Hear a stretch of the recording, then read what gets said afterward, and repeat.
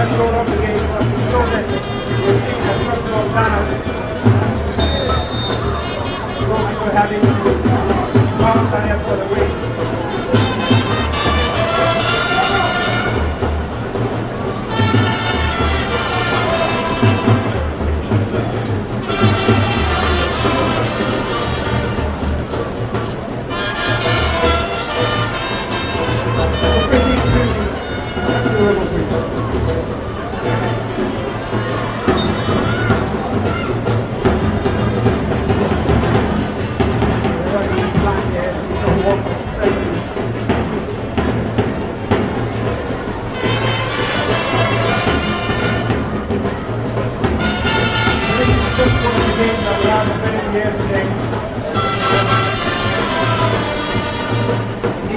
Getting for the right. But we see now the presence of all of our ex-national here.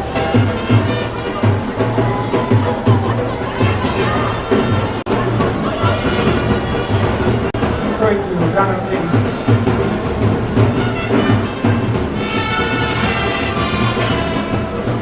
And it's a growth in the center. Start to develop the effort.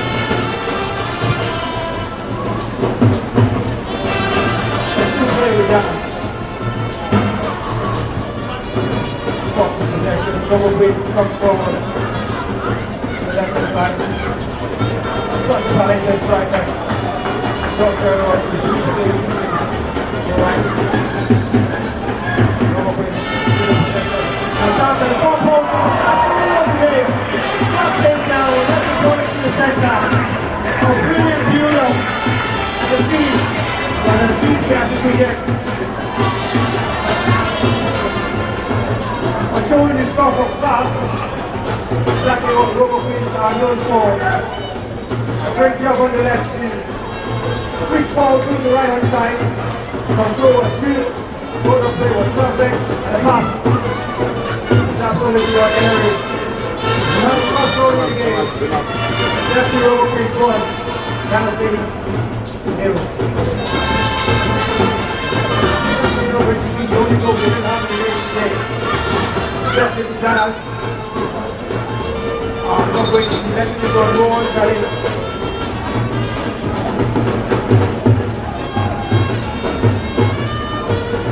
The goals are one of all these, the next direction, more goals, more down.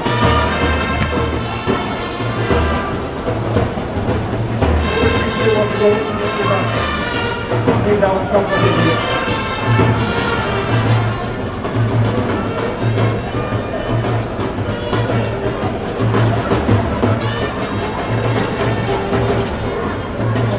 This strong challenge is going to be as the level 3.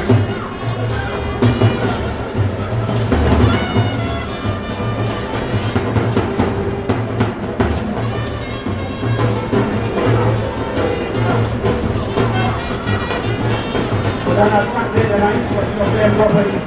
You have control how to play for an economy. You will go away to our international.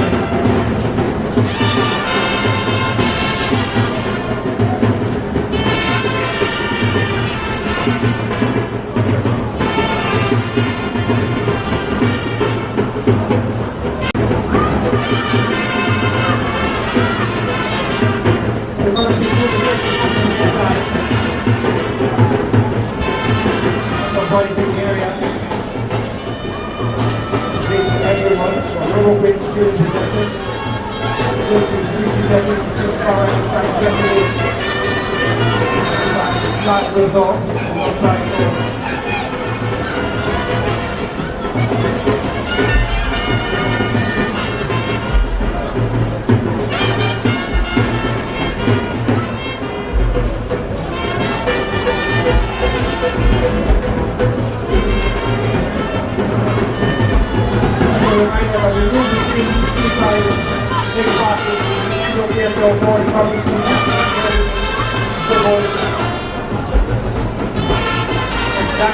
Coming through the area now, defending very well done.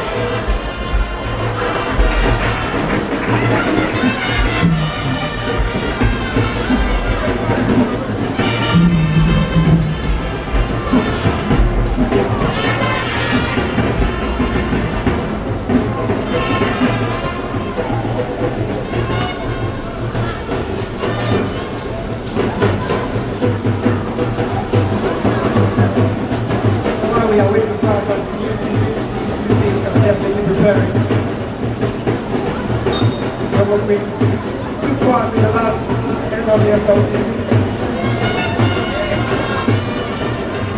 Just outside the calculation of position for blind spot.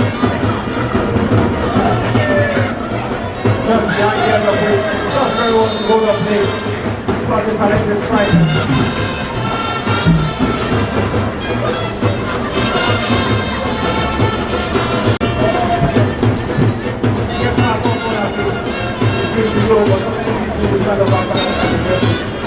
How many people want to see?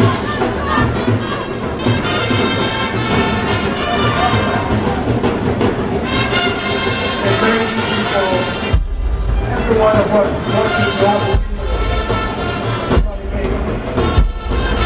so many of us can go and see what these girls are doing. Everybody will wait for that. Trying to kind of thing.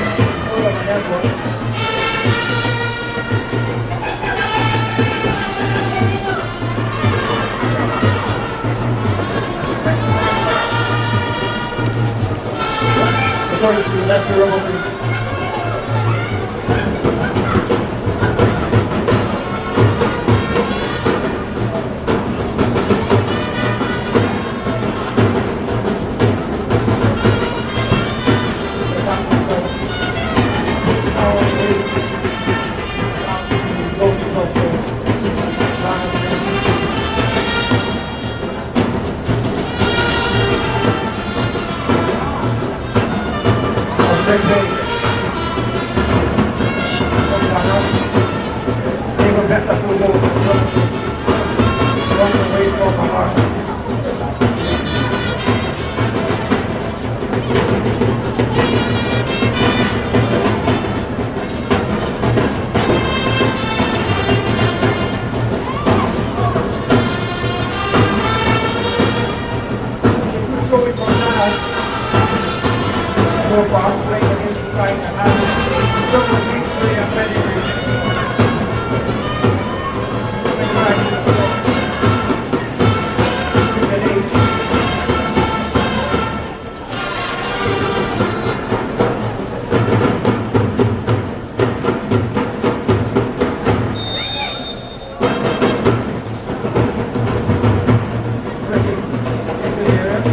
head to it, so come down to play.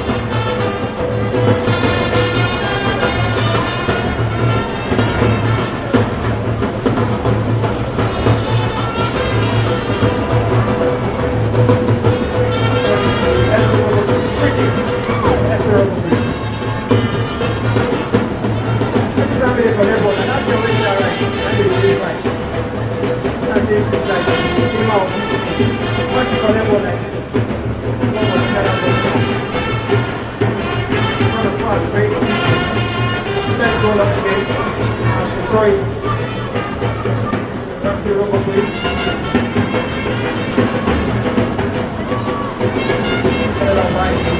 Step back to Ghana. Captain, thank you for the forward.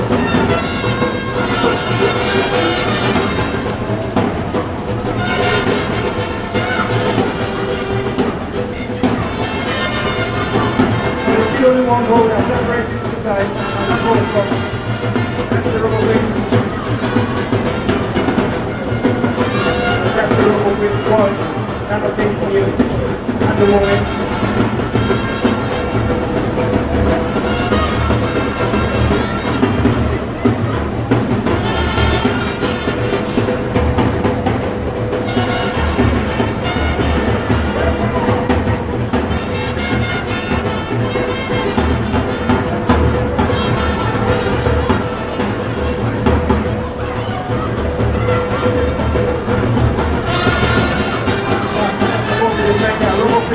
Come forward, continue to chance. Great save by the goalkeeper. Well, one of the club for this people they will play now. So they want the chance to ball.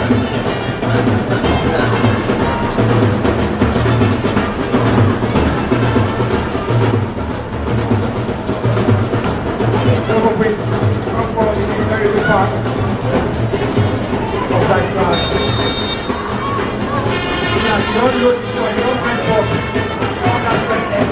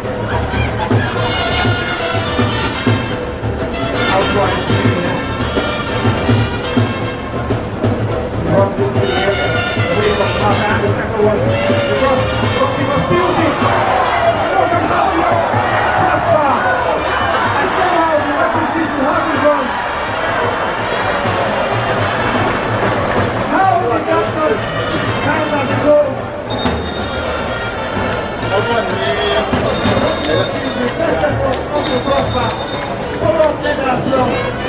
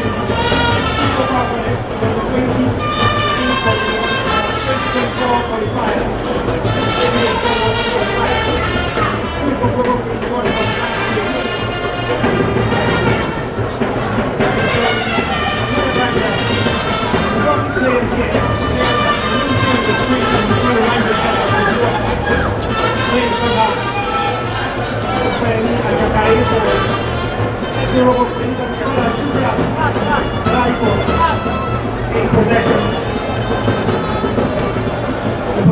right. Two players will be among the team. Now we will be taking part in the 2024 FIFA Women's Under-20 World Cup of Right. So we've also got a player from Ghana playing. Light and day. So three players will be playing on the 50 World Cup qualifier here. Let's start with the next. Let's come back to that. This is just a grassroots tournament for the professional football competition ball. How they are for Nigeria. Right here, follow the ladies. Players on for Ghana.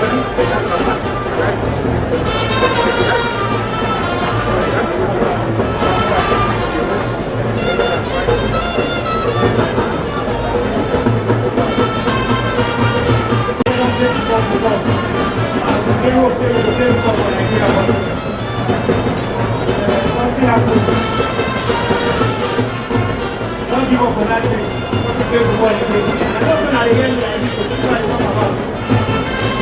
Don't give up on the ball. Nonetheless, there's always people who are currently in the country.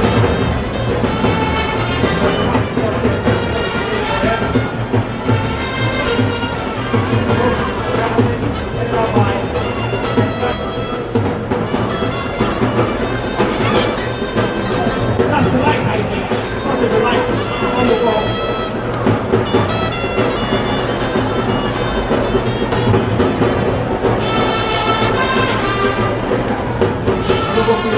Ball on the right.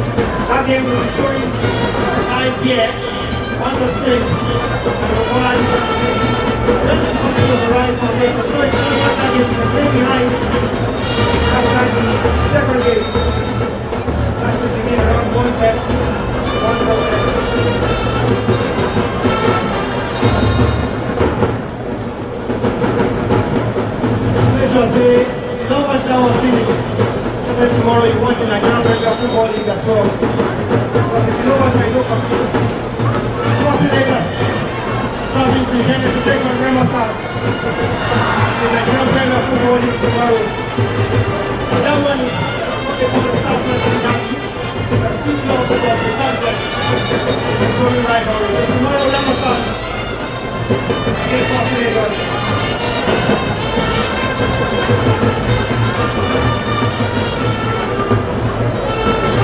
Teams are playing the final of the Nigerian Super 8. So all week this game. There is no money for the side of the players of the penalties. So you want to enjoy the game. The game will be holding in the Kenneth Ramadan Stadium. The game of the night. The MPFO TV app. So if you don't have the app yet, just go to your Google Play Store. Download the MPFO TV app. Sign up and watch the game from Nigerian News Live. Use an iOS phone. Go to the website. The MPFO Live TV website. Sign up and watch the games live there.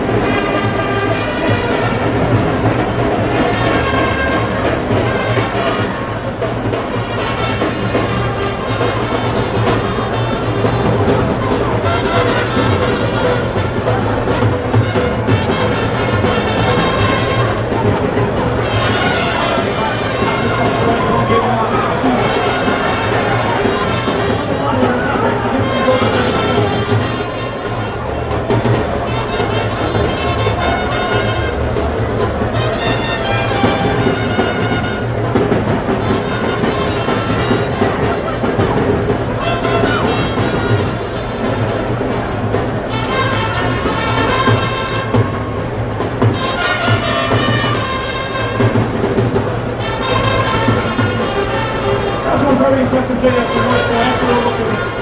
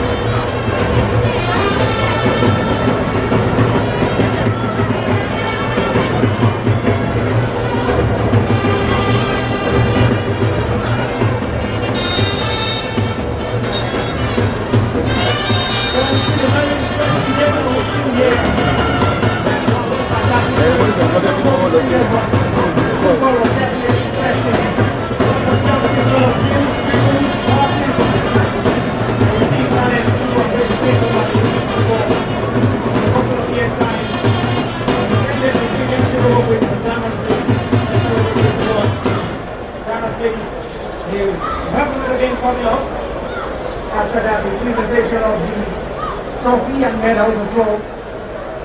Before the showing of the English Premier League games, right here, the necessary army, Liverpool against Liverpool.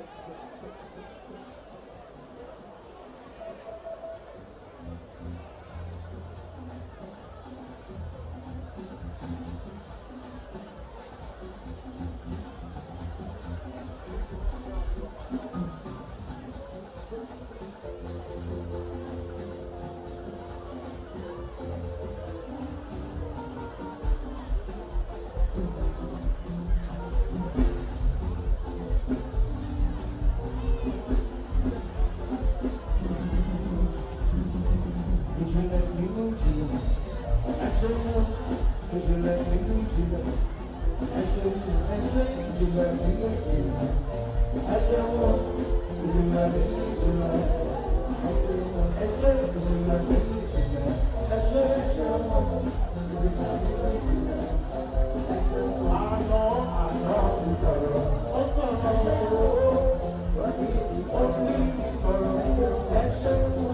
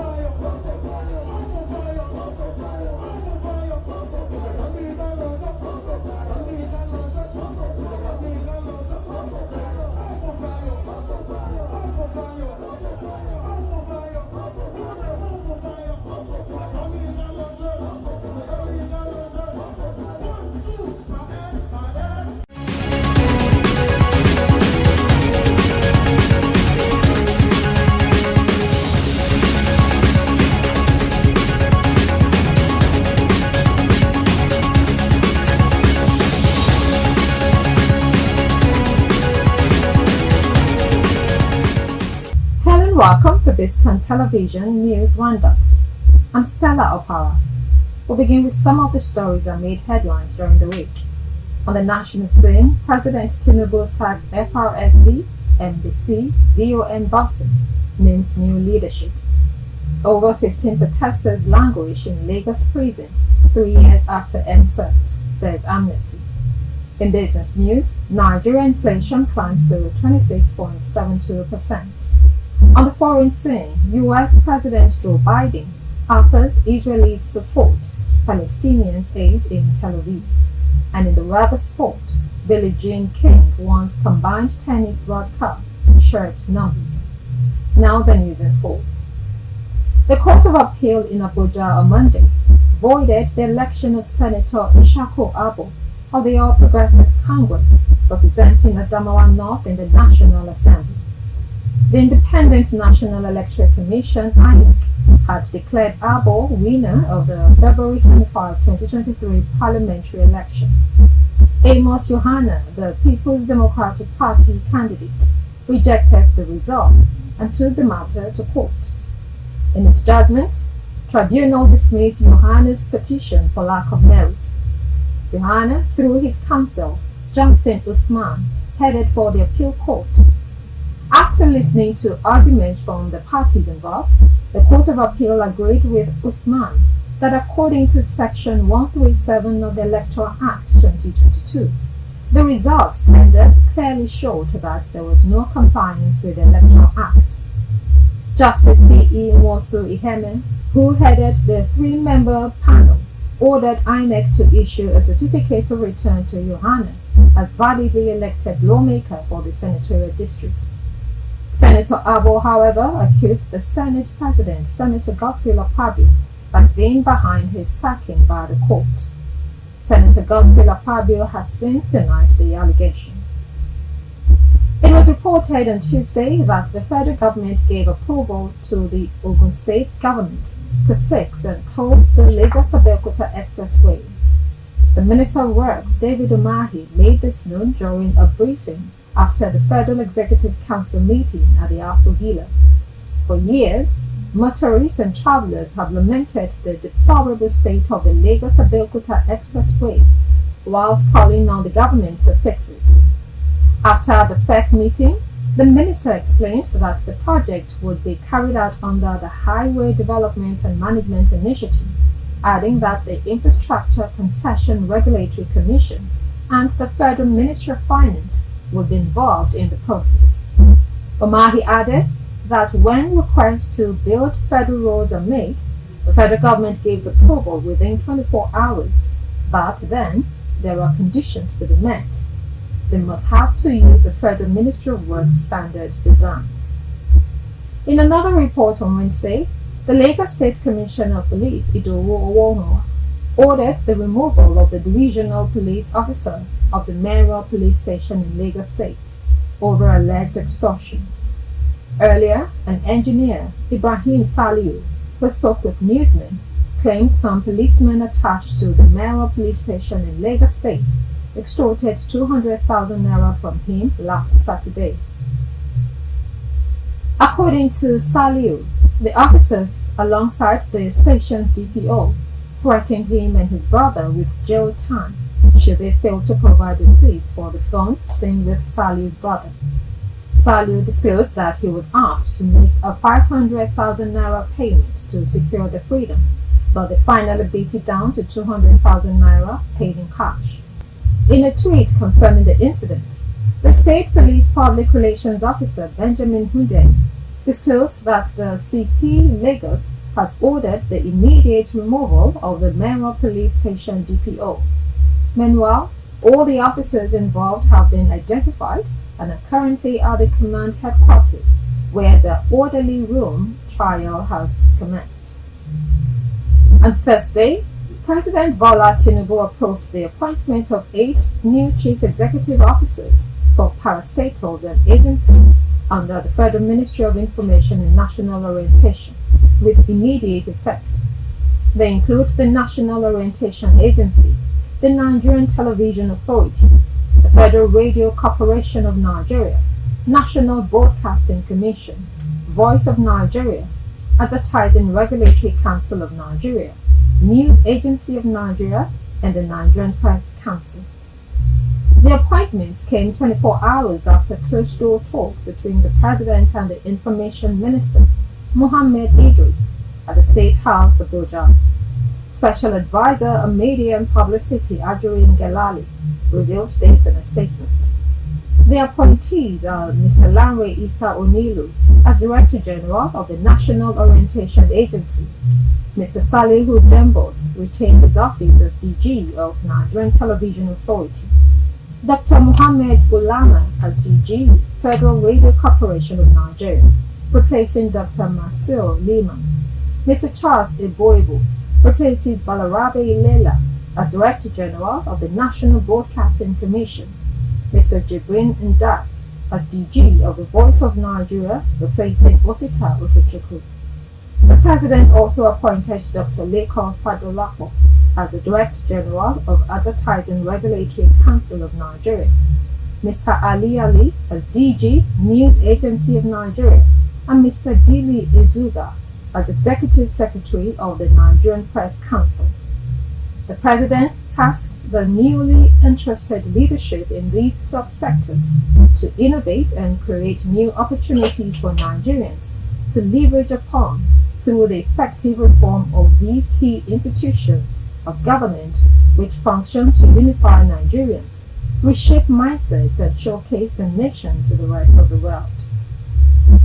Now, Amnesty International on Friday said a total of 15 protesters arrested in 2020 are still being arbitrarily detained 3 years after the EndSARS protests that took Nigeria by storm.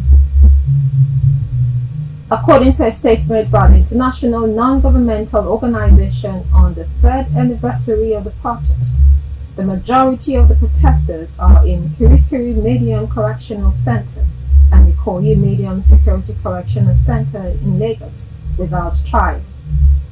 It noted that the Nigerian authorities have filed trumped-up charges including theft, arson, possession of unlawful firearms, and murder against many of the protesters, adding that some of those detained alleged that they had been subjected to torture. The report by Amnesty International also noted that despite consistent claims of carrying out comprehensive police reforms in the aftermath of EndSARS protests, Nigeria's police continue to routinely commit violations of human rights, including extrajudicial killings, harassment, arbitrary detention, and extortion with almost absolute impunity, said Amnesty International Nigeria. The organization said in the past year alone, it has documented the unlawful killing of at least 6 people by law enforcement officers.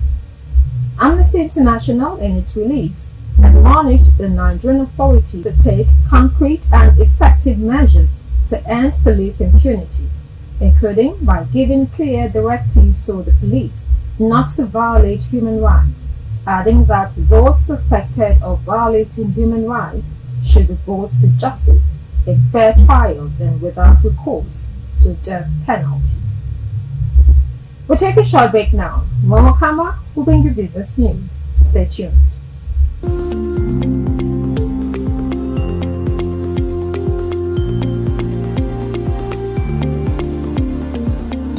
Welcome back. If you're just joining us, you're watching Biscon Television News Roundup. Now to business news. We told you on Monday that Nigeria's inflation rate has climbed to 26.72%, marking a 0.92% increase from the previous month's 25.80%. The National Bureau of Statistics disclosed this via its latest Consumer Price Index report for September 2023. The upsurge in inflation was mainly linked to the removal of petrol subsidies and the devaluation of the official exchange rate, both exerting substantial impacts on consumer prices. Looking at the movement, the September 2023 headline inflation rate showed an increase of 0.92 percentage points when compared to the August 2023 headline inflation rate. On a year-on-year basis, the headline inflation rate was 5.94 percentage points higher compared to the rate recorded in September 2022, which was 20.77%. This shows that the headline inflation rate increased in September 2023 when compared to the same month in the preceding year. In another news on Tuesday, the International Monetary Fund forecasted that South Africa could surpass Nigeria to become the largest economy in Africa. According to IMF's World Economic Outlook, South Africa, which is one of the most industrialized countries in Africa, is projected to approach a gross domestic product of $401 billion by 2024. In contrast, the IMF's calculations suggest that Nigeria and Egypt, based on current prices, have GDPs of $395 billion and $358 billion, respectively. The IMF also anticipates that South Africa will briefly surpass Nigeria, the most populous African nation, for a year before falling behind once again. The report released last week suggests that South Africa could potentially fall to third place, trailing behind Egypt in 2026. This development coincides with the Nigerian President Bola Tinubu implementing substantial policy reforms. These changes, coupled with a decrease in oil production, have led to challenges for Nigerians, including inflation and a devaluation of the naira. Now on Thursday, the Nigerian National Petroleum Company Limited said it has noted the appearance of fuel queues in some parts of Lagos and a few other locations around the country. The retail management of the NNPC, in a statement on Thursday, said the queues are due to reduced depot loadout in Apapa, Lagos, over a few days. It added that the root cause of the queues has since been addressed. The NNPC, however, advised motorists to desist from panic buying, as distribution will normalize over the next couple of days. The last notable queues at petrol stations happened in May, after President Bola Tinubu announced an end to fuel subsidy during his inauguration. Tinubu had said the 2023 budget made no provision for fuel subsidy, and more so, subsidy payment is no longer justifiable. The announcement had led to a scarcity of petroleum products, resulting in long queues at petrol stations across the country, with a litre of petrol rising from 184 naira per litre in Lagos to over 500 naira. On Friday, the Infrastructure Concession Regulatory Commission said the federal government will generate 28.1 billion naira from the 20-year concession of the Central Workshop Ijora. In a statement, the head of media and publicity, Manji Yalin, said the workshop was used for the maintenance of vehicles, sewage treatment plants, and water supply equipment during the colonial era. According to her, the concession will adopt a rehabilitate, operate, maintain, transfer PPP model to upgrade the central workshop till its functions are realized. She said the project, an unsolicited, privately initiated infrastructure proposals by Better Transport Nigeria Limited, is domiciled under the Federal Ministry of Works.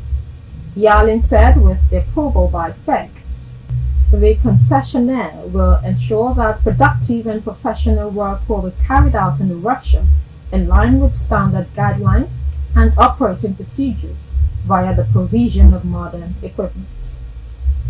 We'll take another short break. When we come back, we'll bring you foreign news. Stay tuned.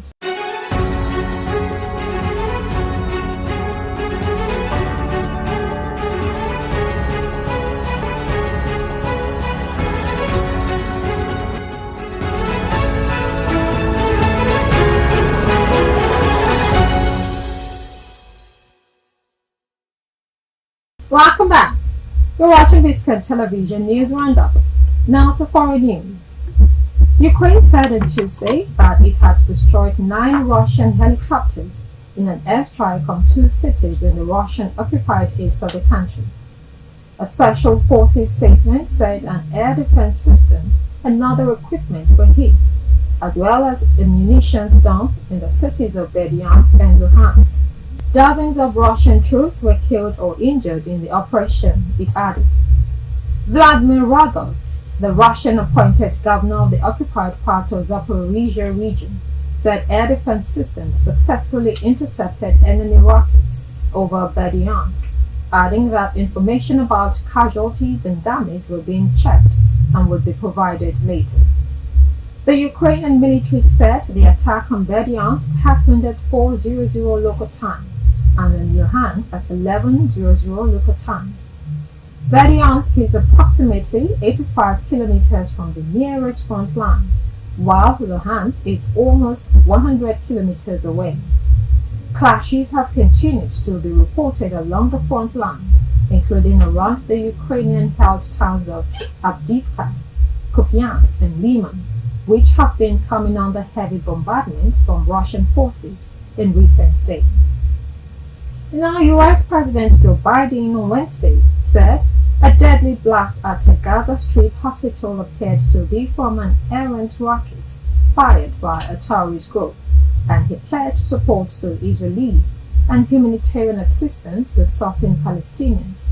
Biden traveled to Tel Aviv on a rapid visit to offer staunch U.S. support in the aftermath of the October 7 attack on Israeli villages and military bases by Gaza-based Palestinian Hamas gunmen, who killed 1,400 people and took about 200 hostage. His trip was upended by a deadly explosion at Al-Ali Al-Arabi Hospital on Tuesday evening. Palestinian officials blamed it on an Israeli airstrike. Israel said the blast was caused by a failed rocket launch by the Palestinian Islamic Jihad militant group, which denied blame.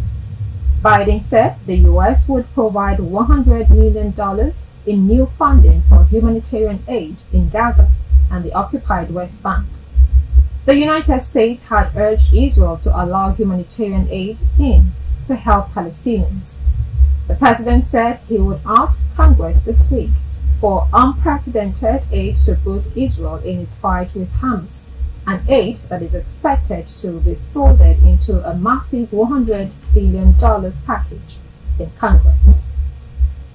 It was in the news on Friday that Canada had withdrawn 41 diplomats from India as a result of the fallout from a bitter dispute over the killing of a Sikh separatist on Canadian soil. New Delhi planned to revoke diplomatic immunity for all but 21 of Canada's diplomats and their families by Friday, forcing Ottawa to pull out the others, Foreign Affairs Minister Melanie Joly said.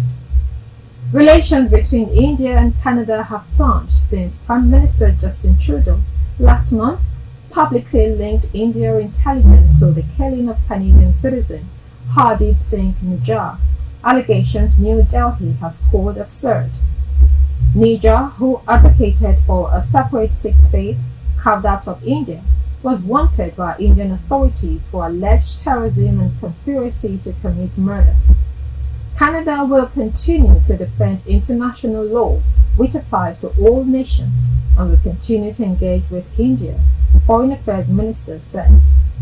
India's Foreign Ministry, however, said in a statement that the government's pressing for a reduction in Canada's diplomatic presence was within international norms.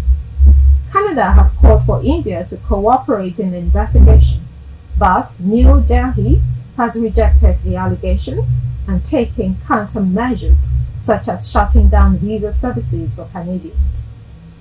Now on Friday, the military government in Niger said it had foiled an attempt by the deposed former president Mohamed Bazoum to escape from custody.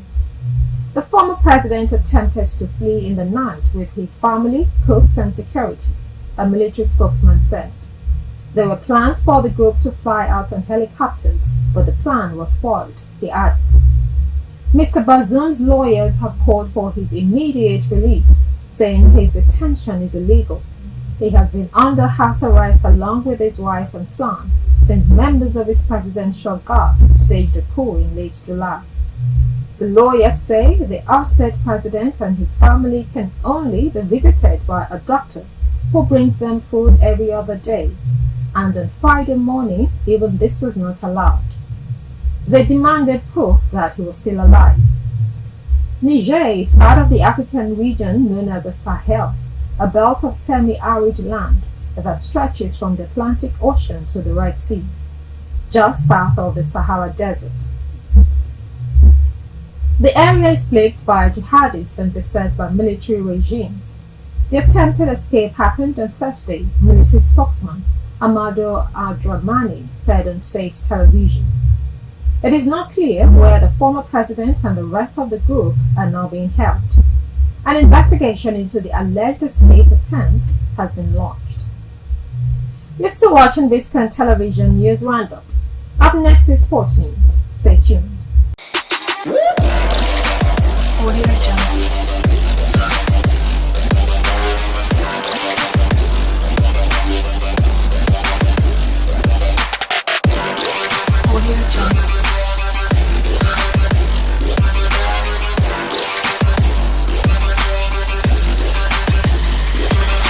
Welcome back. Now to the other sport. It was reported on Monday that Australia beat Sri Lanka by 5 wickets in a thrilling contest to claim the first victory of the Cricket World Cup. Sri Lanka's openers Pathum Nissanka and Kusal Perera made a strong start after winning the toss and choosing to bat in Lucknow, but Australia's bowlers skittered through their middle and lower order to bow them out for 209 inside 44 overs. Spinner Adam Zampa was the peak of the bowlers, taking 447 of his 8 overs. Australia had a shaky start after a furious David Warner and Steve Smith were dismissed LBW in the same over by Dilshan Madhushankar to leave them 24-2.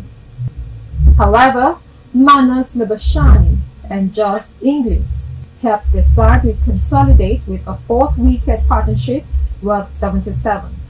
Marcus Stoinis showed some intent on the deck, hitting Dunit Wellalage for 6 of the final ball to help his side reach 215 and seal their first tournament win with 88 balls remaining. Now, American tennis great Billie Jean King called this week for a combined women and men's World Cup of tennis and for players to wear shirt numbers to keep growing the sport. The 39-time Grand Slam winner, including 12 singles titles, said she would bring the women's Billie Jean King Cup and the men's Davis Cup together into a World Cup. Formerly the Federation Cup, the finals of the competition, renamed in King's honor, takes place in Seville from November 7 to 12, while the Davis Cup finals are in Malaga between November 21 to 26, with both currently labeled the World Cup of Tennis. King said the influence of football means it is more essential than ever for tennis to have its own recognizable World Cup. Many star names will be absent from the Billie Jean King Cup, including the top 4 ranked players, with Poland's Iga Swiatek, an American duo Coco Gauff, and Jessica Pegula unable to play because of their packed schedule. Also on Friday, an ex-international George Abbey ruled out the possibility of the Super Eagles winning the forthcoming Africa Cup of Nations tournament with the current crop of players in the squad. The Eagles are aiming to clinch their 4th AFCON title at the 34th edition, scheduled to hold in Ivory Coast earlier next year, after winning it in the 1980 on the home soil, the 1994 edition in Tunisia, as well as the 2013 finals in South Africa. In the bid to achieve their said target, the 3-time AFCON winners have since adopted the battle cry, "Let's do it again," in the quest for another AFCON title in Ivory Coast. But despite their mantra, Abe, who made 18 appearances for the Eagles and was a member of the Eagles squad that won bronze at the 2004 edition in Tunisia, said Jose Pesero's team has flattered to deceive with the performance in the recent games despite ending the 15-game winless run in friendly games. He believes that the current Eagles squad is not strong enough to compete for the title in Ivory Coast, even with Vincent Enyama in goal. The three-time African champions are drawn against host Ivory Coast, Equatorial Guinea, and Guinea-Bissau in the first round of the delayed 2023 AFCON in January 2024. You're still watching Biscon Television News Roundup. Coming up next is entertainment news. Stay tuned.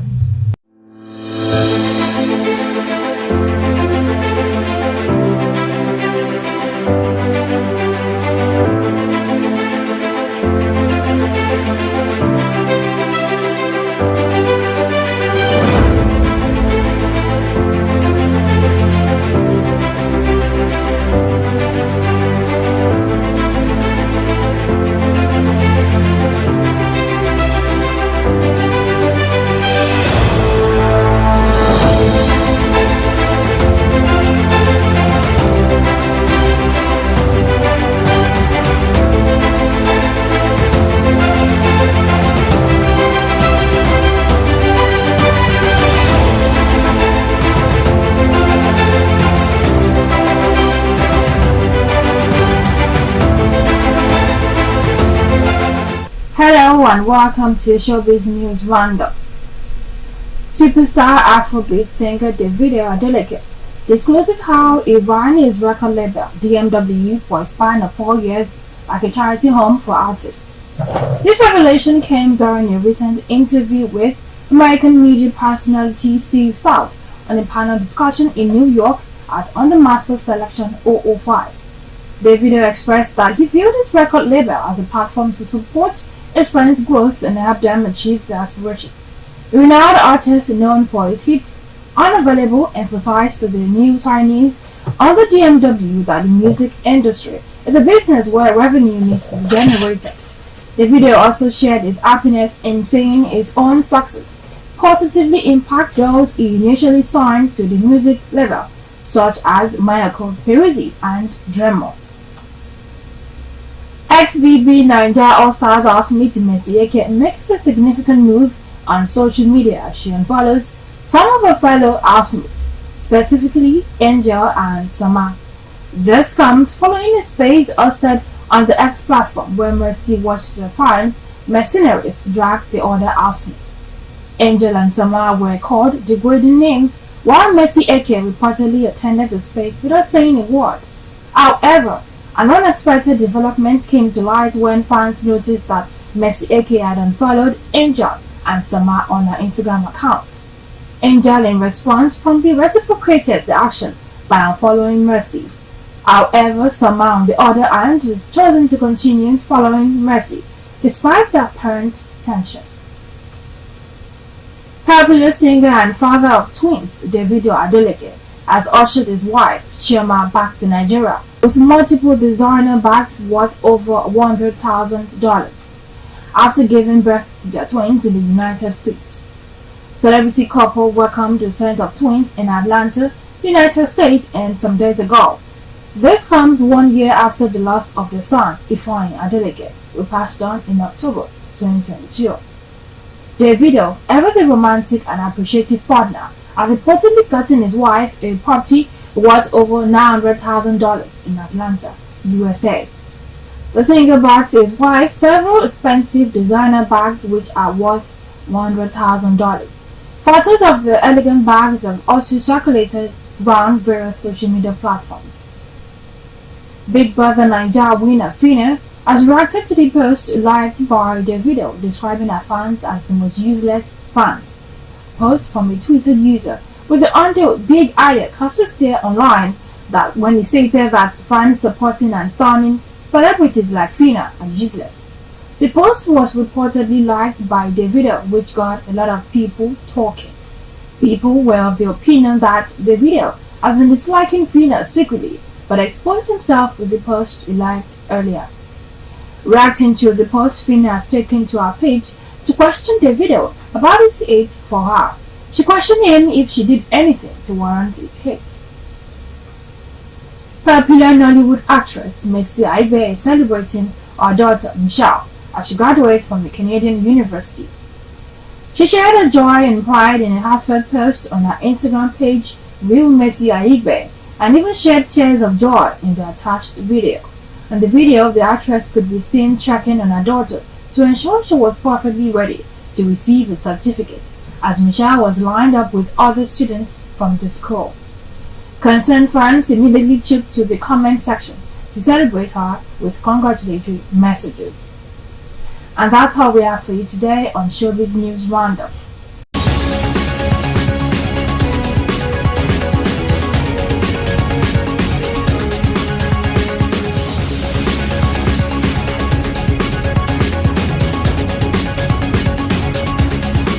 Hello and welcome to Movie Trailer Roundup. Ijogbon. 4 teenagers from a rural village in southwest Nigeria stumbled upon a pouch of uncut diamonds, but before long others come looking for the bounty.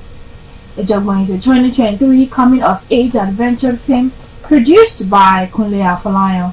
The movie stars Gabriel Afolayan, Aduni Ade, ex-BB Niger star, Dorothy Bacha, Sam Dede, Femi Branch, Yemi Chodimu, Bimbo Manuel, Yemi Sholade, and a host of others.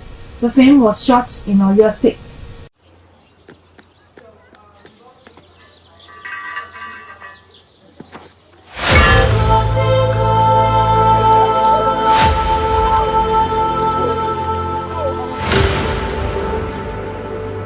Kí la ṣe ṣe nílùú wa iná? Ṣé ìlú yóò sọ ẹ̀yìn rárá ni? I know where Jamie is going with this. People are running away. Japa!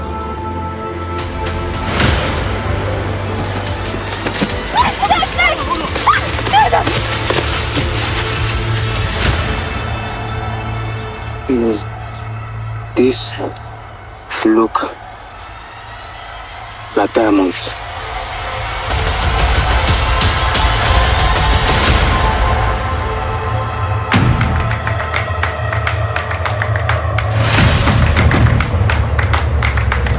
Find my diamonds.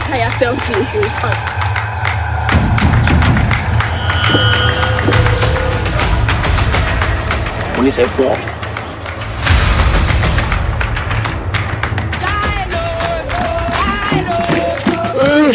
I have to call. A message from their friend. Oh, Kasale! Oh, look for me!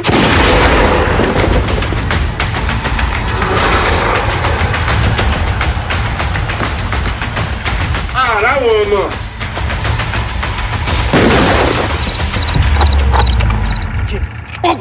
I'm done with this place!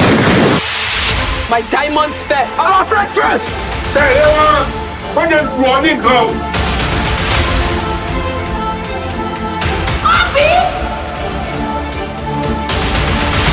This is cataclysm of a bewildering magnitude.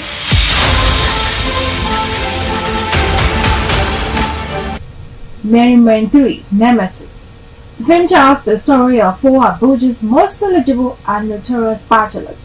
Their lives are wrapped in flamboyancy with a network and thriving businesses, fast cars, luxury homes, and the women in their lives in excess. Cast include Nadia Buhari, performer Mark Dermot, Williams Uchemba, Asaf Igodaro, Ireti Dor, Ramsey Noah, Ayo Makun, Sam Dede, and many more. It's about time, settle down, have a family, beautiful wife, train your children, groom them to be better men in life. See, as beautiful as what you just said is now, it will not come to pass because you're already late for your wedding. Chief Jimo Alade and his family were brutally murdered in their home Sunday night. The forensics were able to lift up some fingerprints on the crime scene. The culprits are the Merry Men. What? Where is he? You couldn't find a faster car? Let the man do his job. How about I teach you one more lesson?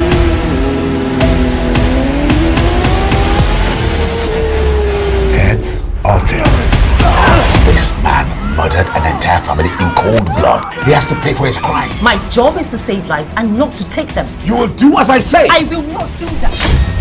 He destroyed my life. He destroyed my family. Who is this guy? Who is this guy? We need to recruit some more men into the Maryland. Nice. We have less than 48 hours to pull this through. Now, do that now.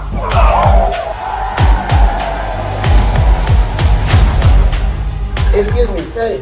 Maybe you they almost key for a ring just 5 minutes ago. They form like say something that's there inside this. No. How much? What is going on here? What kind of game do you want to play? We're wanted men, and until we find Duffy and clear our names, no one is safe. Everybody get on the floor now! I'd like for you to infiltrate the building and access the local network and hack it.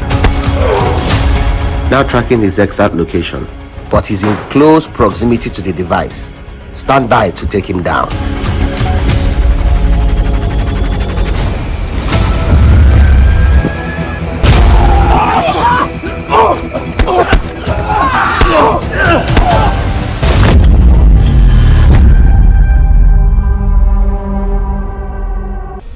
Nneka the Pretty Serpent.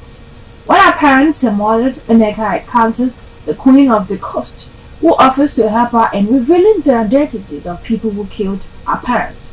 This changes the course of her life as she set out on a mission of revenge. Nneka the Pretty Serpent is a 2020 remake of the 1994 horror mystery film of the same name. It was directed by Tosin Ego, with India AC playing the lead role alongside Bovi Uboma, Bimbo Ademoye, Zach Orje, Shafi Bello, Beverly Osu, and Ndidi Obe. Was written by Edia Udoyu.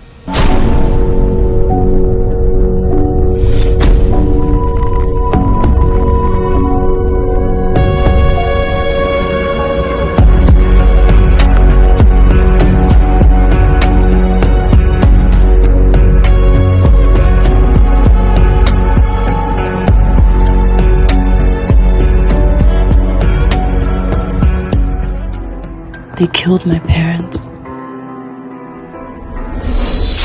This burden that you carry, are you sure it's not too heavy for you? I see everything.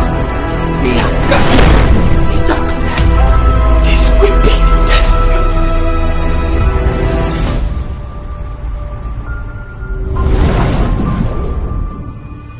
Gini kichoro. Hey choro, kam choro. Revenge. They invaded my kingdom, slaughtered my people without mercy. Your mother was one of us. That makes you one of us. Kengbe anyige ebido. Snake. What snake? If you had enough power to defeat her the first time,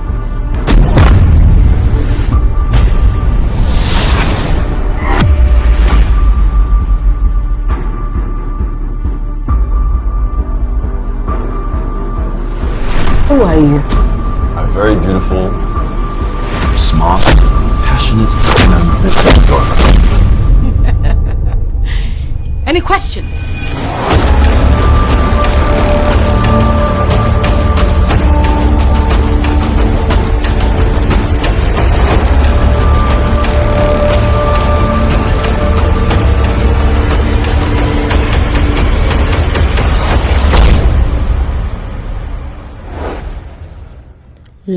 And that's all we have for you today on Movie Trailer Roundup.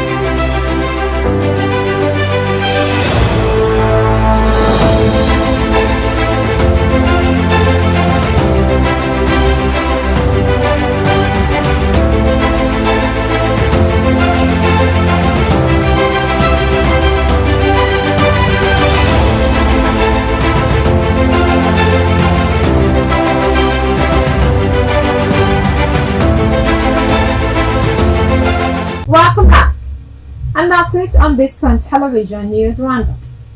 I'm Stella Okara. Thank you for watching.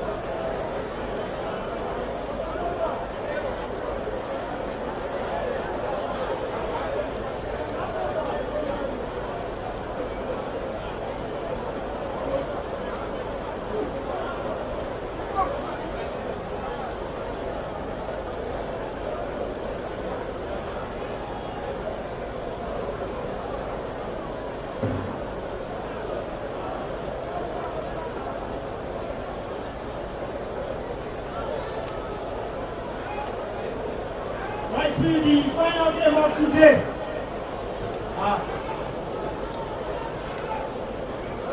We all brought together by the Alliance Global Foundation. We have the CEO on board now.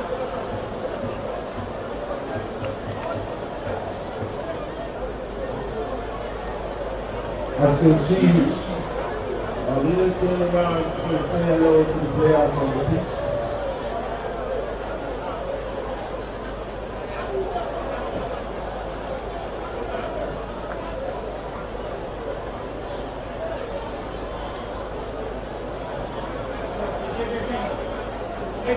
Welcome to players. We have Team Yellow and Team Blue.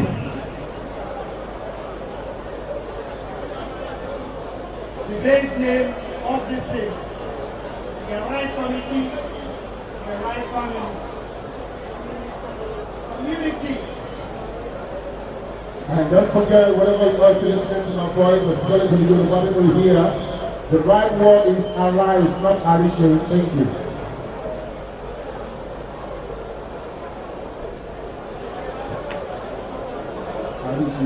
Rice Family in blue, Rice Community in yellow.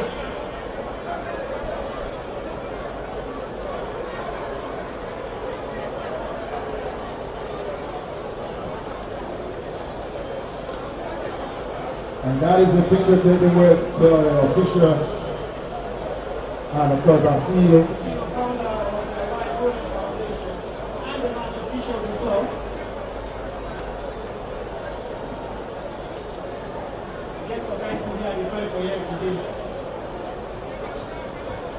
All of these players going to play today. All the people where they complain. Hello. This last ball is a 400 level Lassie. Red light ball. The Arise family. The Arise family in blue. We go over to greet their supporters.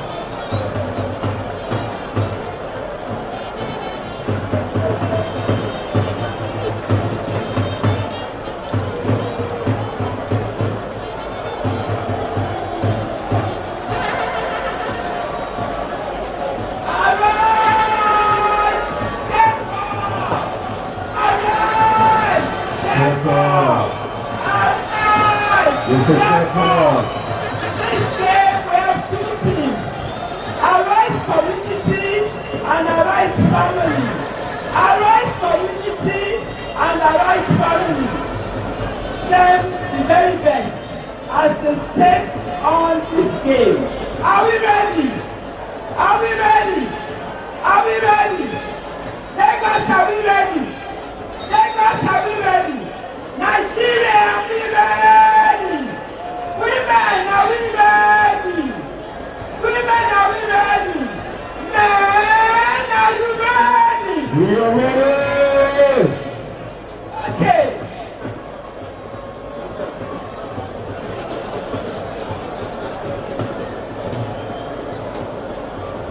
These are ongoing captains and the match officials as we await the invitation.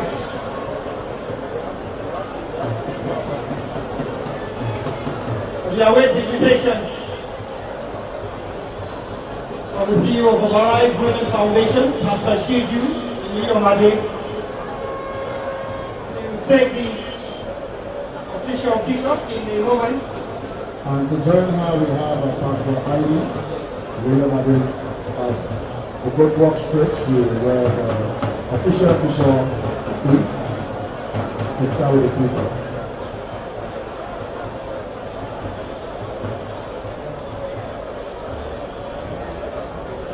And please, whoever that is in charge of the song, can you please sing it down the beat? But Nigeria will get problems for this country. Song too hot, we will complain. If they start to be fun, everybody will pass through. Please come because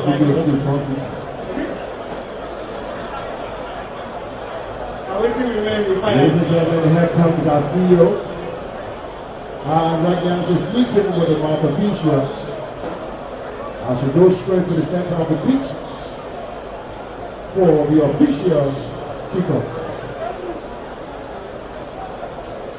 Official and ceremonial kickoff. We already saw one game here. FC Robo Queens won against a 1-0 victory over Ghana's ladies. So we'll see another one. We'll see Arise family in blue, and Arise community in yellow. That's the official ceremonial kickoff. Very powerful kick from Pastor Shiju. Thank you very much, Mark. I wish both teams would give her to go straight to the pitch. One person qualification.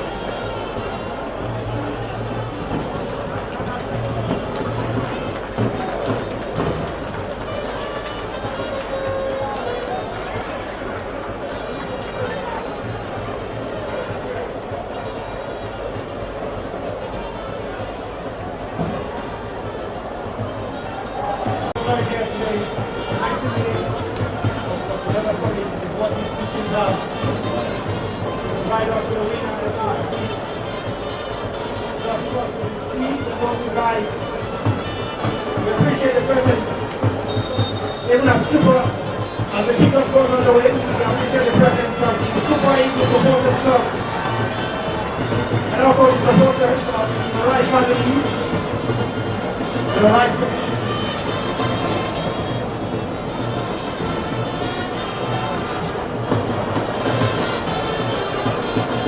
I want to learn about a right community to work on right now.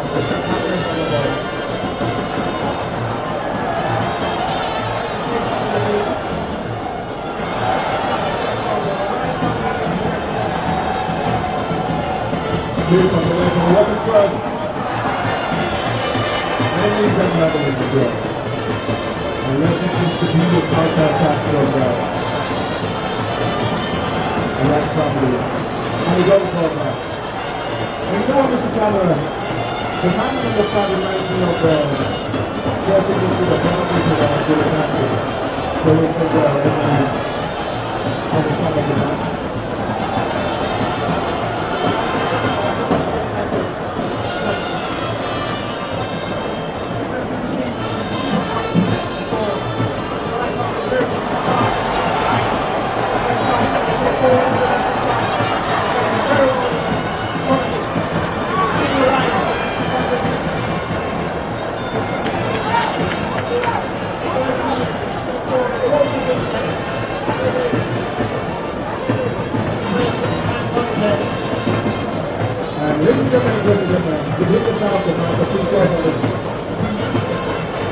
The national doing his very well. And on the GR we have Kenneth Murray, Sean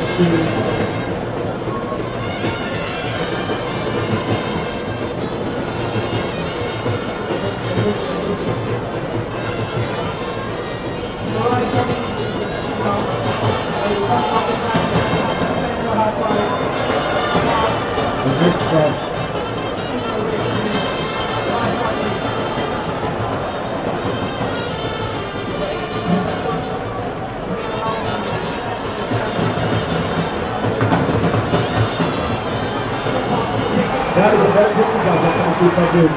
She's not out to send the ball. It's a very good thing when they have a very good defense.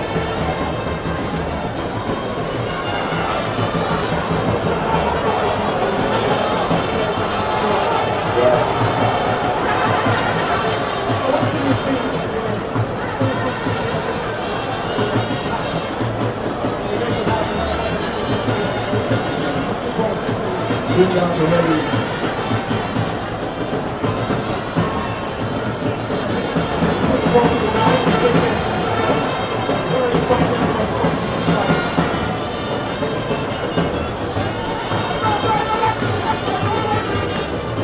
You can say that there's right body available in the contract. That's one of the things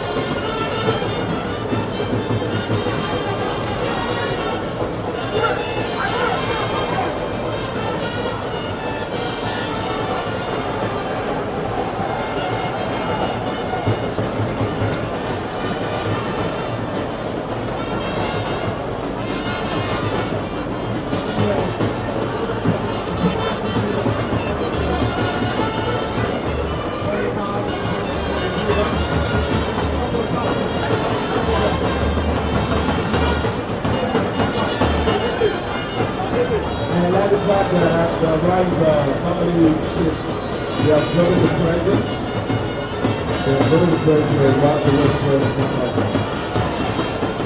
We work for them together. Sadly, what they're doing right now, that is a good thing.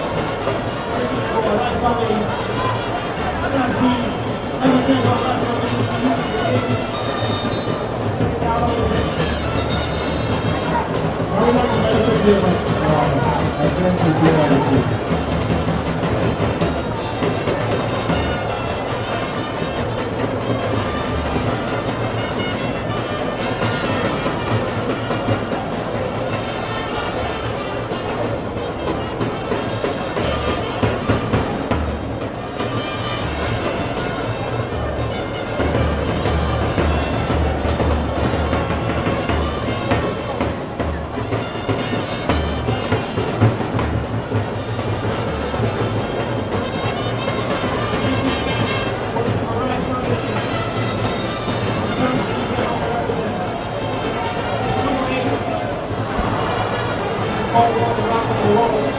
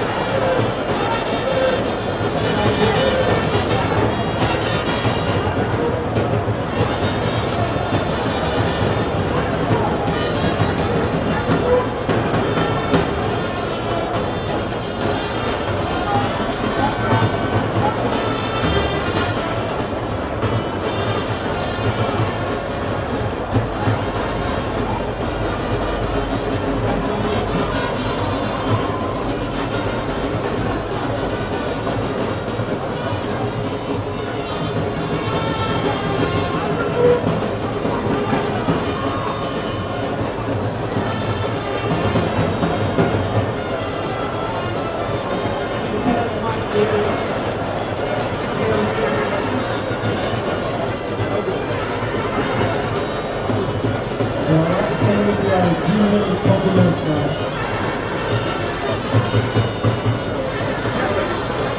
Number 5, behind us.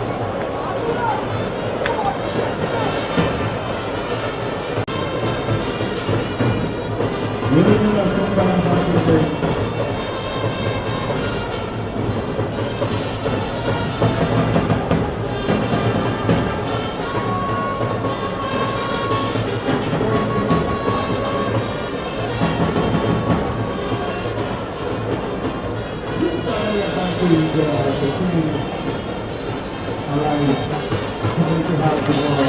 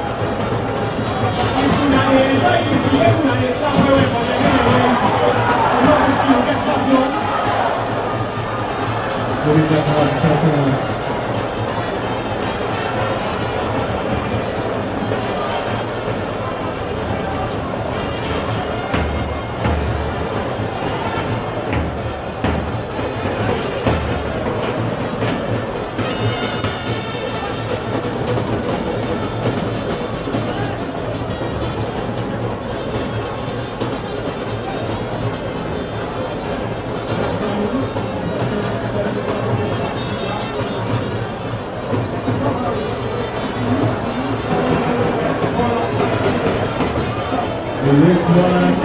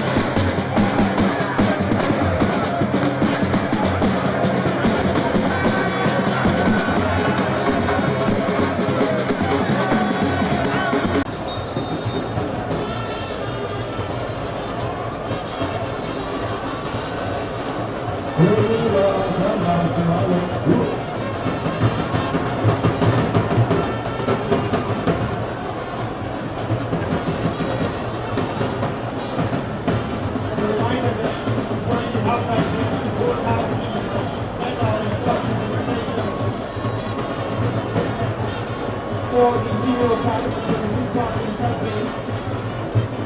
That's the rubber please.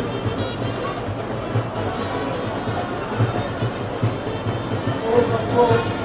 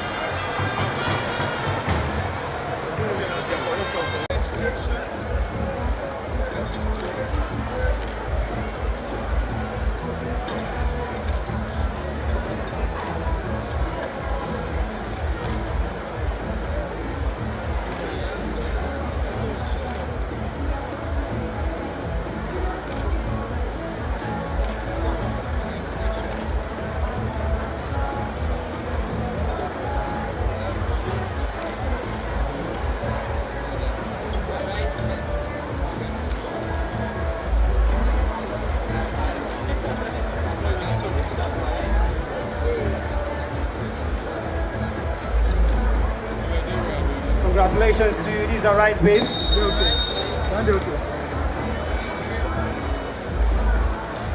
They'll get themselves a trophy as well to go.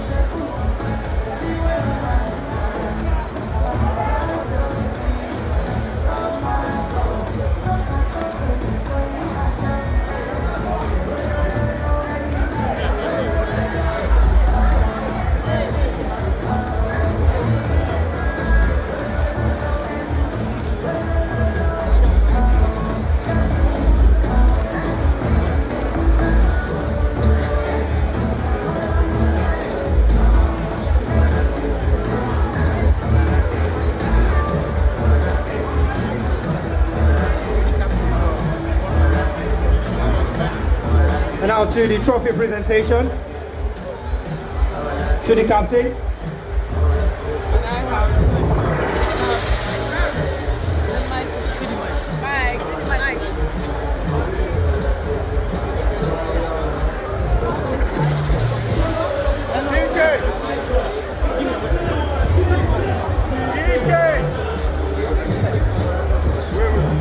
Manager, bring it down. Manager, bring it down. Thank you.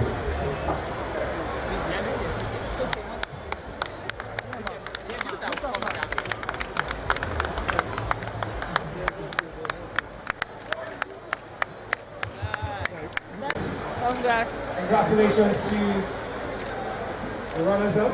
Right. And now to the winners.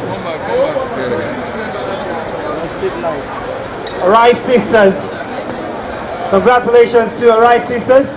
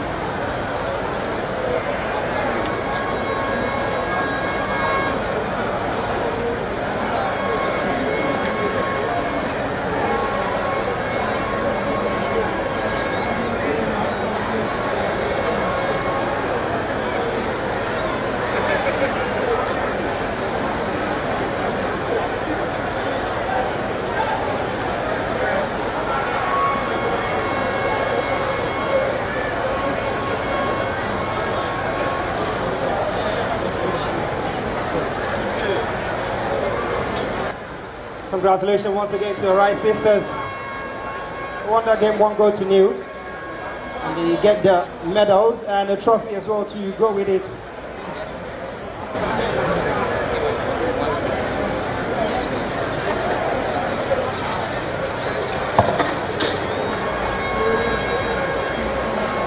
That's the unique festival. Yes. I'm happy to present this year's trophy for the female team. The game between the Arise Babes and the Arise Sisters to the winning team this year 2023, the Arise Sisters. Congratulations! Can you step up? Step up! Hallelujah! Thank you, ma'am. God bless you. Step up! Arise! Say it again.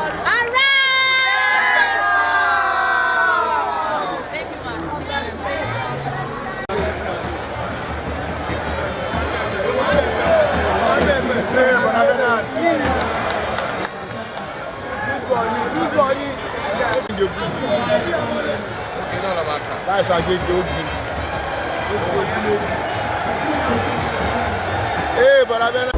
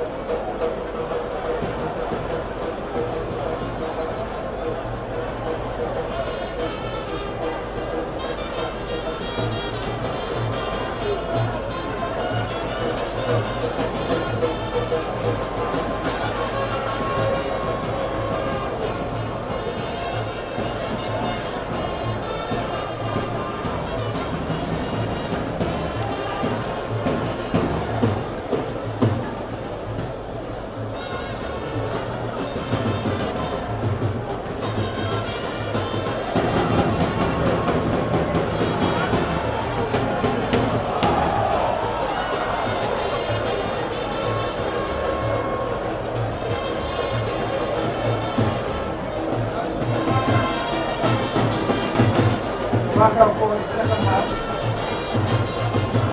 Between the Rice family and the Rice community. In the first half, there was 2 goals. 1 apiece. Rice community scored the first goal for that 40th minute of the Rice family.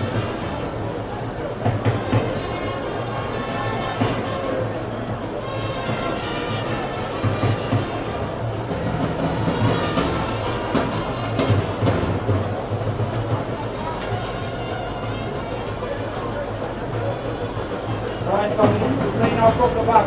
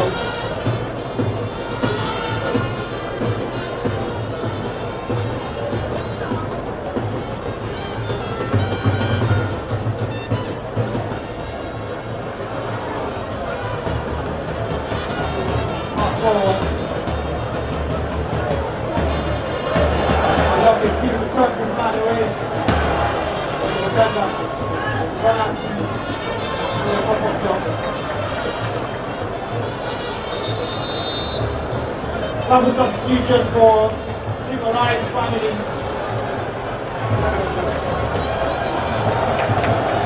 They shift themselves.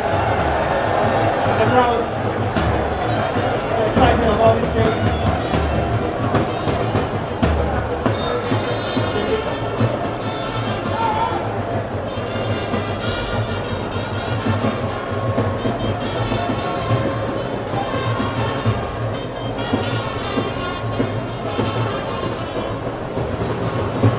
Pass was too heavy.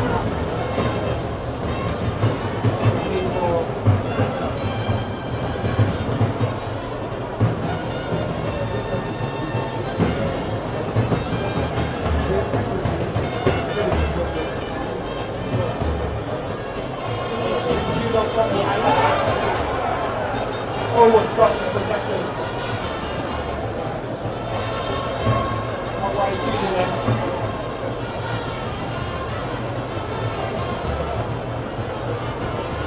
Just like we had in the first half, the second half has started very calmly and quietly. Two teams just trying to settle into their game.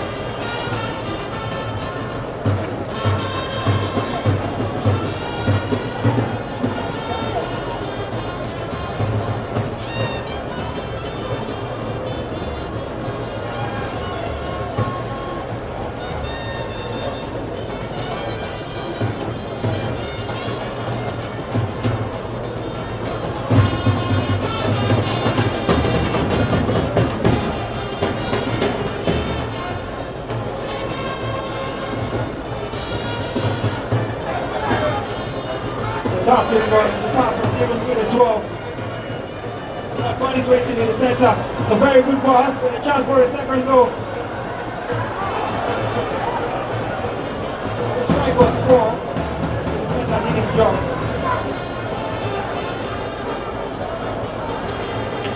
That's playing for Detroit. The Alliance community.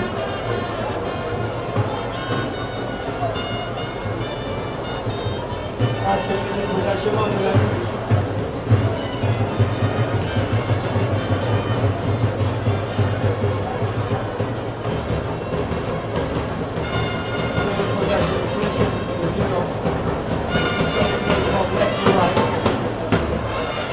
short passes and long ones. As we go all the way back to the goalkeeper.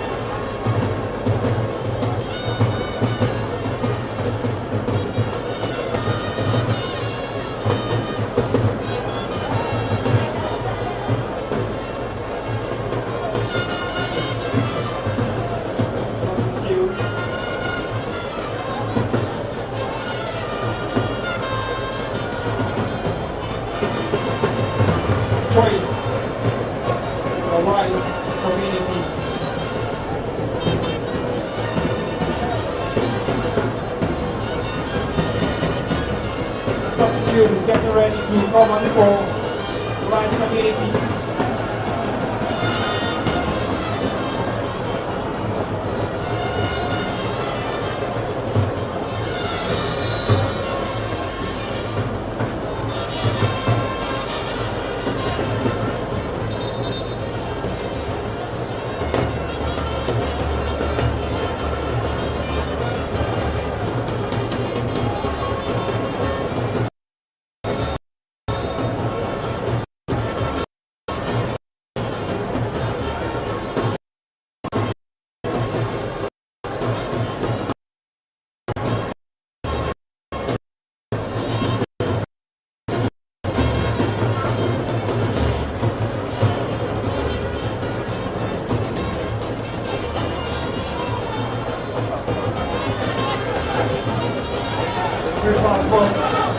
Nice community coming in.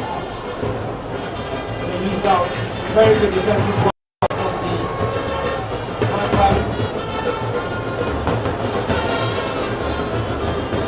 Pass a little too long, but the flag goes off for an offside. Far end of it.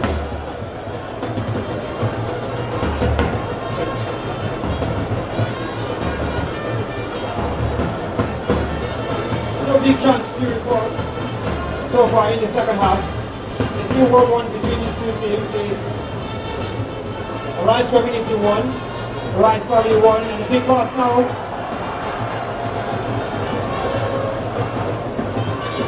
It's going to get the second goal of the game.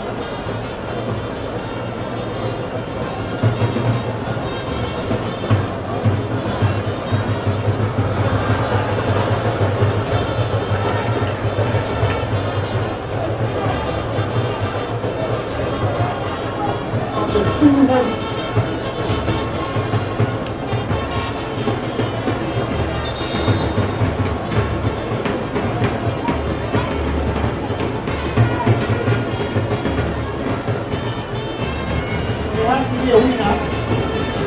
So if he stays this way after regulation time, we'll go straight into penalties. Same will be the winner, the Rice Community or Rice Family. They control. Right, goalkeeper picking up the line.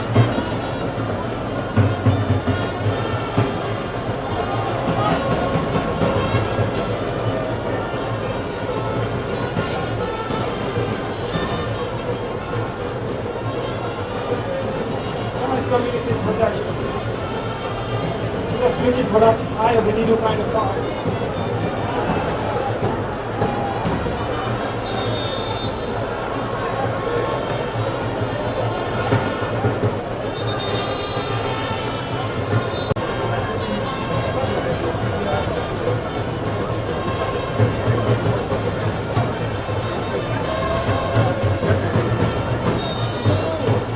To your right, family.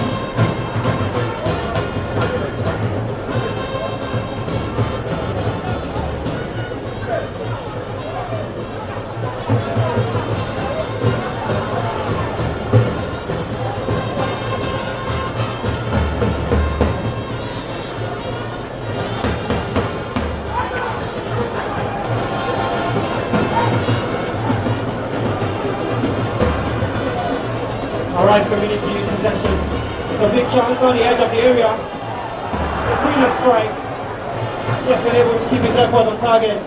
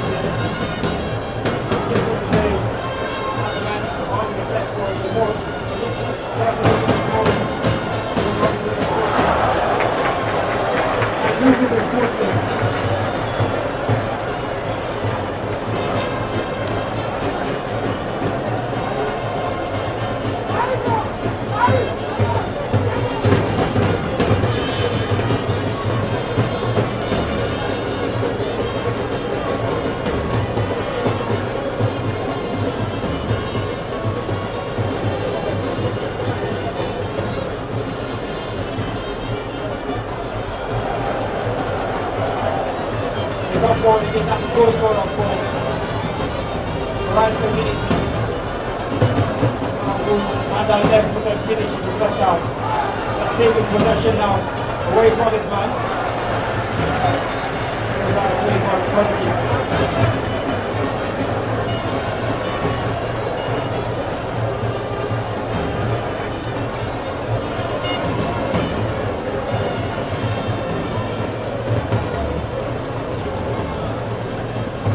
The area, very beautiful the first time on deck. Just going to keep that goalie on target.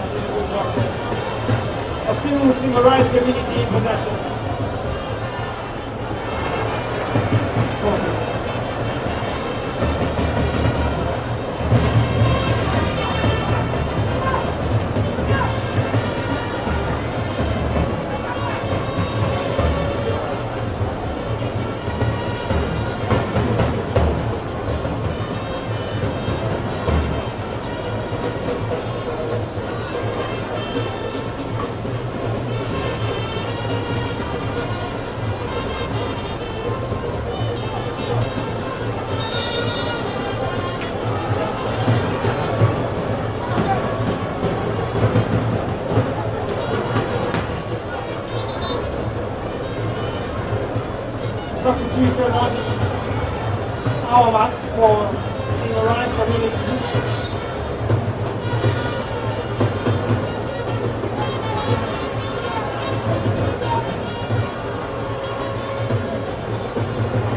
Minutes play, 2-1-1, Single Rights Community and the Rights Family. A reminder that if it ends this way, the regulation time will go straight into penalty shootout.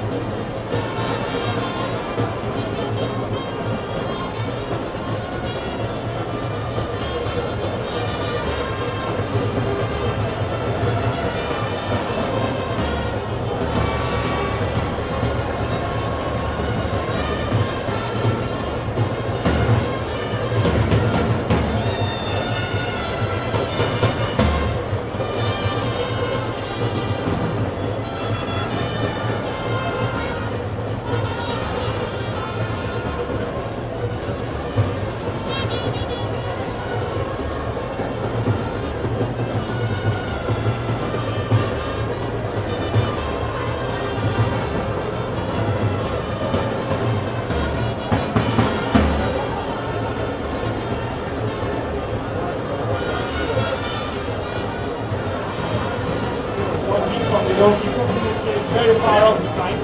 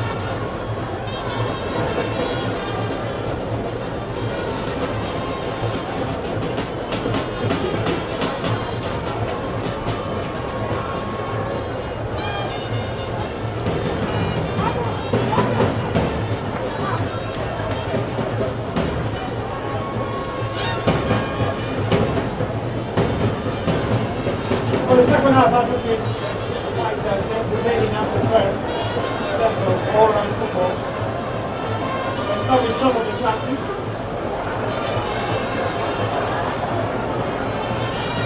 Now we'll get the story of the second half. The final decision, the final goal, a lot of practice this time. The last family away from his man. The defender, the outfield general, to put it out for the volley.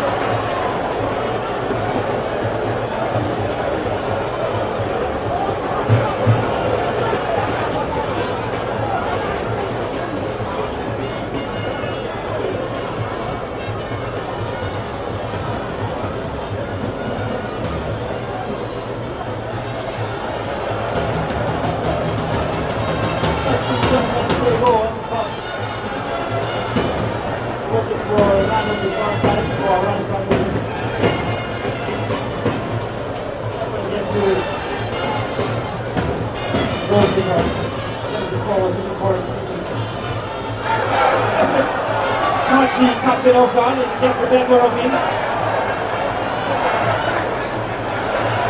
Very well done for the captain. Stays on his feet. Shoulder to shoulder and comes out with the ball. Great steal away from that deep. The defender crosses too heavy. And the goalkeeper comes out to play. Now there's part of the excitement that we've been waiting for. It's already coming tonight. That's when you can do extra.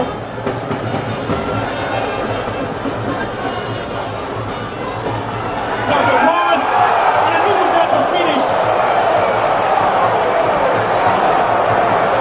Brilliant goal from Team Rice community. They go in front again for the second time in the game.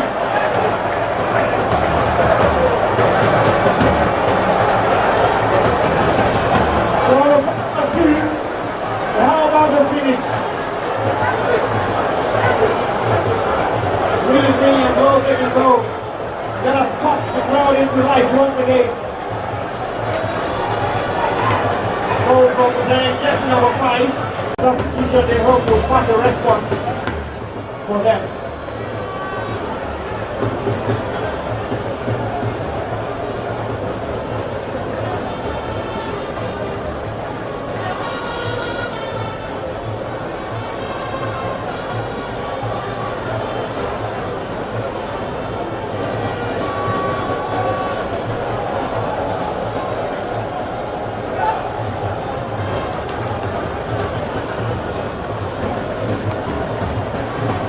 Appreciate the presence of the Super Eagles of what is known. Earlier on in the day, the game between the Arise Sisters and the Arise Sisters. We had the presence of the chairperson of the Nigeria Women Football League Board, Mrs. Nkechi Obi.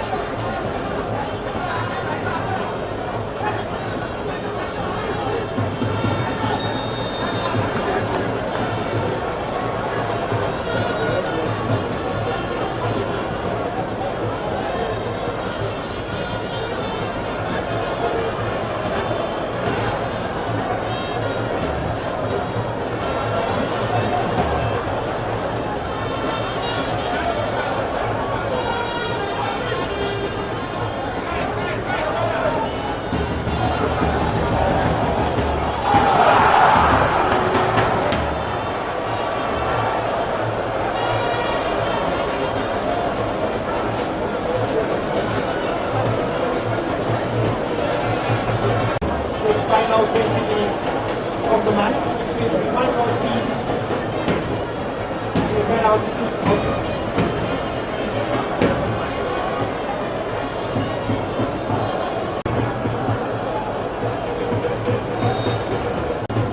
On track.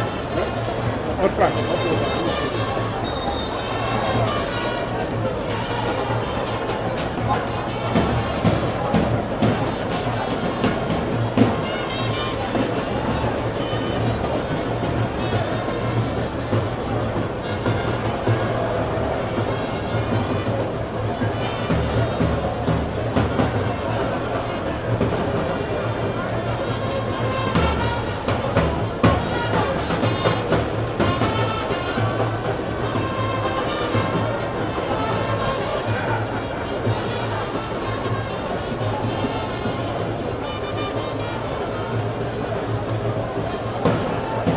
family have a lot of work to do with me and to get back into the game.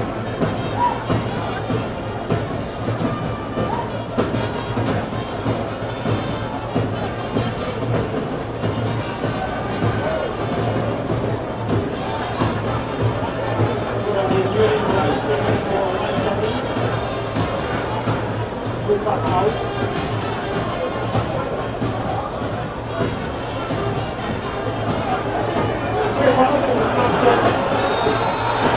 The referee has pointed and scored for a penalty. And seems to come off the hand of the Arise community defender. And it's a big opportunity for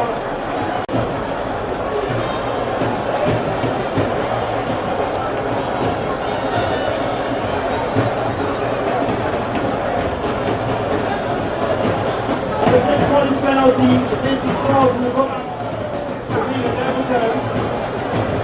Scoring 2 goals to 1.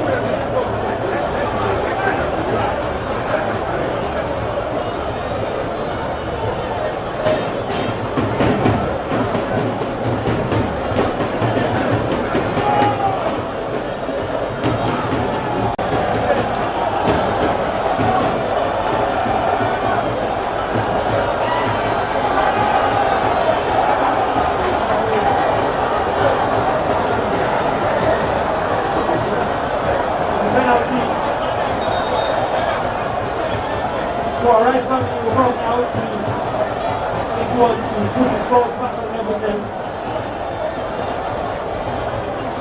This is having the time to fight to get back in the game.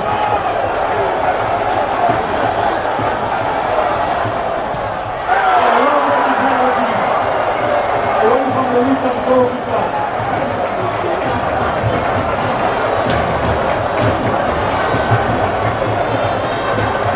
Scores the back on level 10 is 2-2.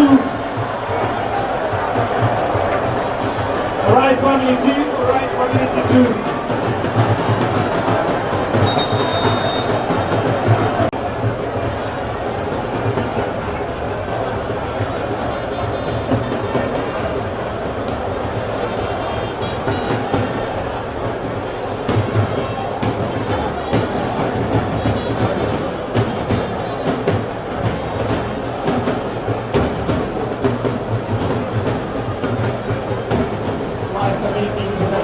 Back forward on the right. Defend it up. Alright, family on the left. Very good pass forward. Assistant referee's flag.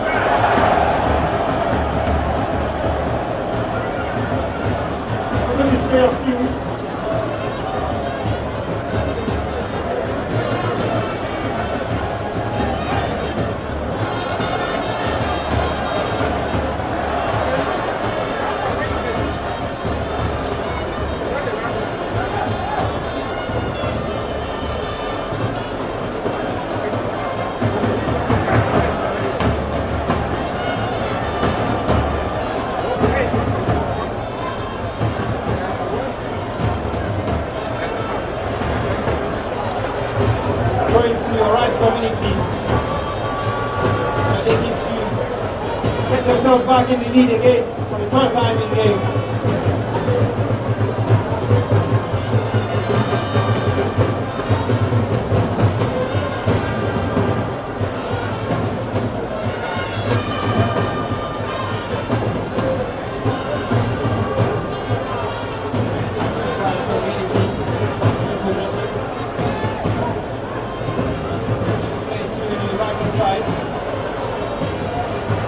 Control.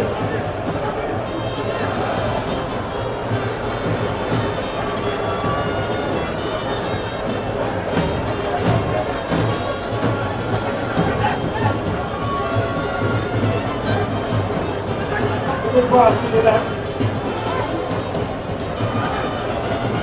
The defender has dropped off the ball.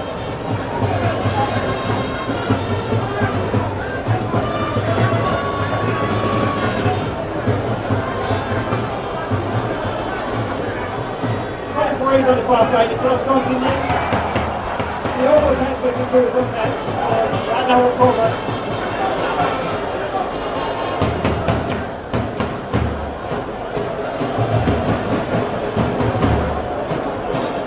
Connecting to Mariah's community.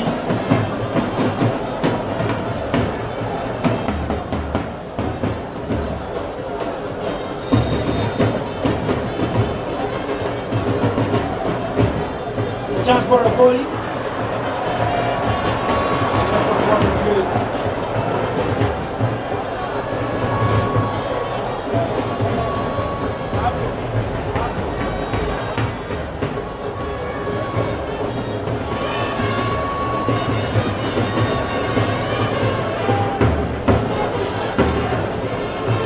Very interesting game that has provided us 4 goals. Maybe we're not done yet. A big chance for Rice family.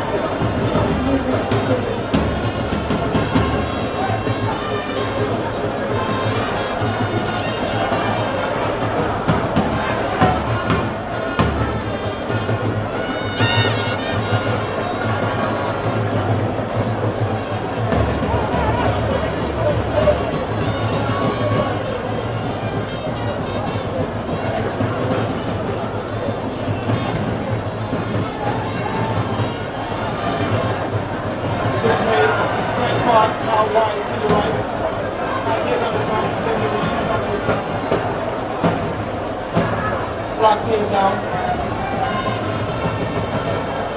Pass is cut out.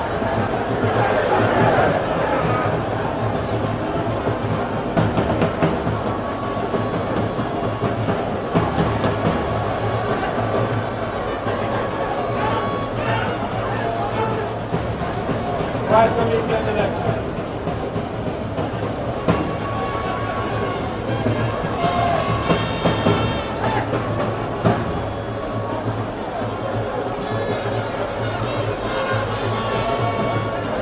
Final 5 minutes regulation time. Plus the next topic will have in the game. Reasonable amount of stoppage time definitely. Wonderful pass. Got it down very well. Put the runner outside of it.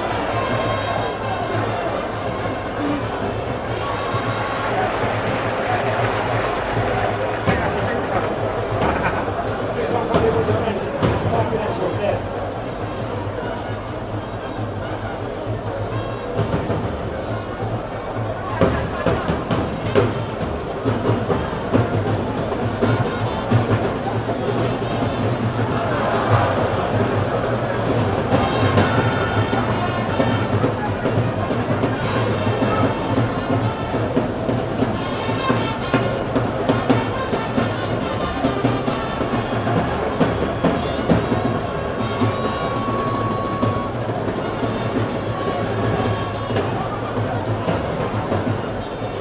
Once again, the Rice community. Away from the first time, too far inside.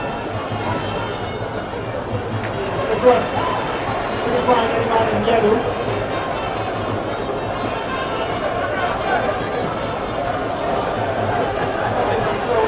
A little better reverse pass. able to get to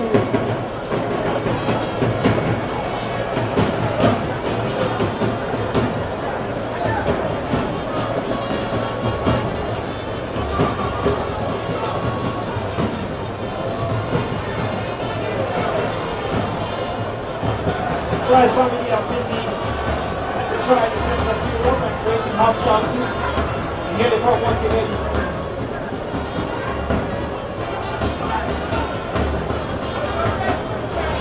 Very calm in the build-up.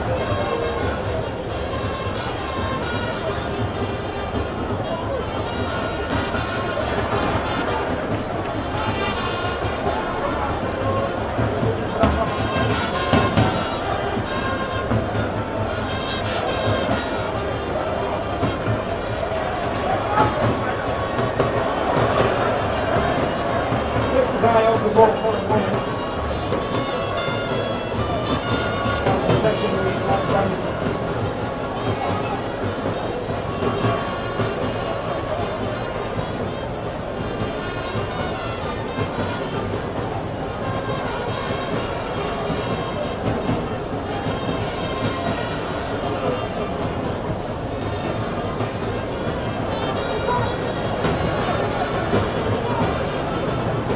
Reminder that if the scores are level after full time, we go straight into penalties.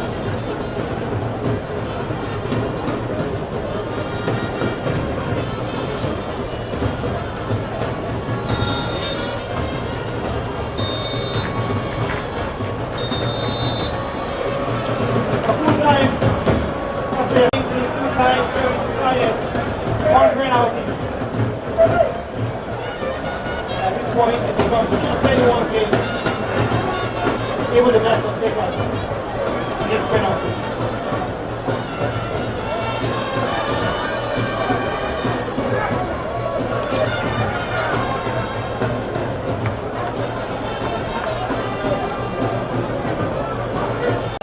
The beginning of the match over to this side.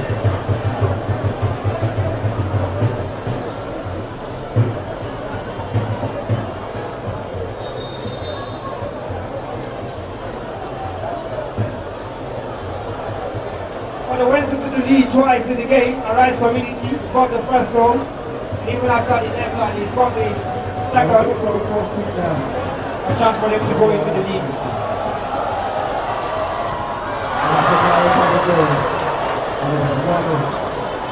Well taken penalty. Well taken penalty. The goalkeeper the wrong way. Remember the last time I did a save to 5 feet.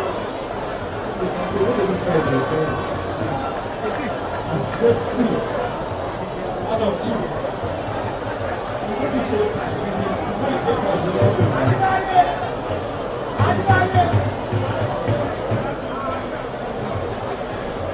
Or a chance to level it again on penalty. They did it twice in the game. Maybe they can do that now on penalties as well.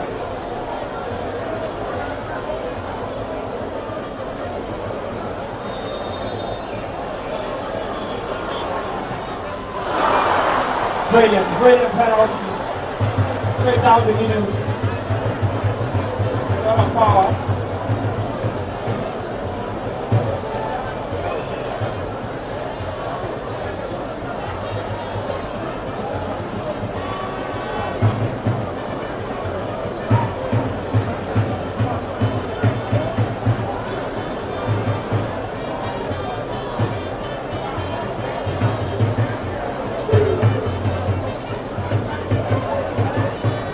It's 1-1 on penalties. A chance to go back into the lead once again for our Rise Community.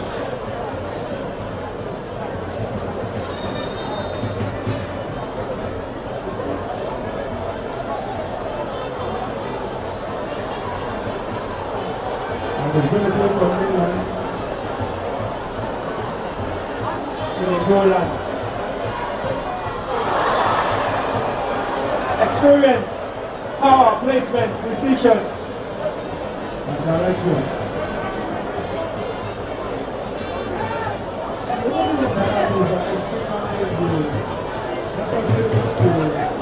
play with the kids.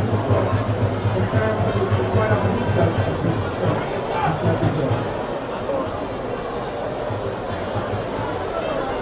Everybody's got their style.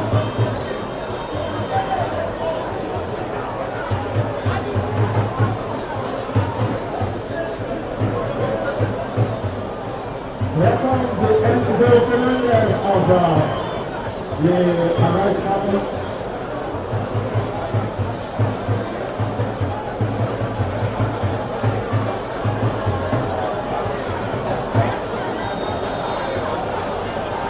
For 2-2. Straight down the middle again. Goalkeeper gets a foot to it. He goes into the back of the net. It's 2-2 on penalty. It's 2-2 on penalty. It's no longer.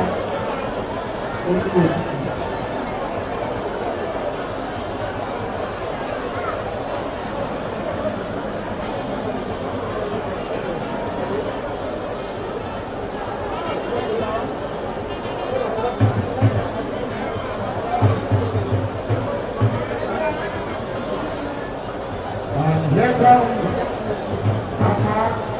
Sakaraya of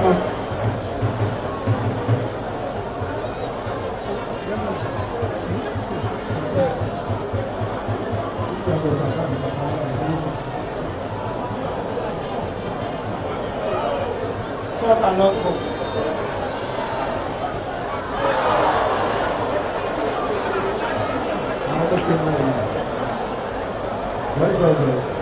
Very good penalties from the two teams so far.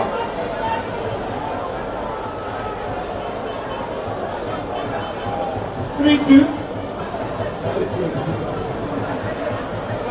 now. Bring it back a little bit. Ladies and gentlemen, I remember when Pastor Ivy was a goalkeeper, he will have saved at least one of the penalties.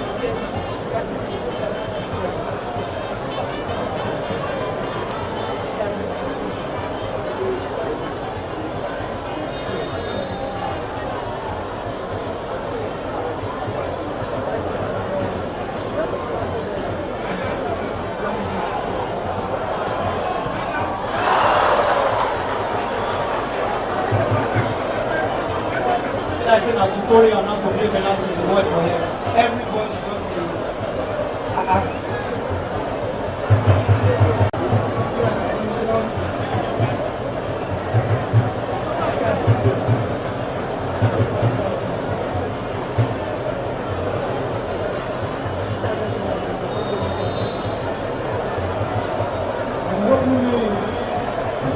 the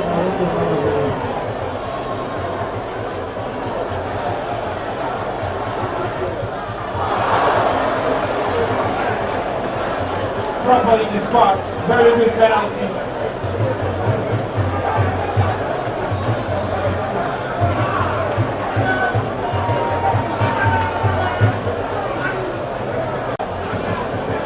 Three apiece on penalty. Now we go to kick 4.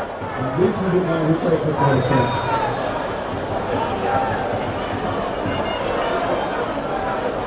and it's moving to bring up to the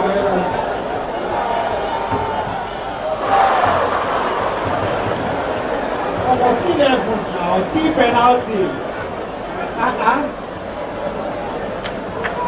Even Alice, you know, we catch up.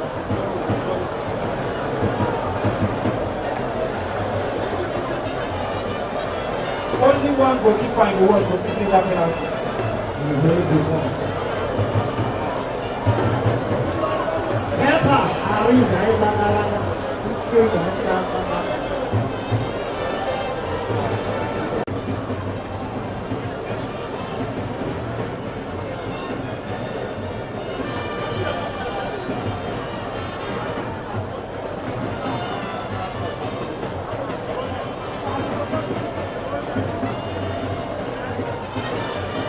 This is the last week's score.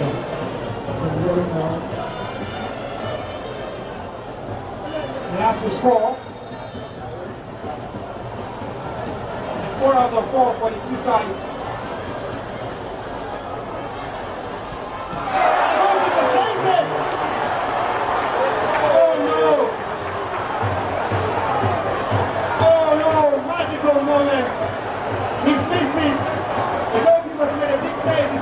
for the last one. And what that means is, if they score, game, set and match. That's a really bad time to miss. Now you have to beg your goalkeeper to make the save.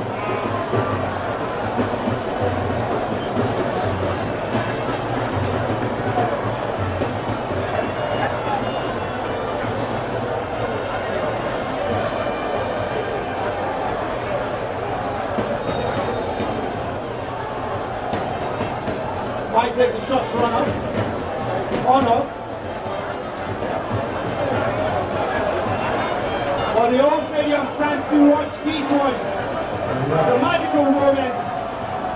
Sets it up with the long way. We have a winner.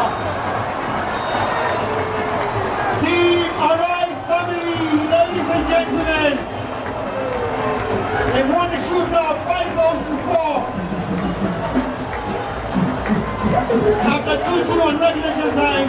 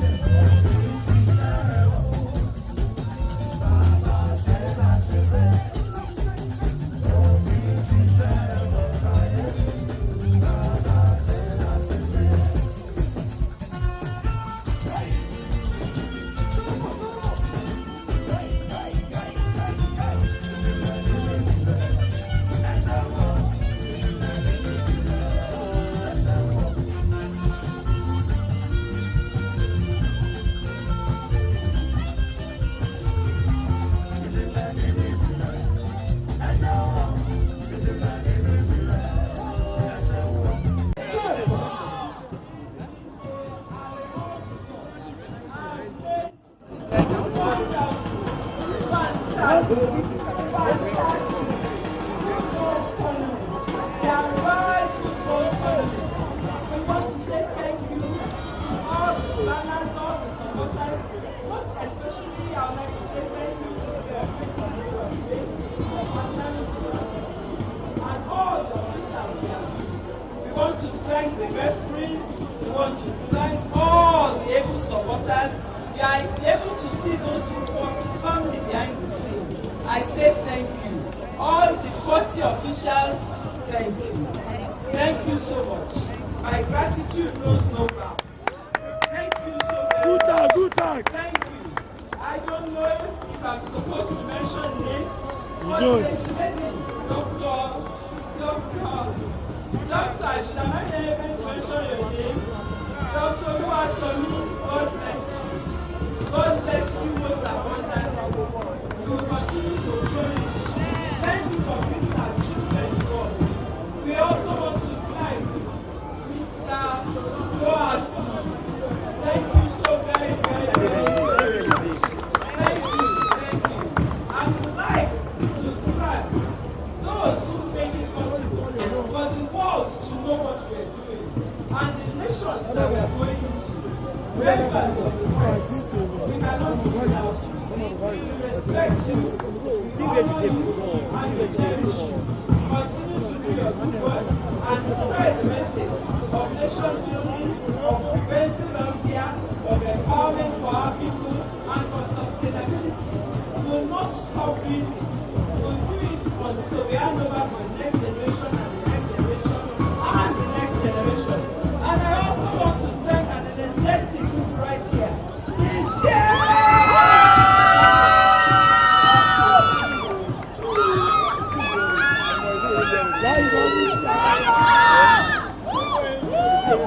Ọmọ ìjọba wọ kílọ̀bù lálẹ́ yìí ni. God bless you. Arise, step up. You will step up and I will see you at the top in Jesus' name. Amen. Thank you so much, and for everybody in the Arise family, in the Arise community, globally, we want to say thank you for this season. As we have been started and we have been going on from one tournament to the other. Thank you so very much. And we want to thank also the Christian community represented this table by my pastor and my husband, the William Ade. Thank you so very much. Thank you. They say thank you from here.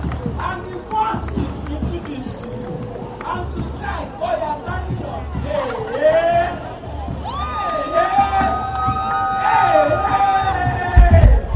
I want to also say a big thank you to one of those who have tutored me and coached me and taught me about football and who has been one of the foremost Nigerian legends as the squad.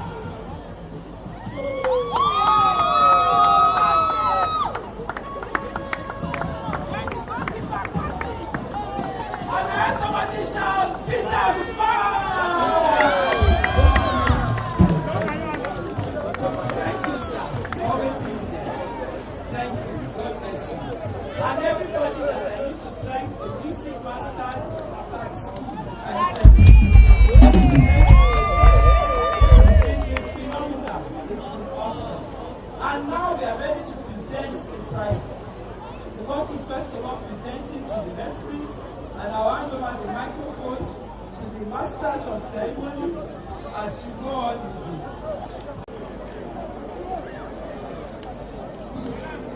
That is the referee that was nominated to be at the next AFCON.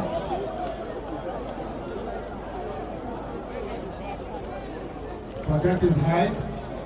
He's 48 years old.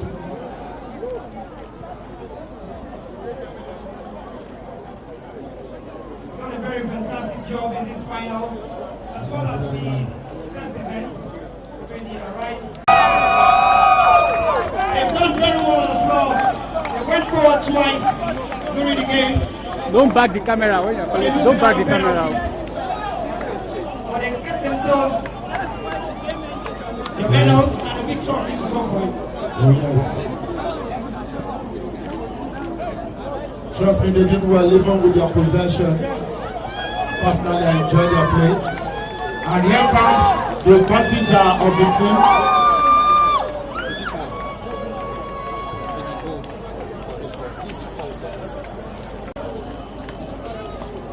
And this is the heart of the midfield. Congratulations, team. Arise community once again. Playing very, very beautiful football. We all enjoyed your performance. Everyone did.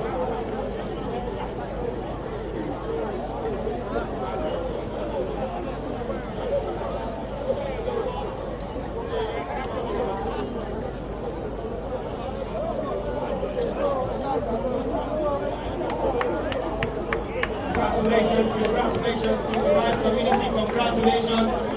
And the trophy for the second place position will be presented to the captain of the team right now.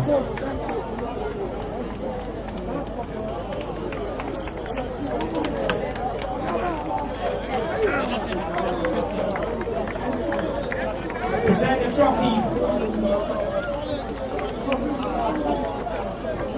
for the second place team. The goalkeeper for Team Rise community. Congratulations as you pick up this beautiful trophy. This is a confirmation that is not by height, not by might. This trophy, the Lord order of God.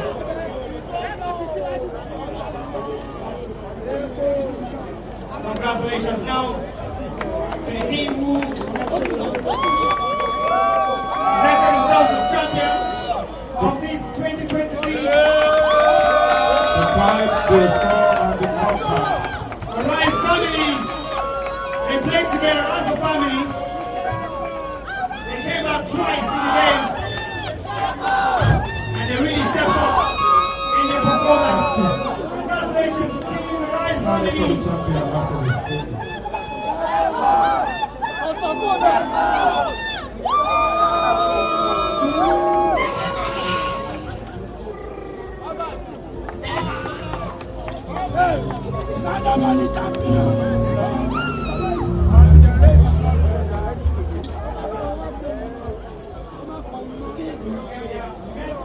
Once they lift the trophy, we have requested for this stand up for the champion.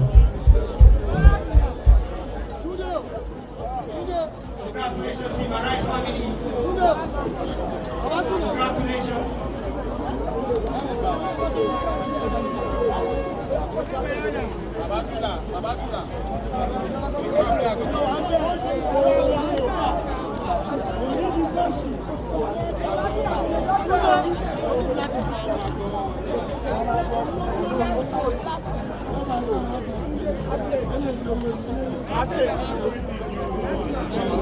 It's not easy to concede twice and have to come back into the game. That is what the Rise family did. They're going on to penalties. Now the trophy for the winner, Rise 2023.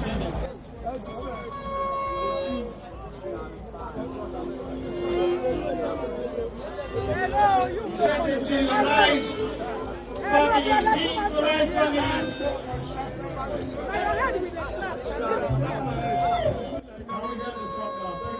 Stand up, stand up, for the champion, for the champion. Stand up, stand up, stand up, for the champion, for the champion. Stand up, stand up, stand up, for the champion, for the champion.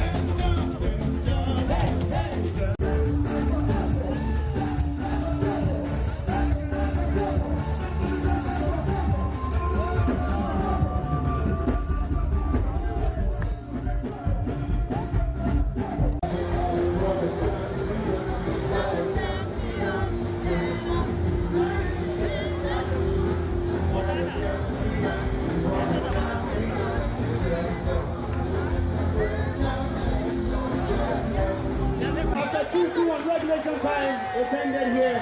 Congratulations to Team Arise family.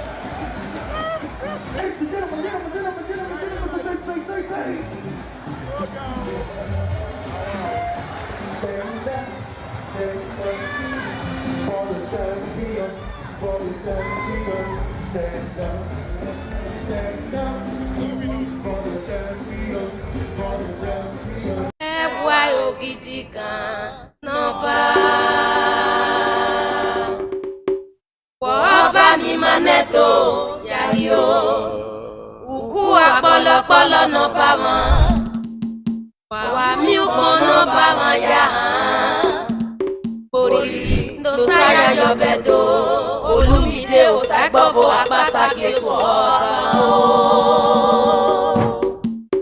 Ọmọ Maneto uku apolopolo ewa ogidi gan no giva ise lo gbo bama upin yan gbalaka gbane New York yen kete sewo Maneto iyari obama upo sisi na ngbokan yoge ayemire mini meno we opi oba olumide osagbofo apata to deba iwie do yafe to gbise lo gbenu oba ra to pe ise obedo oriri yaya to obama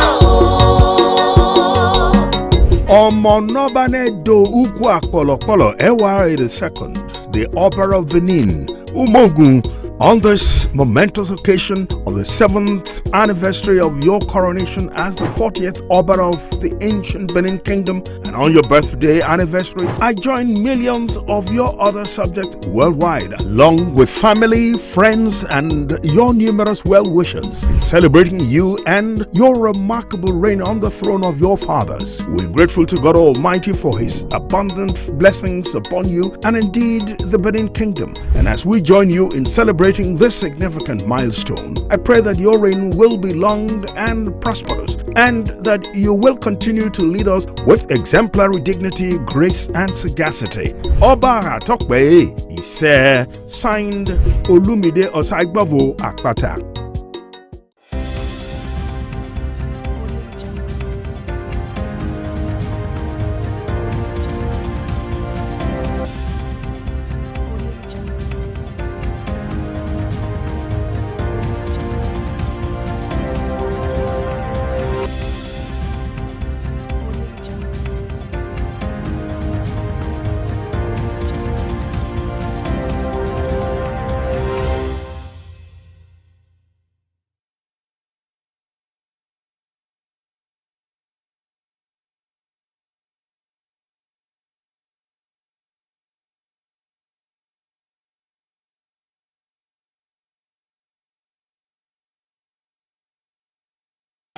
Museum. Now, someone will give you deep information about what we have. So you are welcome to Badagry Heritage Museum. So my name is Peter Olaide Mesewaku. So I am the curator of both the Museum International. So the museum is all about the transatlantic slave trade. But before I go on, once again I want to welcome our brothers and sisters from the diaspora to the motherland. In the words of the emperor of late emperor of Ethiopia, that's Emperor Haile Selassie, he said, after the destruction of Africa, Africa still awaits its builders. Sure, he was referring to the diaspora. So I can only pray that Almighty God will give you both the physical and the spiritual strength to fulfill this prophecy. So I welcome you. We feel happy to join us here in Badagry. To Dr. Marcus Garvey, it is an honor and a privilege to stand before you to share my humble knowledge about the transatlantic slave trade. I will never forget this day. So, coming home back to Badagry. Badagry was a major slave port for upward of 417 years. So slavery began in Badagry in the year 1473. It was abolished in the year 1852, but it continued illegally until 1888 before it was finally abolished. So if you sum it up, that gives you 417 years of slavery in Badagry. And up till now, Badagry is still heavily laden with the burden of the transatlantic slave trade. Badagry is still suffering from both the spiritual, economic, and the social effect of the transatlantic slave trade. You may wish to know that one of the oldest slave ports in West Africa was established here in Badagry in the year 1510 by the Portuguese. And one of the oldest slave markets along the west coast of Africa was equally established here in Badagry in the year 1502. They call it the Vilekete slave market. And those ties are still being preserved up to this present moment. In the year 1852, like I mentioned, Badagry chiefs and kings signed the treaty abolishing slave trade in Badagry. But there is a clause in that agreement which stated that all the implements used during the slave trade should be destroyed. So that was when the slave port in Badagry was pulled down, the slave market was destroyed, cannons were buried so as to wipe off evidence or record of slave trade from Badagry. So the museum is seen as an attempt by the Lagos State government to preserve that history so that heritage will not be lost forever. Because if you don't know your past, then you are ill-equipped to deal with your tomorrow. So the museum, though very young, it was established in the year 2002 by the present president of Federal Republic of Nigeria, President Asiwaju Ahmed Bola Tinubu, when he was still the governor of Lagos State. So the museum has perhaps one of the most comprehensive collections on slave trade in Nigeria today. So I have the rare privilege to take you through the exhibition and explain to you in detail in what we have in each of the galleries.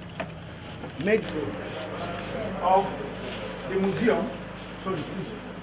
Let them see this. So over here we have a diagram showing the organizational pattern of the trade.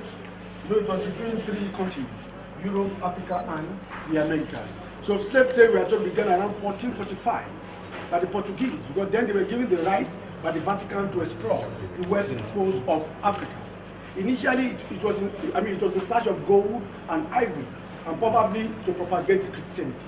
But when they arrived, few Africans were kidnapped, and they were taken to Lisbon in Portugal to serve as a proof to Sahel the navigator who sponsored the exploration of West African coast, that they had actually crossed the Northern Africa to West Africa. Because right now, they are people of very different colors. But when they arrived in Lisbon in Portugal, they discovered the Africans are very strong, and they can easily adjust to any climatic condition. So another idea now occurred to them, because they had initially tried the Red Indians, who were not as strong as the Africans. So another idea now occurred to them that they can equally trade on these people. So that was how the idea of the transatlantic slave trade was conceived. So they came back, and those coastal communities were being plundered on a daily basis by the Europeans in sort of cheap labor on their plantation. And this lasted for over 400 years. So, and through this, the Africans were subjected to wholesale savagery and brutality unsurpassed in magnitude and scale in the annals of man, because slave trade actually wrecked African civilization everywhere. So when they came along with them some European items, because at some point our people saw slave trade as a kind of diabolical plot in which they had to be accomplices. So it's either you are selling or you are a slave.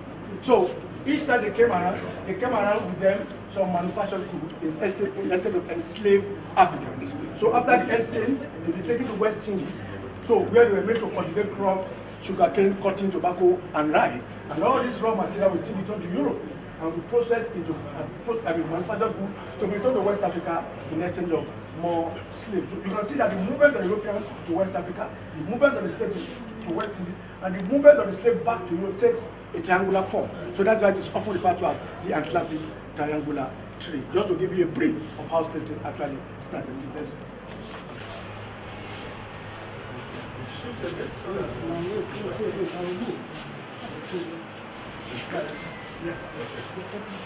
so over here, this is the pyramid in Ghana, in Egypt. So this is just about celebrating the oldest civilization in the history of mankind. That is the Egyptian civilization. And we all know, and it has been proven, that the original owners of Egypt were the black people and not the Arabs.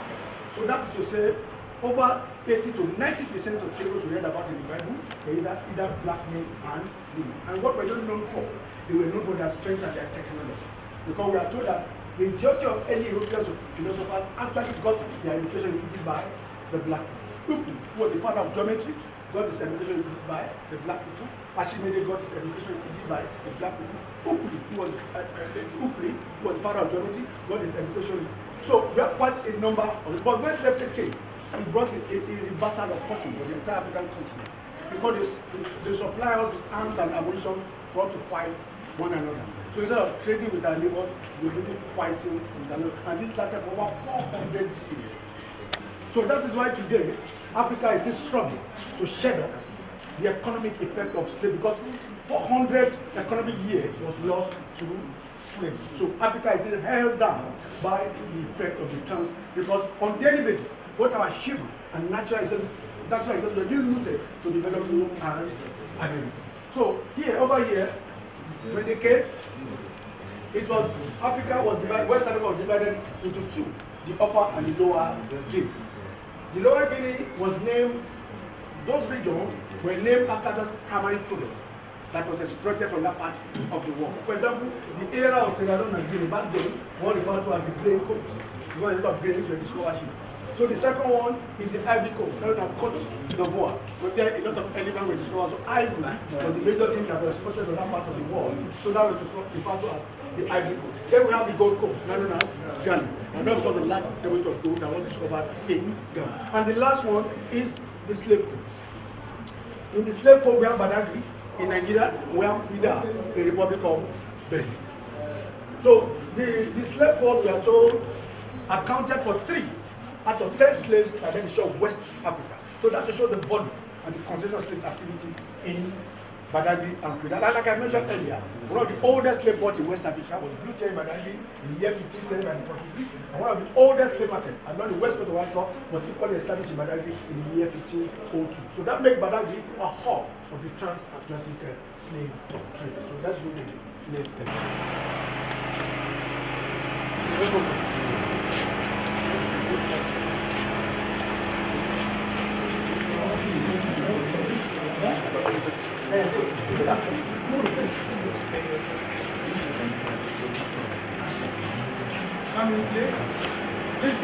Used on the transatlantic slave trade, the leg chain, the ankle chain. So this is the male neck chain. The ankle chain is used on 2 separate legs. So while walking on the plantation, usually to prevent them from escaping. So this is the neck chain for the female enslaved Africans, and this is the leg chain.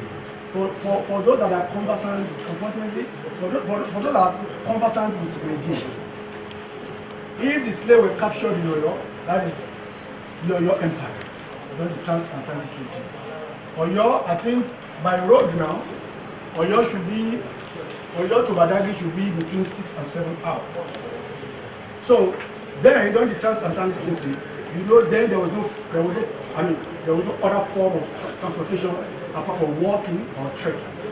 With the exception of those live in the coastal area. So they had the rare privilege of transporting their slaves in canoes. But those that live in the hinterland, you have to walk to wherever the slave port was located.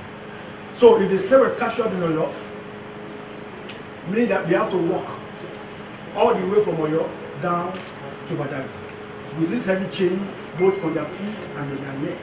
And we are told that in each volume, it is only between 30 and at most 50 that will make it alive to the slave port.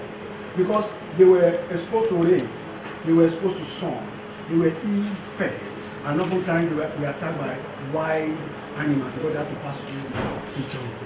So, meaning that for those that made it, Africa lost more in Africa than those that made it to unknown destination. We lost more at home than those that ever, because before a slave is taken, at least 1 or 3 members of that family would have destination.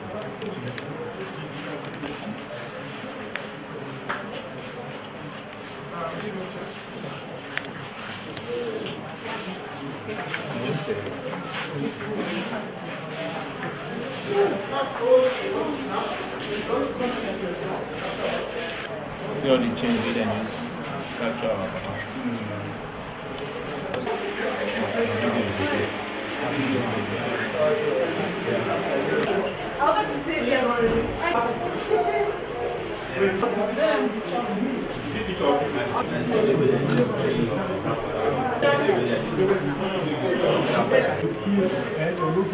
So they were left alone to die. So this is a scene, this an artistic impression of the slave market. That is the dedicated slave market. We are going to hear more from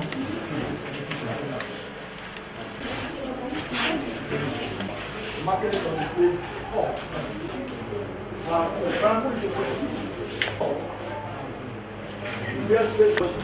I mean, along the Badagry Marine, but all were destroyed after signing the abolition treaty with the British government.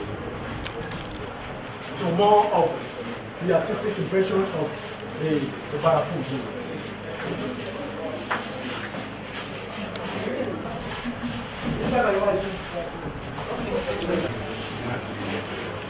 So this is a Saheli navigator, one that's proven the first English slave came to West Africa, and he went back with 300 slaves. Because of that, he was knighted in England. So this is a popular George Flamingo, the first slave, Portuguese slave trader in Badagry. So he was assassinated when he dabbled in politics. So he was very, very close to the founders of that man of Badagry.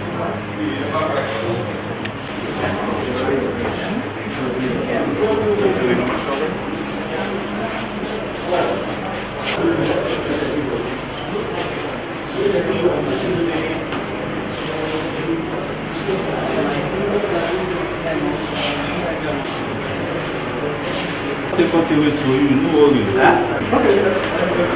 Everything. Even if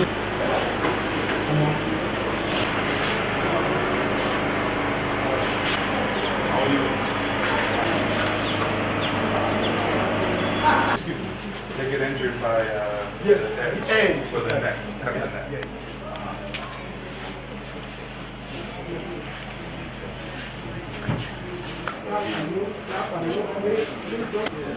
Usually the transatlantic.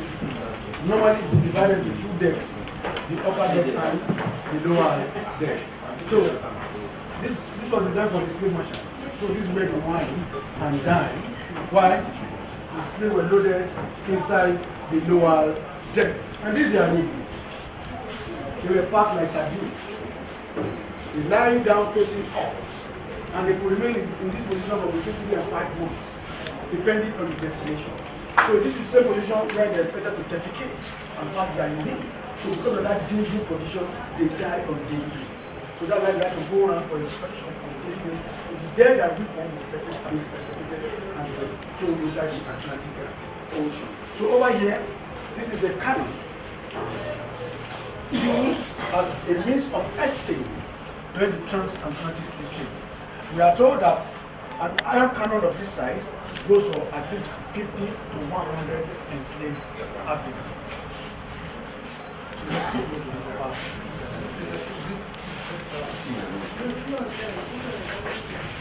Are you on there? So please,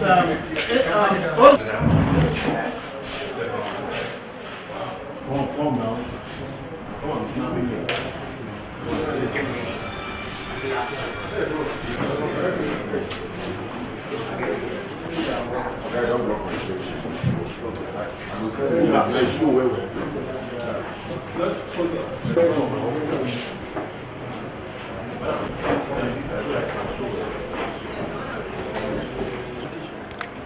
They had killer dogs that were used in hunting down runaway slaves. Once they discovered themselves as escaped, they let loose these dogs. And these dogs were trained to go for their job. Because the slave master would prefer to have them dead and see them go alive. But they want to use that as a deterrent to discourage other slaves who have similar intention. So you can see more of those pictures. And over here, we have pictures showing resistance put up by the Africans themselves. Because we are told that the abolition struggle started right on the plantation when the state decided to take their destiny in their hands. So they began to form militia group, rebel, fighting and demanding for their freedom. So individually, a woman called Margaret Ghana, she was a slave. She had 4 children in slavery. But Margaret Ghana did not want her children to pass through the same experience. So because of that, she had to poison the 3 of them. After killing them, she let her drown herself in a river. And that's a lifeless body lying down here. So individual resistance put up by the Africans to break the shackles of slavery. So you can see more of resistance put up by the Africans themselves against slavery. And the first successful slave revolt in recorded history happened in 1791 in a place called Santo Domingo, now known as Haiti. And it was led by a man called Susan Louverture, who was taken from Alada over there in the Republic of Benin. So he was able to rally support for himself. So he fought against the French slave dealer on that island, and he took over that island. And that day has been recognized by the United Nations as International Day for the Remembrance of Slave Trade and its Abolition. That's every 23rd of August is recognized by the United Nations as International Day for the Remembrance of Slave Trade and its Abolition. So that event actually happened in Santo Domingo, now known as Haiti. So let's go to the next slide. Press, please, media, please, don't cover our delegates, please. Please, give us please.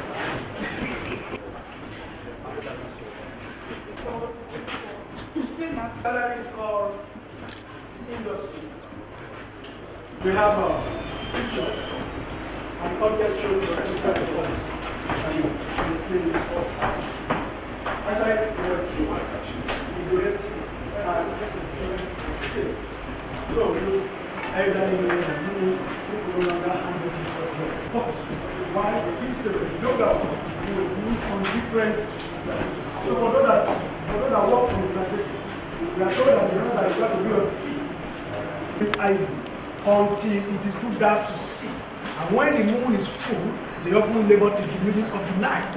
And they cannot even return to their quarters until they are told to do so by their masters. So oftentimes, they will walk to the point of exhaustion, starvation, and death, because they cannot even express fatigue. So you can see for yourself, showing slaves working on different plantations. Let's move to the next slide.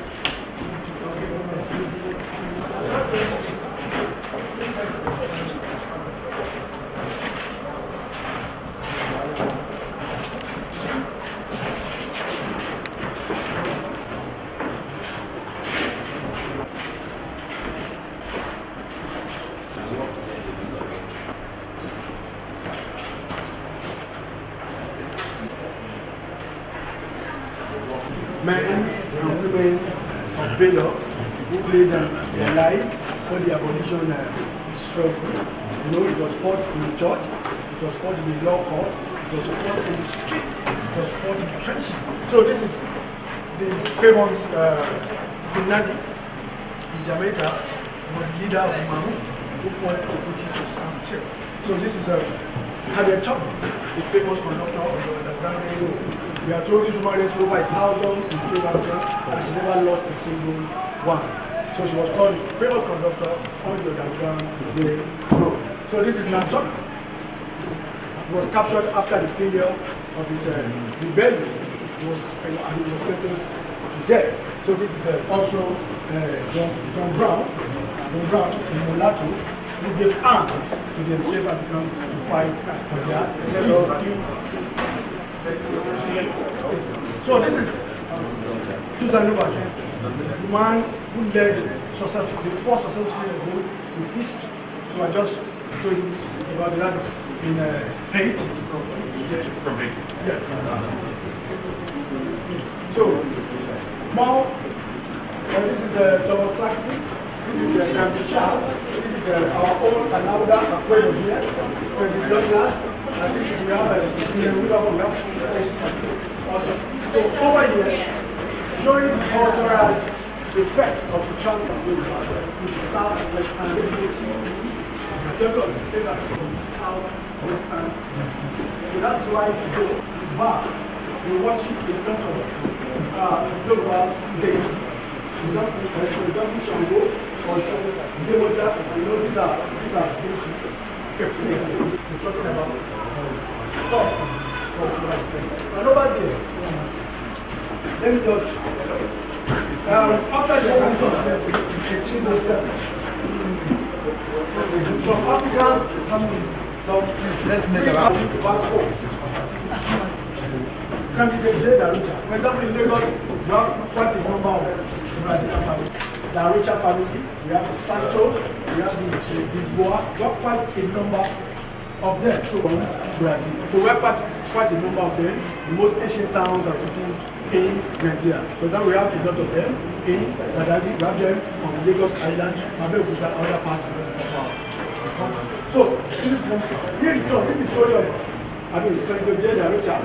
So he came and became the wealthiest man in Nigeria back then.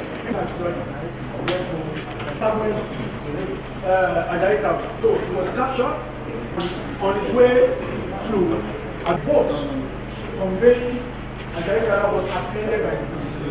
So he was rescued and was taken to all settled in Badagry.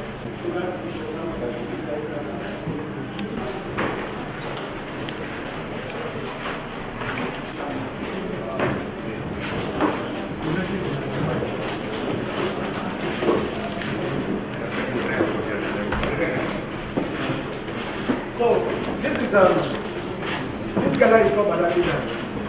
So in it we have cultural elements in Badagry. So this is our famous Zambeto masquerade. I think this procession is on by now. So Zambeto masquerade, that was before the establishment of the Nigerian police force, we use Zambeto to secure our community. It is used to maintain law and order among the people in Badagry. And up to now, it is still being used because till date, our people still regard Zambeto even more than the police force. So apart from being, for security, it's also used during important festivals. Somebody you never seen that person. Yeah. Spirit possession. So this is Zambeto. I'm sorry, it's the second largest drum in the world. It's about between 6 and 7 feet tall, and it is beaten while standing. So the performer gather and it is beaten in unison. So it is used for both spiritual and secular purposes. It is used for the cleansing of the community, and this is done in the dark. But in the daytime, so let's see. No.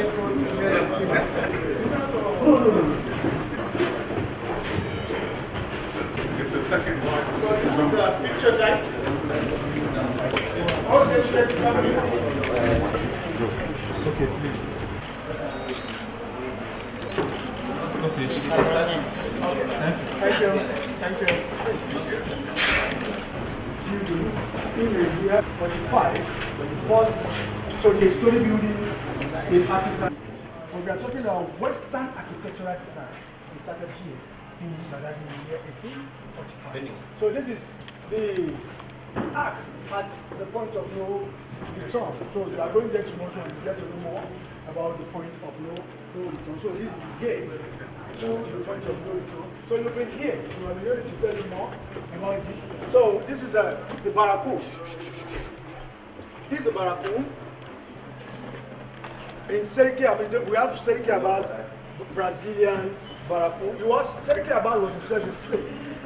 He was captured at a tender age of 6 and sold into slavery. So, but he managed to escape and he returned to settle here in Badagry. But unfortunately, he became a slave merchant himself. These Baraku were built by the Brazilians. So it houses about 40 slaves. You are seeing it's part of the itinerary. So you are going there, so you get to know more about this Seriki Abbas Brazilian Baraku. So this is the DO's residence. This used to be their office during the colonial era in Nigeria. So this building was packaged in 1958, 2 years before Nigeria independent, before it was lately converted to a museum. Sorry, DO as a district officer. District officer, yes. So let's go. How are you?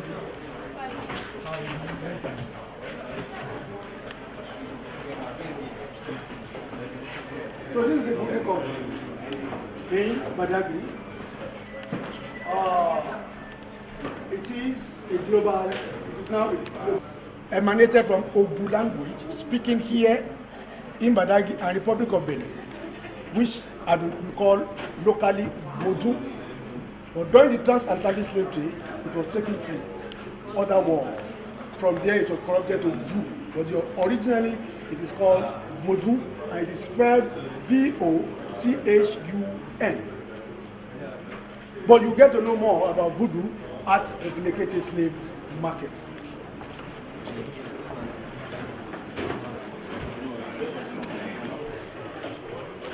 So this is the traditional occupation of the people of Badagry. You know, this is coconut market. So we have the largest coconut plantation in Badagry in Nigeria. So this is the craft market in Badagry. So this is the mat weaving, especially for the women. So this is the raw material they use in producing mat. So this is the mat weaver here. And you know, being a coastal community, fishing is our traditional occupation. You can see the boat here, and men trading in the fish here. So once again, I welcome you, and I want to thank you for giving us this opportunity to, tell you about our story concerning the transatlantic slave trade. So, Doctor, we want to have your remark here. Please, not push, please.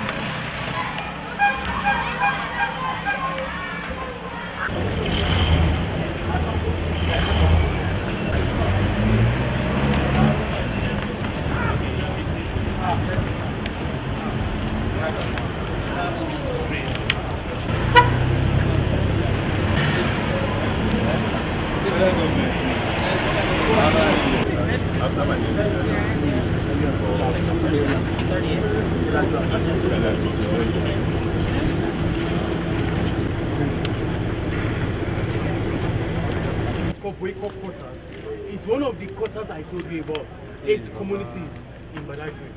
And the slaving activities took place on these routes, basically on this route. And this is where we have the Barracoon. You must understand that majority of the events took place between Nigeria and Benin Republic. Very, very important. We should take notice of that. And that's why these 2 areas are known as the Slave Coast. And other areas are known by different names, like the Gold Coast, that Ghana used to be known as. But Nigeria and Benin was referred to as the Slave Coast because majority of our ancestors were taken away from here. They talk about Angola, they talk about Congo, but majorly people were taken from across West Africa. And a lot of events took place around that time. Now, boycott quarters, we have a chief here. If we have time, we may see him. We have a chief here. And we have museums here too. But behind me is a depiction of some of the things our ancestors experienced in the Americas. They were not just taken to the plantations, they were also taken to mines, diamond mines, gold mines, in places like Mexico. People hardly talk about Mexico. Of course, it took place in those places. And when they work on the plantations, we should take notice. Look at this man. Despite the fact that he had the cutlass with him, can he still be free? How will he run when they still chain him while walking on the plantation? And you see, you must understand that even the colonizers and the enslavers have fear in their hearts because he is walking on the street of Lagos or in Accra. When you look at it, it was the same way they locked the lips of our ancestors. They pierced the upper and lower lips, and they had the padlock directly on their mouth, on the lips. In places like Berlin, Germany, it is fashionable today. You see people piercing ancestors. Of course, fashion, they go to the extreme to just bring fashion out of everything. So when you see piercing underneath the lips, upper, anywhere on the face, the idea was actually taken from the event that took place that involved our ancestors. So you can see, just imagine. Okay, so when you see people with piercings underneath their lips or on the upper lips, okay, just know that they got the idea from the experiences of our ancestors. So today it is fashion, but it was an experience for our ancestors, a very negative one. Imagine they have to pierce the lips. Imagine how long it will take the lips to heal. By adventure, Satanas enters into the wounds. How will you survive cancer? Just imagine how disformed the lips will be. We can only talk about it. We can only try to sensitize each other. We can't really be like those that went through the pain and agony. Because I can't imagine how padlock on my lips and I'm walking around with it. Kind of go. Now they will put filler in the lips to make big lips in America. People have smaller lips. They put it in to make big lips. Make it big. Yeah. Fashion. They pay money for that. Wow. Wow. So the question is, why do they lock the lips or prevent them from eating any of the farm products? It was to prevent them from eating the sugar cane on the farm. It was to prevent them from chewing the tobacco leaves in places like Cuba that makes them get hard. Despite the fact that they planted those items, they were not allowed to taste out of it. Another reason why they locked their lips or their mouth was to prevent them from communicating. They were afraid. They don't want them to spread information among themselves, because if they spread information, there may be a revolt. They don't want that. And again, they want them to just concentrate on their work on the farm, on the plantations. Okay, so they don't want them to while away time. We'll go inside now and we see some of the slaving instruments. They were used, the real ones, they were used on the ancestors. So, delegate first.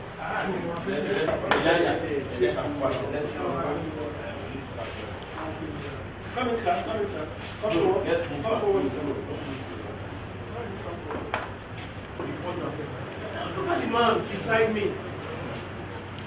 Now, we're in Boyko quarters, and the chief of Boyko quarters is known as Chief Mobi of Badagry.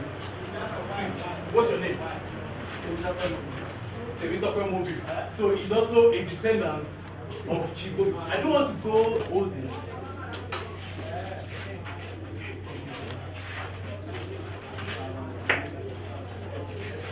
Wow.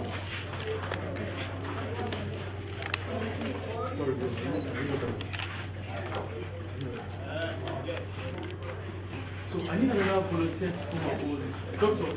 I'm going to hold the action.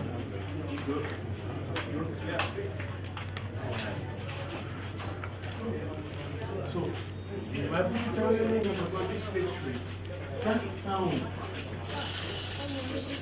was scary to the ancestors because that sound represents pain, suffering. So anytime they hear the sound, it gives them nightmare. So sir, tell them how you feel. Please. Okay. It's not good. Now, it has been on you for some seconds and you're saying not good. The ancestors work on the plantation for about 18 hours. So they work on the farm and they still have this around their neck for that long. Now you say not good, and my honorable here is already telling me to remove it. But nobody asked anyone to remove it from the neck of the ancestors. It was as pain and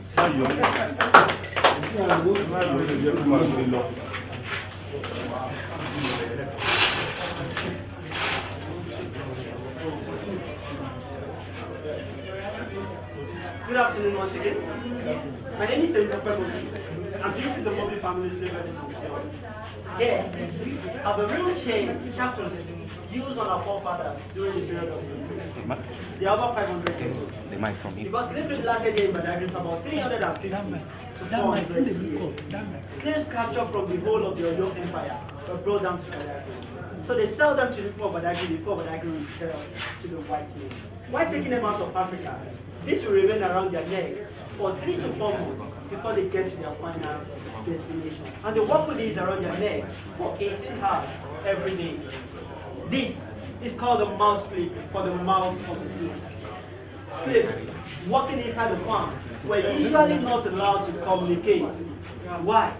These people are afraid that while slaves are working and they are communicating, they can plan on how to attack the master. So they and they do what? Upload their mouth like this. For them not to be able to communicate or eat while working on the plantation. Now, chain for children looks like this. When school children come and we tell them they are so afraid, they find it difficult to believe that even children were enslaved. So chain for children looks like this. And what I have here is called the wrist lock. Wrist lock.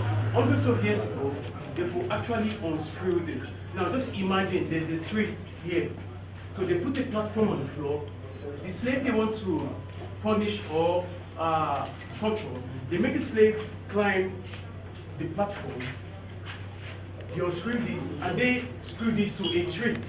So when they screw this to a tree, they force the wrist of the slave in. Now it's difficult for me to force my wrist, but they force the wrist of the slave till it gets to my wrist. So once it gets to my wrist, they remove the platform underneath the feet. So the weight of the body will be around the wrist. The reason why they do that was to punish the slave, and they usually do that on the farmland, on the plantation, so that other enslaved people will see the pain and agony such a person is going through. So as he's dangling on the tree, he's mourning, he's crying, and most times the wrist may crack, and that's the punishment. Okay, it's as terrible. When you see some of these things in movies, we can try and say, oh, but you see, imagine those that went through the pain and the suffering. And this is called a branding iron, used in writing name on slaves. Slaves don't bear name during the period of slavery. They bear the name of their master. No wonder why today in Lagos, in Abeokuta, we have Yorubas with English on here. Da Silva, Darusha, Bokno, Smith. We have them in Eastern Nigeria. You have to bear the name of their master. And what they do then is to write the name of the owner on the body of the slaves. So they put this in fire. When this is red hot, they use this to write the name of the owner of the slaves on the body of the slaves. After the abolition of slavery, you see slaves writing freedom on their body. It has meaning. Or you see them drawing two heads with this. Is to pierce the lips of the slaves, for them to be able to padlock their mouth. But the last function is to pierce the foot of stubborn slave who tried to run away being captured. The foot is a fire. When this is red hot, it hits this into the foot of the slaves to pierce the leg or break the bone inside the leg.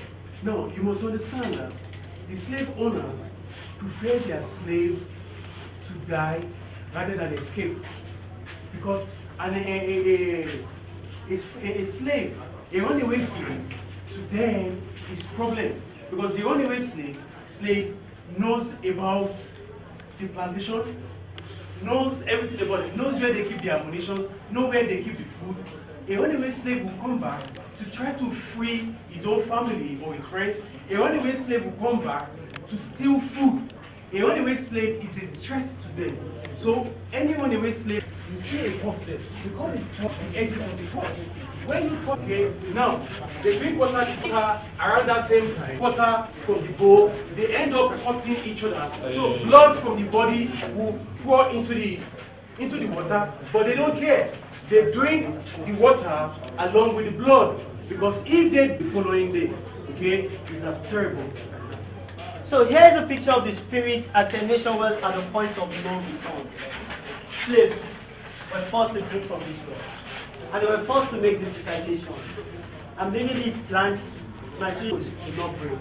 It is the shackles that hold the ship down. My ancestors bear me witness, I shall not return. This land shall depart, my soul do not revolt. I depart to the land unknown, I shall not return. After saying this, they become less aggressive. They lose their memory. And that was the reason why Nigeria was the largest supplier of slaves.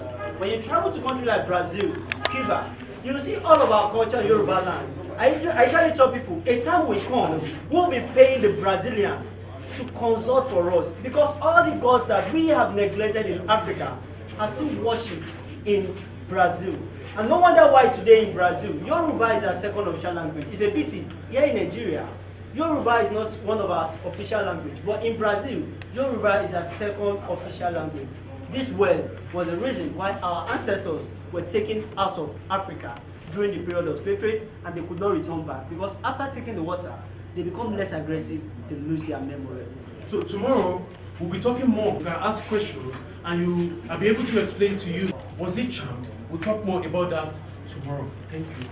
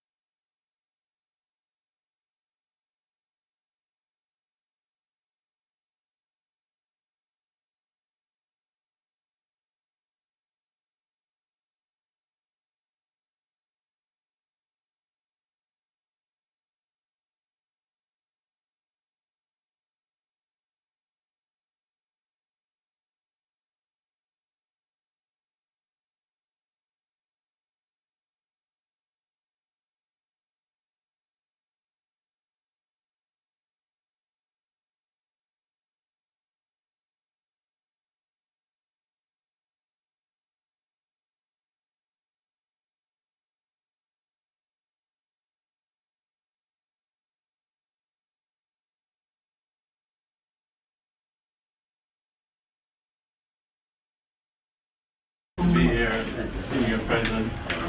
You mentioned your culture and your customs. We are here to reaffirm our connection to our culture. So we appreciate very much being here with you. The Doggery. We give thanks and praise to the Creator of the universe and the spirit of our ancestors who have allowed us to come into your palace today and be received by you. We who have come from the other side have heard many stories about Mother Africa, and many of them were lies. They told us we had no culture. They told us we had no history. They told us about people who live in jungle and trees. But today we come to your palace. We've been received by you. And we thank you for receiving us. And that our eyes have seen this day. And our ears have heard what we hear today during this experience. So we thank you very much. Thou art worthy.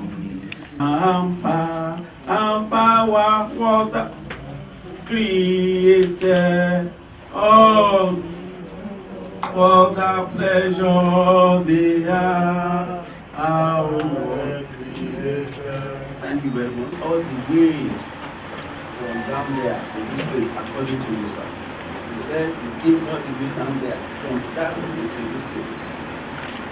Let us thank God for this. It's like God's grace, we are able to be here to celebrate with us. What do you call that to celebrate? Badagry Diaspora Festival. Diaspora Festival, yes. We are one. You are part of us. But by one thing or the other, you find yourself in diaspora. But now you want to come back home. And the door of return has already been placed somewhere. By tomorrow, you will see the door of return where you're going to pass through and enter your motherland. Thank you very much, all of you. I don't want to waste your time because you have not seen anything. By tomorrow, Badagry will showcase the potentials they have for you as our tradition and culture. May God bless you.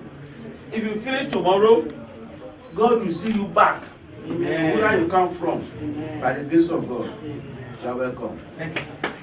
I always say, you know, let me have a good photograph with you.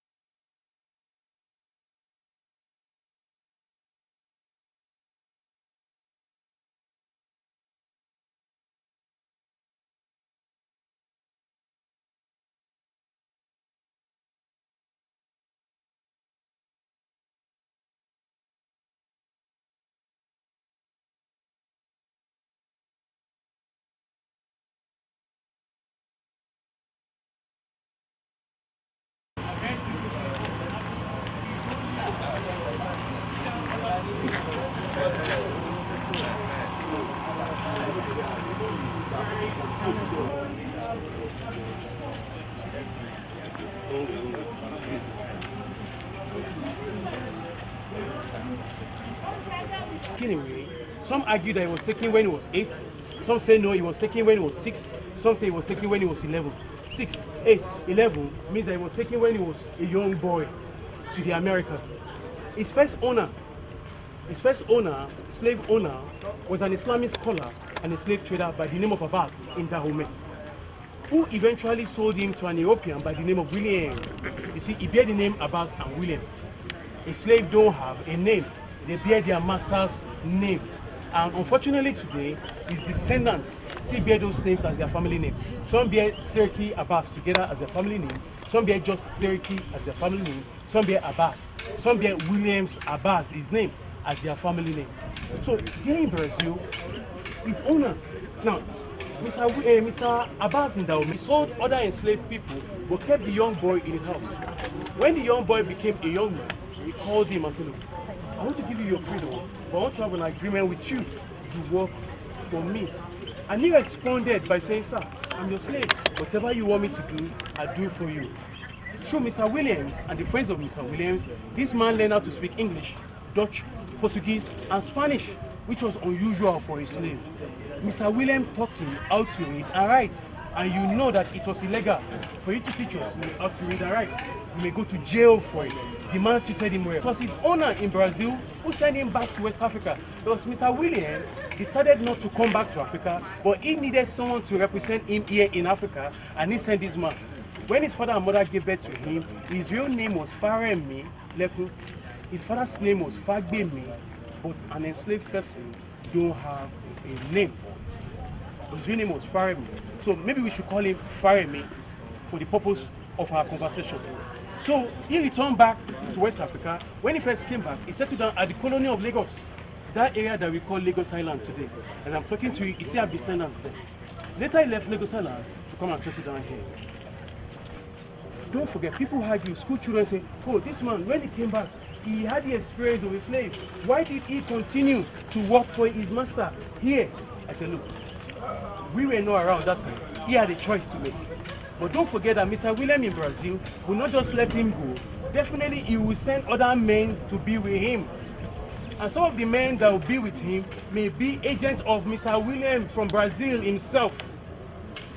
But the bottom line is, he did the biddings of his master. He left Lagos Island to come here, and he built the barracoon, supported by Mr. William and the Brazilians. That's why this barracoon is called Brazilian Barracoon of Siriki Williams Abbas of Badagry. There are 40 rooms in the compound.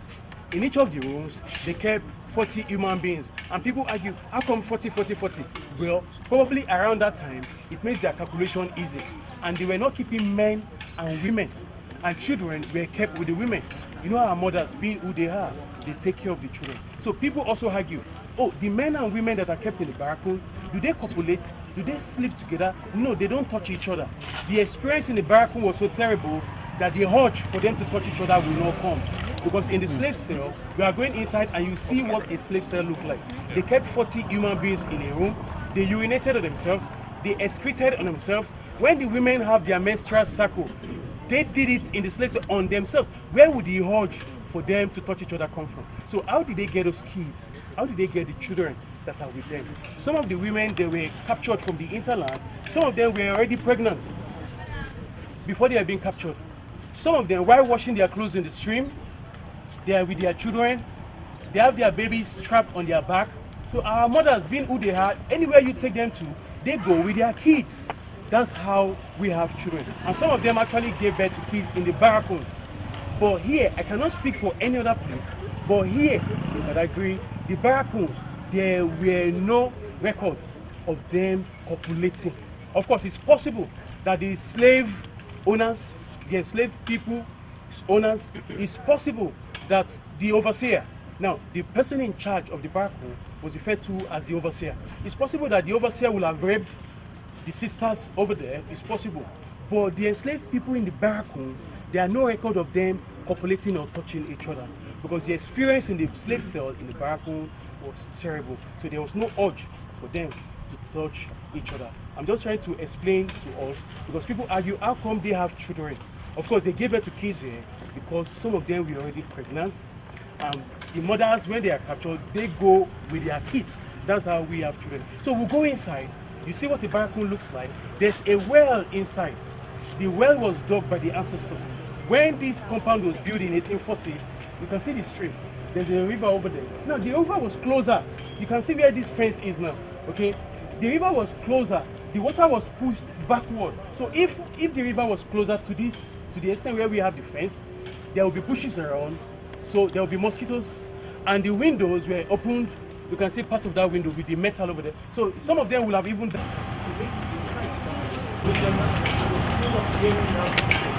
So here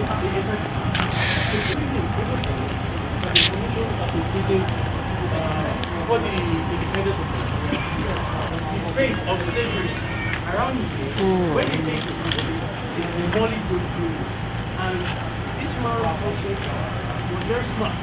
So the only way to remember what is the famous man was giving his son to us in the room. That's why he's giving us. Like I said, all things were teaching to the general healing. So people are giving them. Let you guys don't come up. So all you have to do is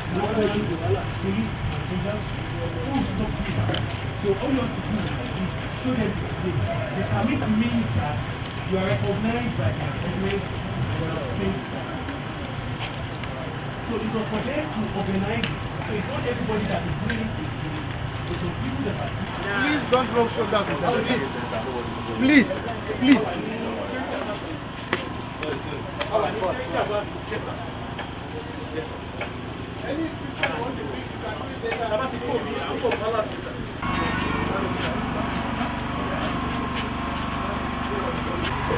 You're welcome. Now, this is the only barricade that is standing. The bricks, you can see the bricks over there. The bricks, they were used to build this courtroom. They were brought from Brazil initially. They were all imported initially. After a while, they realized that we have a place, we have a state, Ogun State, whereby the same soil that you can use to make bondage, you have them here. So they start to make the bondage sold around here. Okay? Behind me are some of the items. Unfortunately, they were used in exchange for human beings. But don't forget, people who come to buy a product are the ones that determine the price. Some people came with these in exchange. They practice what they call trade by barter. We have our money that we spend called cowries. But in Africa, whenever the chief or the king is walking on the street, someone usually carry an umbrella over their head. The idea of the umbrella began during the trans-Saharan slave trade and the transatlantic slave trade. Don't forget that it was the trans-Saharan slave trade that gave birth to the transatlantic slave trade. And transatlantic slave trade perfected slavery. So the Europeans especially, they learned about this umbrella from the Arabs. So they sold the idea to the chiefs. They said, oh, you are the chief. When you walk on the street, you need something to differentiate you from the ordinary subject, from the ordinary man on the street. It was about 5 human beings. Now listen, even the gene they were brought, history documented that the Europeans kept the best gene on the ship. That they came down with inferior alcohol to sell to the local ships. The value of a ceramic bowl is called breakable plates in Nigeria and Ghana. A dingon we also use. Dingons we also use in exchange for human beings. The big cannon gold and the small cannon gold. And other items were all used in exchange for human beings. So in places like Liverpool, Bristol and other places in Europe, they created another form of money that is accepted called Manila. For the sake of Nigerians, if you have 100 naira notes, please you can bring it out. I'll show you what Manila looks like. You have 100 naira. If you have 100 naira with you, for fashion, no. Just the way we have this cowrie shell here, representing money. The one over here too, called Manila, was also money. My grandmother used to have some. But when we were kids, we don't know what it means. I wish I kept many of them. You know, we don't know what it was that time. But it's money too. So and it's made of copper. The Europeans accepted it. If you have that, which means you are very, very rich. If you have that, yes. So probably in numbers, they know how they calculate to get what they want. So these items were used in exchange of our ancestors. I made mention, sir, you gave me this order. Give me, thank you, sir. So, the man that we talked about, Seriki Williams Abbas, don't forget, Williams was one of his slave names. Abbas was also a slave name. And Seriki in this town, when he got here, he was doing well. They trust him, they respect him. And he was using his money and position to promote Islam. So, the Muslim community in Badagry gave him the title Seriki Musulumi of Badagry, meaning the head of the Muslim, like the king of the Muslims too.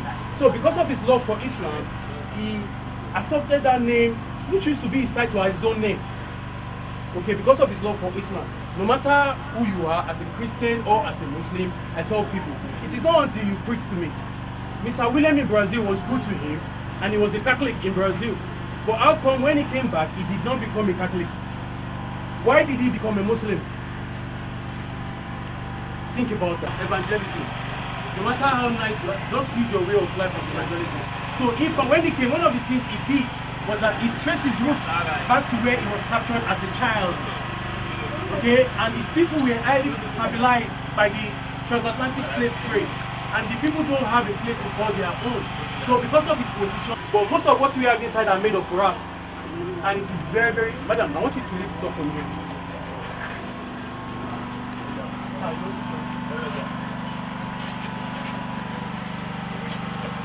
Now, these represent 40 human beings. 40 human beings.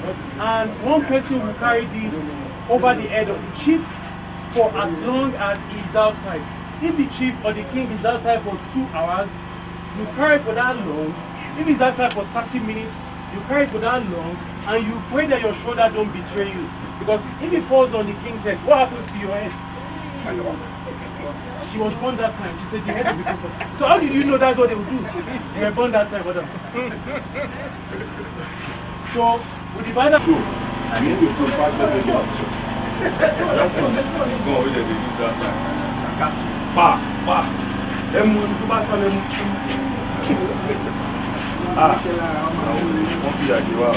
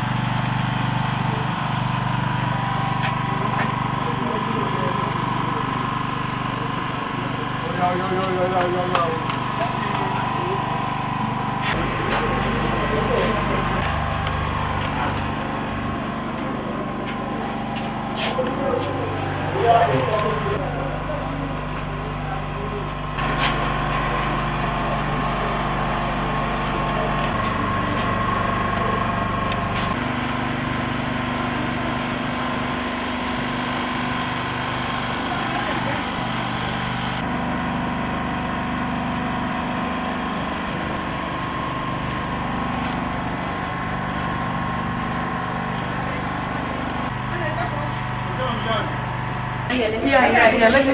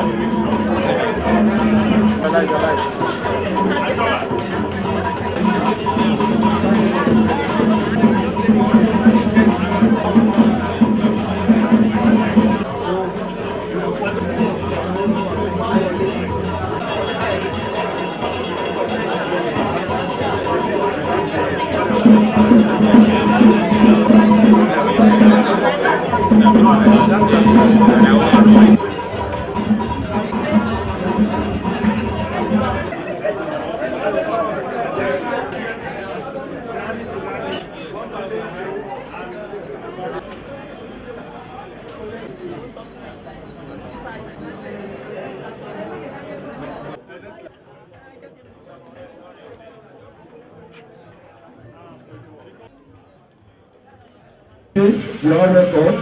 Welcome.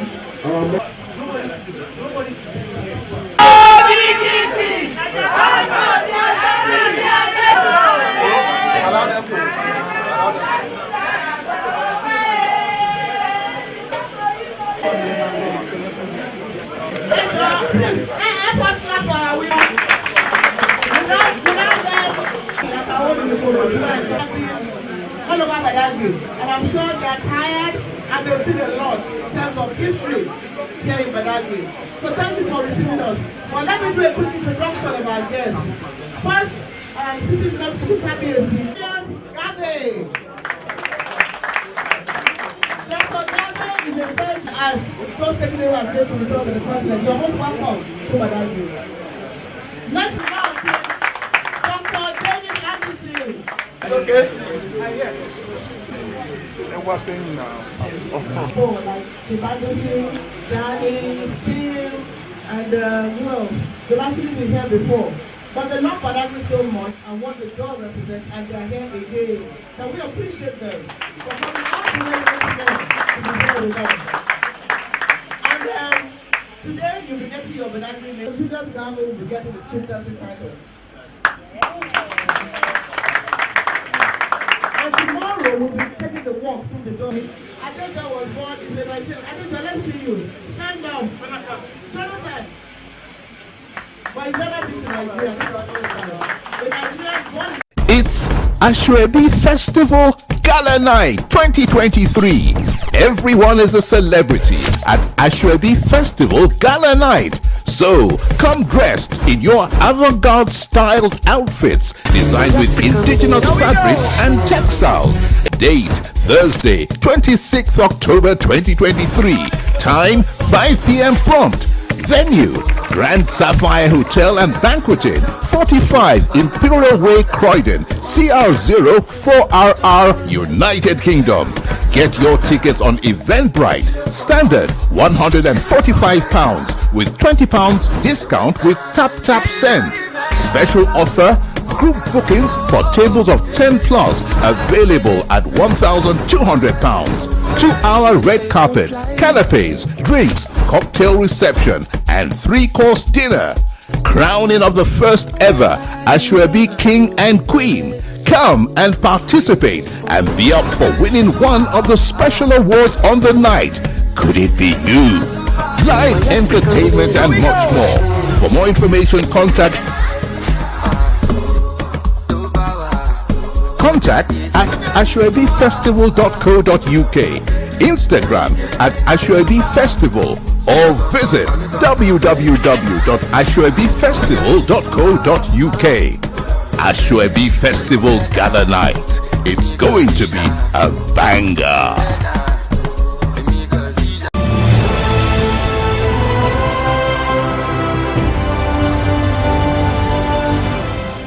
Governor Doye Dire of Bayelsa State continued the campaign for his second-term bid on Tuesday, 17th of October 2023, at the 16th Brigade Nigerian Army Forward Operational Base, Otokbuti Community in Ogbea Local Government Area of Bayelsa State. Governor Doye Dire of Bayelsa State formally commissioned Operation Still Waters, a military security outfit to curb militancy, vandalization of oil pipelines, oil theft, kidnapping and general security of the waterways across the length and breadth of Bayelsa State. briefing Governor Doye Diri further on the purpose of launching the Operation Still Waters exercise. Brigadier General S.Y. Yakasai, Commander 16th Brigade Nigerian Army, said the security outfit, which brings a new lease of life to the security architecture of the Niger Delta area, particularly Bayelsa State, has the full backing of the Chief of Army Staff, Lieutenant General Taoreed Lagbaja, and the Military High Command in the determined effort to address the rise of insecurity across the country. Your Excellency, the conduct of Stillwater, as directed by the Chief of Army Staff, is aimed at checkmating oil pipeline vandalism, illegal oil refining, kidnapping, cultism, piracy, militancy, and other sundry crimes in the state. These challenges are left to the deployment of military forces and other security agencies to stem the tide of crimes in the region. The exercise will also prepare troops of operations for Operation Safe Conduct during the forthcoming gubernatorial election in the state. Exercise Stillwaters also involves civil-military cooperation activities and will further enhance the troops' professional knowledge, capacity to conduct joint operations, and synergy to tackle common security challenges. The head of security agencies and law enforcement agencies in combating criminal in the state.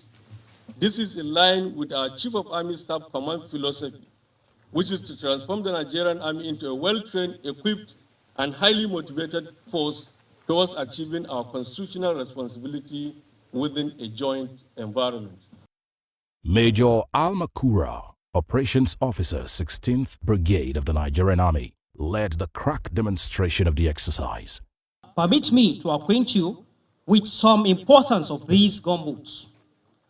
Army gunboats or riverine warfare vessels serve several crucial purposes and offer various operational advantages to the Nigerian Army, which includes riverine and coastal operations. So these Army gunboats are designed to operate in riverine environments, coastal areas, and other shallow waters. They are instrumental in securing and patrolling these regions, which are often critical for operational actions. Next is force projection, sir. These gunboats allow the Army project power and influence in areas that may not be easily accessible by other means. They can quickly deploy and concentrate firepower where needed, even in regions with limited infrastructure.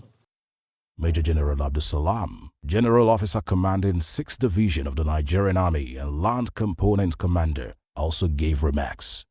Your Excellency, distinguished guests, the Brigade 4th Operating Base is the staging area for this exercise, where forces will be projected for various operations, both on land and waterways.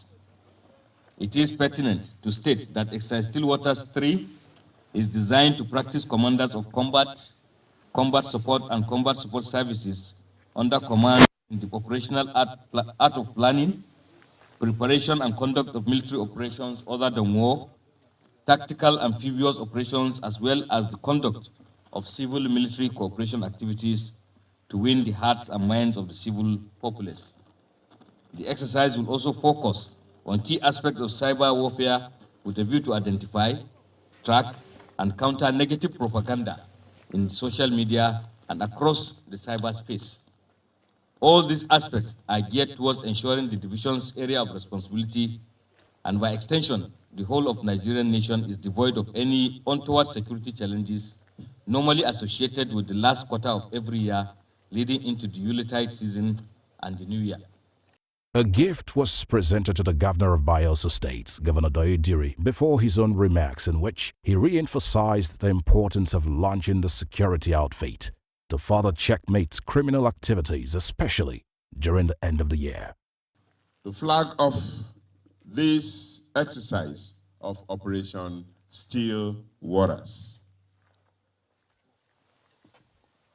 In our state, Bayelsa, and as we all know, we are now in a period we call the Ember Months, which usually attract increased criminal activities. It is therefore necessary to set in motion different strategies to checkmate the possible rise in crime and criminality within our state and its environs, especially as the Yuletide season draws close, and preparation, more importantly again, for the 2023 gubernatorial elections. Governor Diri commended the General Officer Commanding GOC for setting up the security outfit in countering security issues, saying his administration will support the brigade and other security agencies in the state. I therefore appreciate and recognize the enormous commitment and sacrifices of all our gallant security forces in the state, and collective efforts, no doubt, have been instrumental to the decrease in crime and criminality in our state and promoting unparalleled development of our dear state. As a government, we are pleased to observe that 16th Brigade Army, under the supervision of 6th Div, continued to be proactive in collaborating and partnering in the maintenance of security and public peace in the state of Bayelsa. I want to commend the General Officer, the Brigade Commander, officers and soldiers of the brigade for their commitment to duty and conducting this important military exercise, which covers the entire Bayelsa state. At Ward 12, Otakeme, in Ogbea local government area of Bayelsa State, after the prayer by Reverend Harcourt Edoni, Governor Doye Diri of Bayelsa State was welcomed on behalf of the king of the community, Chief Charles Paul. Professor Edmond Alison Oguru, former SSG of Bayelsa State, in the welcome remarks presented the urgent demands of the people of Ward 12, Otakeme community in Ogbea local government area of the state, promising on behalf of the whole community, made up of mainly PDP members, that they will troop out en masse to vote for Governor Diri on Saturday, 11th of November, 2023. This community has a master plan where roads will be constructed. During that period, we were only able to construct one. The secondary school, which again is community effort, called Owema Community Secondary School, was also upgraded to be a constituency secondary school at that time. Work commenced, but we have not quite concluded. This town hall that we are seated was again done by community effort several years ago. And you can see that it's dilapidated and needs something upgrade. Finally, sir, we also want to thank you for the appointment you have given to our sons and daughters. We would like to mention all of them. But we believe, like Oliver Twist, that when the victory is won, as it has already been won, we are sure that we'll have a better deal. Governor Doye Diri was blessed and offered the chieftaincy title of Otakeme community of Bayelsa State. The prosperity campaign train moved quickly to our Bobiri community, still in Ogbea local government area of Bayelsa State, where the governor commissioned the road newly constructed in the community. At the campaign ground, thousands of indigents of our Bobiri community in the Ogbea local government area of Bayelsa State trooped out amid singing and dancing to receive Governor Doye Diri and the Prosperity Campaign Team. The chairman of the Diri Lawrence Prosperity Campaign Team, Honorable Maitamai Obodo, gave the welcome remarks, thanking all of them for their unflinching support for Governor Doye Diri, while asking them to give him their votes again on the 11th of November 2023. Your Excellency, the gathering here indicates that Ogbea is a done deal. And for those of you who waited, so I know that coming from the brotherhood, I saw some people already leaving. God will bless you. God will crown all your efforts with success. You see, I am leading these campaigns because we have a phenomenal governor, one who is exceptionally good, a very good man in the saddle, the man who has brought peace to Bayelsa, the man who has redefined governance, the man who says, instead of violence, let peace prevail. Hundreds of DCMPs from the APC, the Labour Party and other political parties in Bayelsa State were formally received at the Diri campaign rally in Abobere community in Ogbea local government area of Bayelsa State. In his address, Governor Diri enumerated all the projects his administration has put in place in Abobere community, appealing to them to come out fully to vote him on Saturday, 11th of November 2023, so that he can continue his good works. Emenigi Bridge was almost collapsing. We not go change them. The road way from Onegbum to Otuake, and I don't see them. The road not cut into two. We are reconstructing that road again. We they do psychiatric hospital where they build for Ogbea town here. It's almost 99% completed.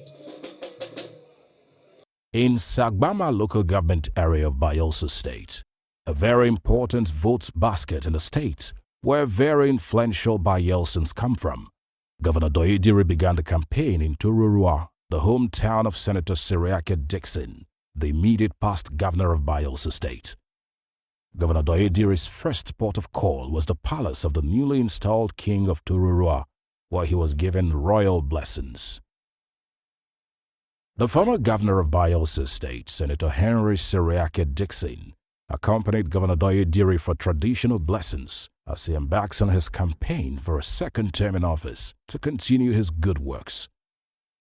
Before leaving Tororua in the Sagbama local government area of Bayelsa State, Governor Diri and his deputy, Senator Lawrence Erujakbo, were blessed by the king and conferred with the chieftaincy titles of Tororua and duly dressed in the regal robes of chiefs of the area. Governor Diri of Bayelsa State thanks the king for the very warm welcome he accorded him and the Prosperity Campaign team, praying that God will grant him the wisdom to lead the people of Tororua, as he also solicited the votes of the people of the community come November 11, 2023, to return him for a second term in office. We came here in 2019. We were blessed this way, and we went out. And because we were blessed, even though the manipulations were done, heavens heard the blessings, and heavens gave judgment.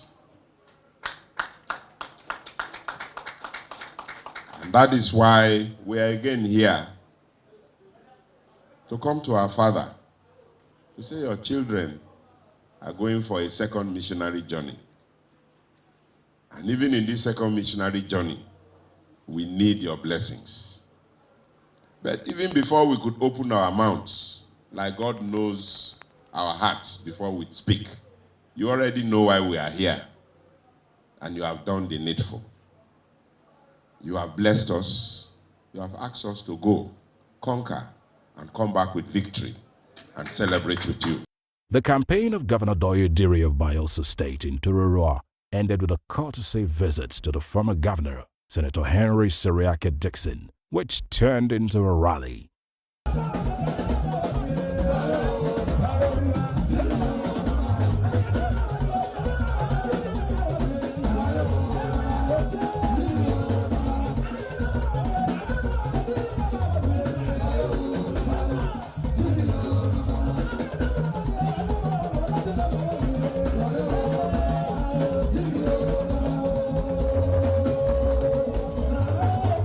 In his welcome remarks, Senator Siriake Dixon thanked the DG of the Diri campaign and all members of the Prosperity team for the success recorded so far.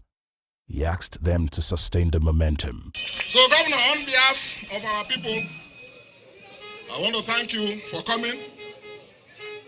I can see, when we see things, we feel the political barometer, and the temperature. I want to congratulate the DG and his team for doing a good job, for galvanizing the base of our party, and Your Excellency and your able running mate. I can see that the coast is clear.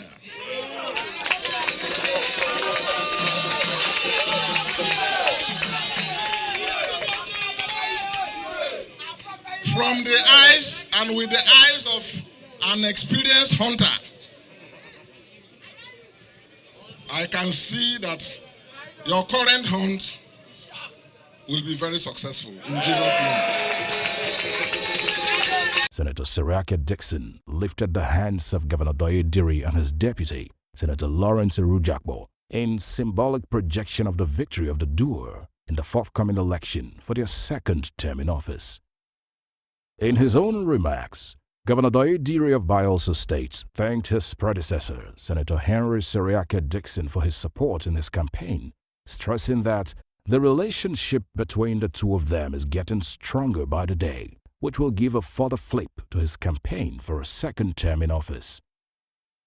A lot of people have called, Your Excellency, are you sure that your guy is still supporting you? I say, what made you think so? What made you think so? The kind of stories that they hear, let all those stories stay inside your pockets. Some, like he has said, you are doing this whole campaign, we have not seen him. I said, I am sure, beyond reasonable doubt, that he is with me.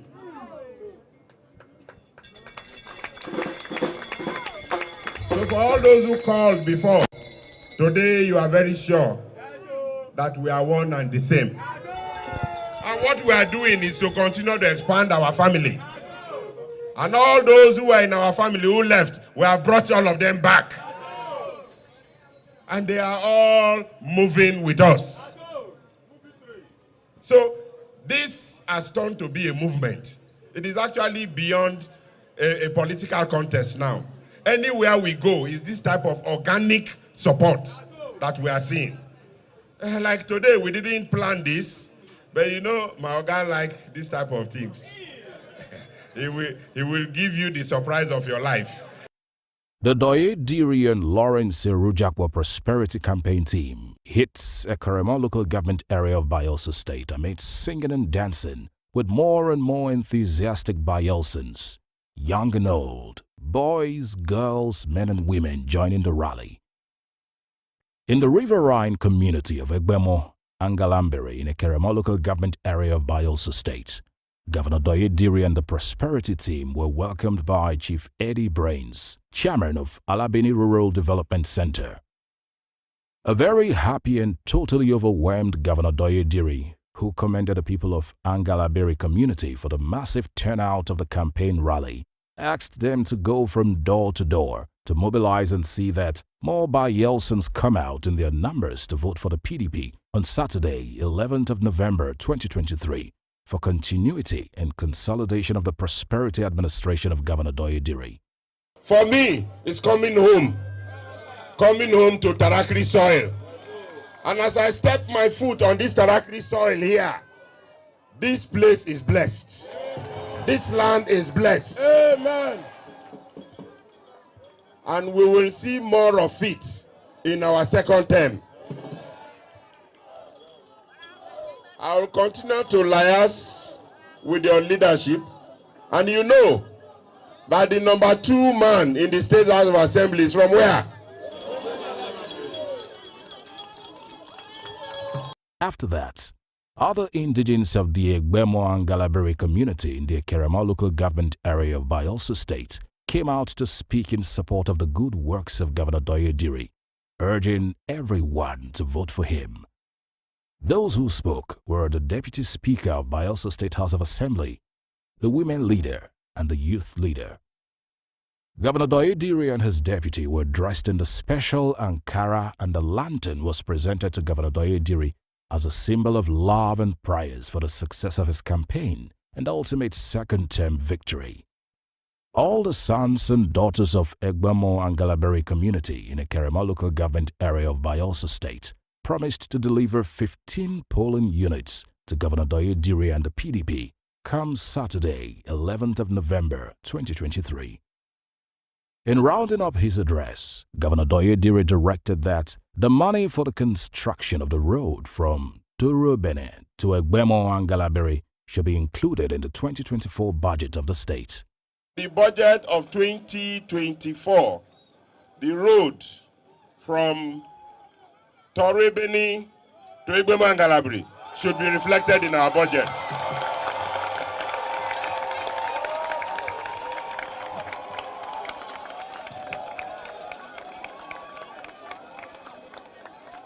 So that means that we will commence the construction of this road by 2024 budget.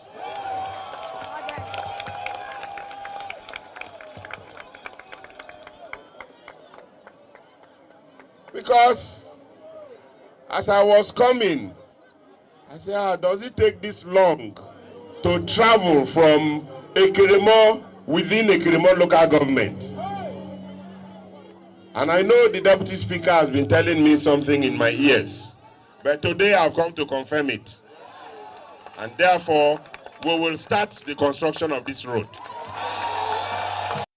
In Ogbotobo community in a Kerema local government area of Bayelsa State, Governor Doye Diri commissioned the jetty that was built by former Governor Senator Henry Seriake Dixon, promising to build a secondary and a primary school as well as staff quarters and good roads to properly link the community from one place to another. We are not developing only in Agua. We want to develop our rural areas. That is why we are constructing roads upon roads in all the 3 senatorial districts. And as we commission the Ekirimo Road, we want to start the road from Ekirimo to Age. And that means that this road will also get to Ogbotobo. So, thank you. I know you have been waiting here from morning till now. You have done so well. You have done so well. But even as we don't have any candidate, you know you will still come out and vote. You will come out to vote for which party? Thank you and God bless you all. The last community visited was Agoro community in a Kerema local government area of Bayelsa State, where different sons and daughters of the community came out to endorse Governor Doye Diri for a second term, asking all the people of the community to come out to vote massively for Governor Doye Diri. Governor Doye Diri promised to construct the Ekeremo Age Road to make for ease of business activities of the people. I greet Honora, Ado. Now, for us, the only thing I will promise you, one thing, every other thing we have been doing, even concrete road under my government, we don't do for Agoro. If we have time, we will go even commissioner, but we will not get time again. But the thing where Agoro and all these communities need most, now the road, when I don't promise, we don't carry the road, call it a Keremo, not so. Now for the day where we dey go commission that the Keremo Sakpama Road, that day we are going to do groundbreaking of the road from Ekirimo to Ake.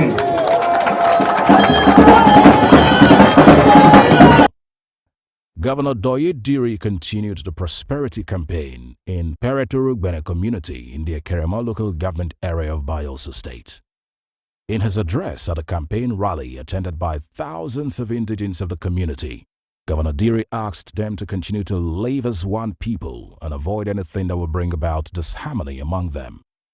Governor Diri promised to complete the pavilion he had started in the area, as well as the concrete road that will lead to Pereturugbene from Ekeremo to properly open up the area for business activities. I'm happy today that we have one Peretoro that is not divided. Exactly. The capacity governor. That peace has been restored in Peretoro. In fact, people call Peretoro Bene. From today, I'm removing the Bene. It will only be Peretoro.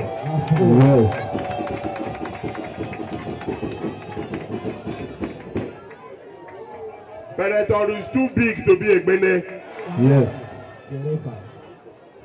Ado? Yes. Ado?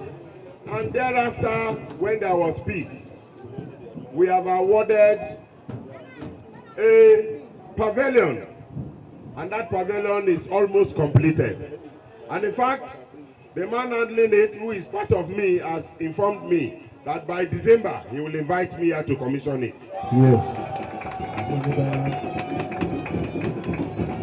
Governor Diri, whose mother is from a Kerema local government area of Bayelsa State, was given a royal welcome and dressed in the traditional wrapper of the people of the area. He was given a lantern that symbolizes victory in his forthcoming bid to return for a second term as governor of Bayelsa State. He urged the people of a Kerema local government area to come out in their numbers and vote for him and his deputy so that they will continue their good work. So you will still come out, whether it's contesting or not. You will still come out on that day, not so? Because you have to come and affirm us. You have to come and affirm me and my deputy. And like the campaign director said, you will not see my name. You will not see the name of the deputy. You will see the assistant. You will see the assistant. You will see the umbrella. So where will you vote? Where will you vote? Governor Diri then commissioned the newly built pavilion for the use of Ekeremo people. The Ekeremo rally was a mega rally attended by a very huge crowd of supporters of the PDP. The mega rally for Ekeremo local government area of Bayelsa State ended as the chairman of the PDP in Bayelsa State received many decompees from the APC.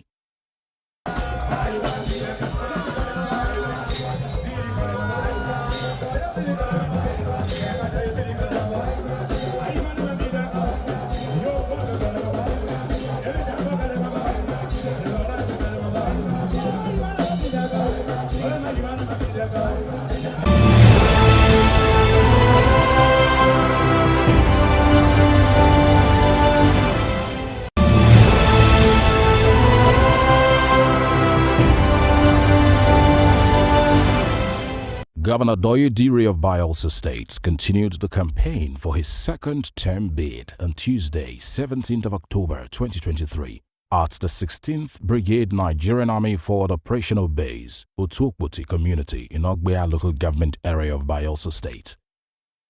Governor Doye Diri of Bayelsa State formally commissioned Operation Still Waters, a military security outfit to curb militancy, vandalization of oil pipelines, oil theft, kidnapping and general security of the waterways across the length and breadth of Bayelsa State. Briefing Governor Doye Diri further on the purpose of launching the Operation Still Waters exercise, Brigadier General S.Y. Yakasai, Commander 16th Brigade Nigerian Army, said the security outfit, which brings a new lease of life to the security architecture of the Niger Delta area, particularly Bayelsa State, has the full backing of the Chief of Army Staff, Lieutenant General Taoreed Lagbaja, and the Military High Command in the determined effort to address the rise of insecurity across the country. Your Excellency, the conduct of Stillwater, as directed by the Chief of Army Staff, is aimed at checkmating oil pipeline vandalism, illegal oil refining, kidnapping, cultism, piracy, militancy, and other sundry crimes in the state. These challenges are left to the deployment of military forces and other security agencies to stem the tide of crimes in the region. The exercise will also prepare troops of operations for Operation Safe Conduct during the forthcoming gubernatorial election in the state. Exercise Stillwaters also involves civil-military cooperation activities and will further enhance the troops' professional knowledge, capacity to conduct joint operations, and synergy to tackle common security challenges. The head of security agencies and law enforcement agencies in combating criminal in the state. This is in line with our Chief of Army Staff Command philosophy, which is to transform the Nigerian Army into a well-trained, equipped, and highly motivated force towards achieving our constitutional responsibility within a joint environment. Major Almakura, Operations Officer, 16th Brigade of the Nigerian Army, led the crack demonstration of the exercise. Permit me to acquaint you with some importance of these gunboats. Army gunboats or riverine warfare vessels serve several crucial purposes and offer various operational advantages to the Nigerian Army, which includes riverine and coastal operations. So these Army gunboats are designed to operate in riverine environments, coastal areas, and other shallow waters. They are instrumental in securing and patrolling these regions, which are often critical for operational actions. Next is force projection, sir. These gunboats allow the Army project power and influence in areas that may not be easily accessible by other means. They can quickly deploy and concentrate firepower where needed, even in regions with limited infrastructure. Major General Abdul Salam, General Officer commanding 6th Division of the Nigerian Army and Land Component Commander, also gave remarks. Your Excellency, distinguished invited guests, the Brigade Port Operating Base is the staging area for this exercise where forces will be projected for various operations both on land and waterways. It is pertinent to state that Exercise Stillwaters 3 is designed to practice commanders of combat support and combat support services under command in the operational art of planning, preparation and conduct of military operations other than war, tactical amphibious operations, as well as the conduct of civil-military cooperation activities to win the hearts and minds of the civil populace. The exercise will also focus on key aspects of cyber warfare with a view to identify, track, and counter negative propaganda in social media and across the cyberspace. All these aspects are geared towards ensuring the division's area of responsibility, and by extension, the whole of Nigerian nation is devoid of any untoward security challenges normally associated with the last quarter of every year leading into the Yuletide season and the New Year. A gift was presented to the Governor of Bayelsa State, Governor Diri, before his own remarks, in which he re-emphasized the importance of launching the security outfit to further checkmate criminal activities, especially during the end of the year. To flag off this exercise of Operation Still Waters in our state, Bayelsa, and as we all know, we are now in a period we call the Ember Months, which usually attract increased criminal activities. It is therefore necessary to set in motion different strategies to checkmate the possible rise in crime and criminality within our state and its environs, especially as the Yuletide season draws close, and preparation, more importantly again, for the 2023 gubernatorial elections.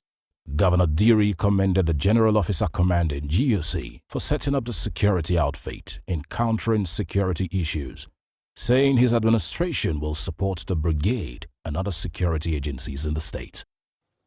I therefore appreciate and recognize the enormous commitment and sacrifices of all our gallant security forces in the state, and collective efforts, no doubt, have been instrumental to the decrease in crime and criminality in our state and promoting unparalleled development of our dear state. As a government, we are pleased to observe that 16th Brigade Army, under the supervision of 6th Div, continued to be proactive in collaborating and partnering in the maintenance of security and public peace in the state of Bayelsa. I want to commend the General Officer the brigade commander, officers and soldiers of the brigade for their commitment to duty and conducting this important military exercise, which covers the entire Bayelsa state. At Ward 12, Otakeme, in Ogbea local government area of Bayelsa State. After the prayer by Reverend Harcourt Edoni, Governor Doye Diri of Bayelsa State was welcomed on behalf of the king of the community, Chief Charles Spoil. Professor Edmond Alison Oguru, former SSG of Bayelsa State, in the welcome remarks presented the urgent demands of the people of Ward 12, Otakeme community in Ogbea local government area of the state, promising on behalf of the whole community, made up of mainly PDP members, that they will troop out en masse to vote for Governor Diri on Saturday, 11th of November, 2023. This community has a master plan where roads will be constructed. During that period, we were only able to construct one. The secondary school, which again is community effort, called Owema Community Secondary School, was also upgraded to be a constituency secondary school at that time. Work commenced, but we have not quite concluded. This town hall that we are seated was again done by community effort several years ago. And you can see that it's dilapidated and needs something upgrade. Finally, sir, we also want to thank you for the appointment you have given to our sons and daughters. We would like to mention all of them. But we believe, like Oliver Twist, that when the victory is won, as it has already been won, we are sure that we'll have a better deal. Governor Doye Diri was blessed and offered the chieftaincy title of Otakeme community of Bayelsa State. The prosperity campaign train moved quickly to Abobiri community, still in Ogbea local government area of Bayelsa State, where the governor commissioned the road newly constructed in the community. At the campaign ground, thousands of indigents of Abobiri community in the Ogbea local government area of Bayelsa State trooped out amid singing and dancing to receive Governor Doye Diri and the prosperity campaign team. The chairman of the Diri Lawrence Prosperity Campaign Team, Honorable Maitamai Obodo, gave the welcome remarks, thanking all of them for their unflinching support for Governor Doye Diri, while asking them to give him their votes again on the 11th of November 2023. Your Excellency, the gathering here indicates that Ogbea is a done deal. And for those of you who waited, so I know that coming from the Brotherhood, I saw some people already leaving. God will bless you. God will crown all your efforts with success. You see, I am leading these campaigns because we have a phenomenal governor. One who is exceptionally good. A very good man in the saddle. The man who has brought peace to Bayelsa. The man who has redefined governance. The man who says, instead of violence, let peace prevail. Hundreds of DCMPs from the APC, the Labour Party and other political parties in Bayelsa State were formally received at the Diri campaign rally in Abobiri community in Ogbea local government area of Bayelsa State. In his address, Governor Doye Diri enumerated all the projects his administration has put in place in Abobiri community, appealing to them to come out fully to vote him on Saturday, 11th of November 2023, so that he can continue his good works. The Meningi Bridge was almost collapsing. We not go change them. The road way from Onwegbum to Otuake, and I don't see them. The road not cut into two.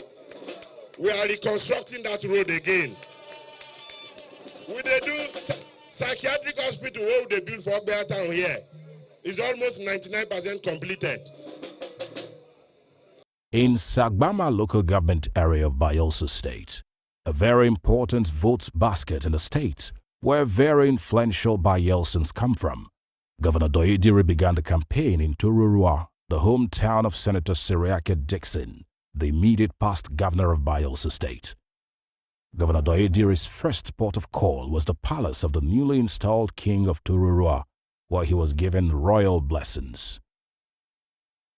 The former governor of Bayelsa State, Senator Henry Seriake Dixon, accompanied Governor Doyedire for traditional blessings as he embarks on his campaign for a second term in office to continue his good works.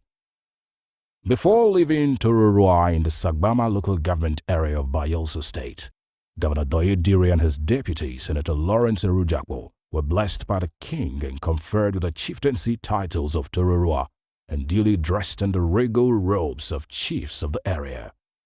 Governor Doyedire of Bayelsa State thanks the king for the very warm welcome he accorded him and the Prosperity Campaign team, praying that God will grant him the wisdom to lead the people of Tororua, as he also solicited the votes of the people of the community come November 11, 2023, to return him for a second term in office. We came here in 2019. We were blessed this way, and we went out. And because we were blessed, even though the manipulations were done, heavens heard the blessings, and heavens gave judgment. And that is why we are again here to come to our Father to say your children are going for a second missionary journey. And even in this second missionary journey, we need your blessings. But even before we could open our mouths, like God knows our hearts before we speak, you already know why we are here, and you have done the needful. You have blessed us. You have asked us to go, conquer, and come back with victory and celebrate with you. The campaign of Governor Doyedire of Bayelsa State in Tororua ended with a courtesy visit to the former governor, Senator Henry Seriake Dixon, which turned into a rally.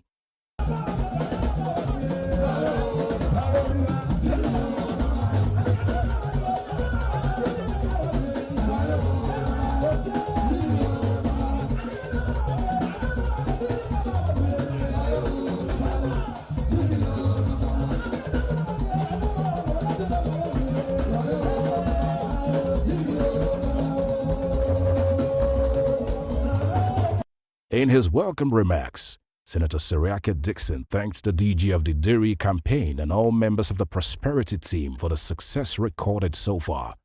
He asked them to sustain the momentum. So, Governor, on behalf of our people, I want to thank you for coming. I can see, when we see things, we feel the political barometer and the temperature. I want to congratulate the DG and his team for doing a good job, for galvanizing the base of our party, and Your Excellency and your able running mate. I can see that the coast is clear.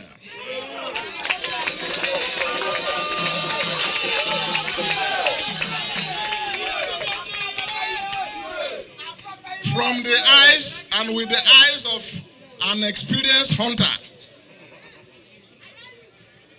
I can see that your current hunt will be very successful in Jesus' name.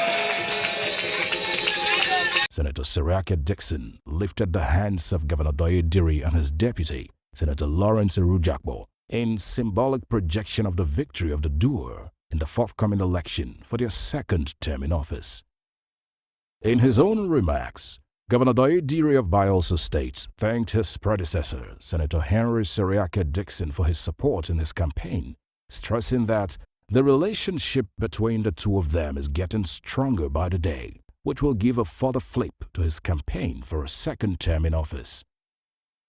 A lot of people have called, Your Excellency, are you sure that your guy is still supporting you?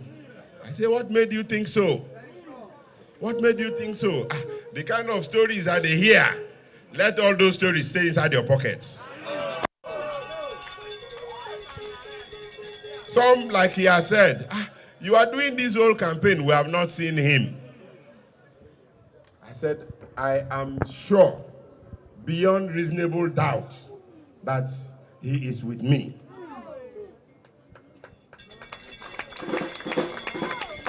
So for all those who called before, today you are very sure that we are one and the same. And what we are doing is to continue to expand our family. And all those who are in our family who left, we have brought all of them back. And they are all moving with us. So this has turned to be a movement. It is actually beyond a political contest now. Anywhere we go is this type of organic support that we are seeing. Like today, we didn't plan this, but you know, my guy like this type of things. He will give you the surprise of your life. The Doye Diri and Lawrence Rujakwa Prosperity Campaign team hits a Karema local government area of Bayelsa State amid singing and dancing with more and more enthusiastic Bayelsans, young and old, boys, girls, men and women joining the rally. In the riverine community of Egbemo, Angalambere in a Karema local government area of Bayelsa State, Governor Doye Diri and the Prosperity team were welcomed by Chief Eddie Brains, chairman of Alabini Rural Development Center. A very happy and totally overwhelmed Governor Doye Diri, who commended the people of Angalambere community for the massive turnout of the campaign rally, asked them to go from door to mobilize and see that more Bayelsans come out in their numbers to vote for the PDP on Saturday, 11th of November 2023. For continuity and consolidation of the prosperity administration of Governor Doye Diri. For me, it's coming home to Tarakri soil.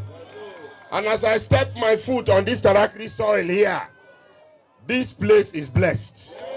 This land is blessed. Amen. And we will see more of it in our second term.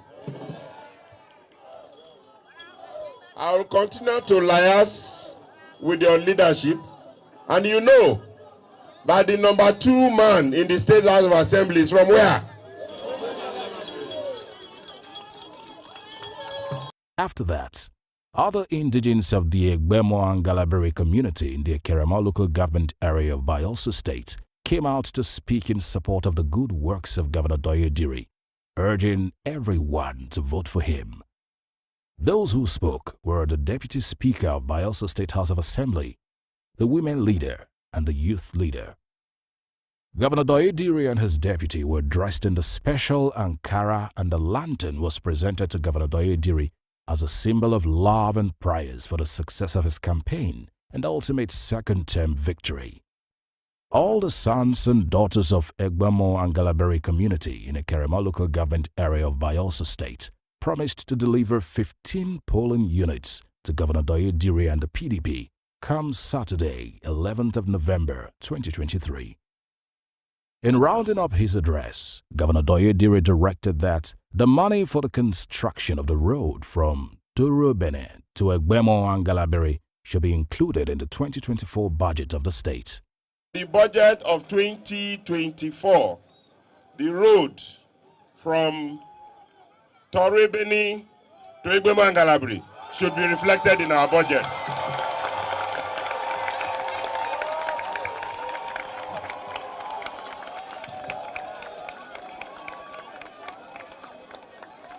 So that means that we will commence the construction of this road by 2024 budget.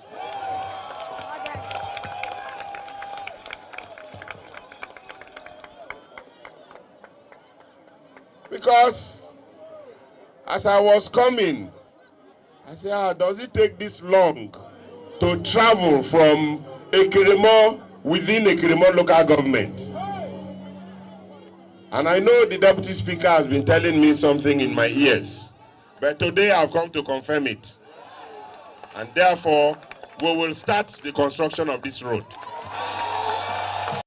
In Ogbotobo community in Ekerema local government area of Bayelsa State, Governor Doyediri commissioned the jetty that was built by former Governor Senator Henry Seriake Dixon, promising to build a secondary and a primary school as well as staff quarters and good roads to properly link the community from one place to another. We are not developing only in Agua. We want to develop our rural areas. That is why we are constructing roads upon roads in all the 3 senatorial districts. And as we commission the Ekerema Road, we want to start the road from Ekerema to Agay. And that means that this road will also get to Ogbotobo. So, thank you. I know you have been waiting here from morning till now. You have done so well. You have done so well. But even as we don't have any candidate, you know you will still come out and vote. You will come out to vote for which party? Thank you and God bless you all.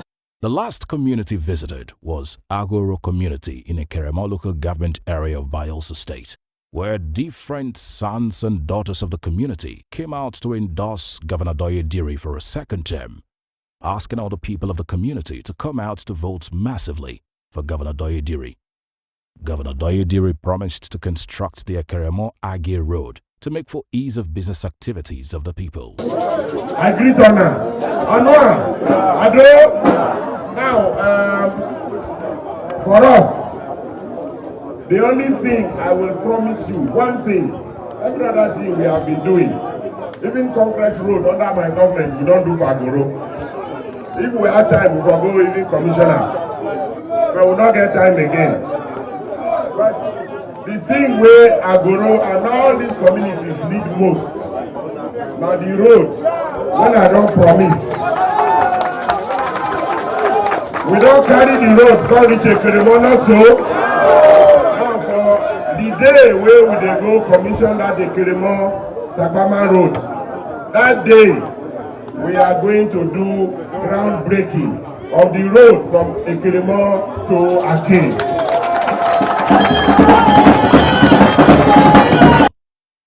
Governor Doyediri continued the prosperity campaign in Pereto-Rugbene community in the Ekerema local government area of Bayelsa State. In his address at a campaign rally attended by thousands of indigents of the community, Governor Diri asked them to continue to live as one people and avoid anything that will bring about disharmony among them. Governor Diri promised to complete the pavilion he had started in the area, as well as the concrete road that will lead to Pereto-Rugbene from Ekerema to properly open up the area for business activities. I'm happy today that we have one Peretoro that is not divided. Exactly. The capacity governor. That peace has been restored in Peretoro. In fact, people call Peretoro Bene. From today, I'm removing the Bene. It will only be Peretoro.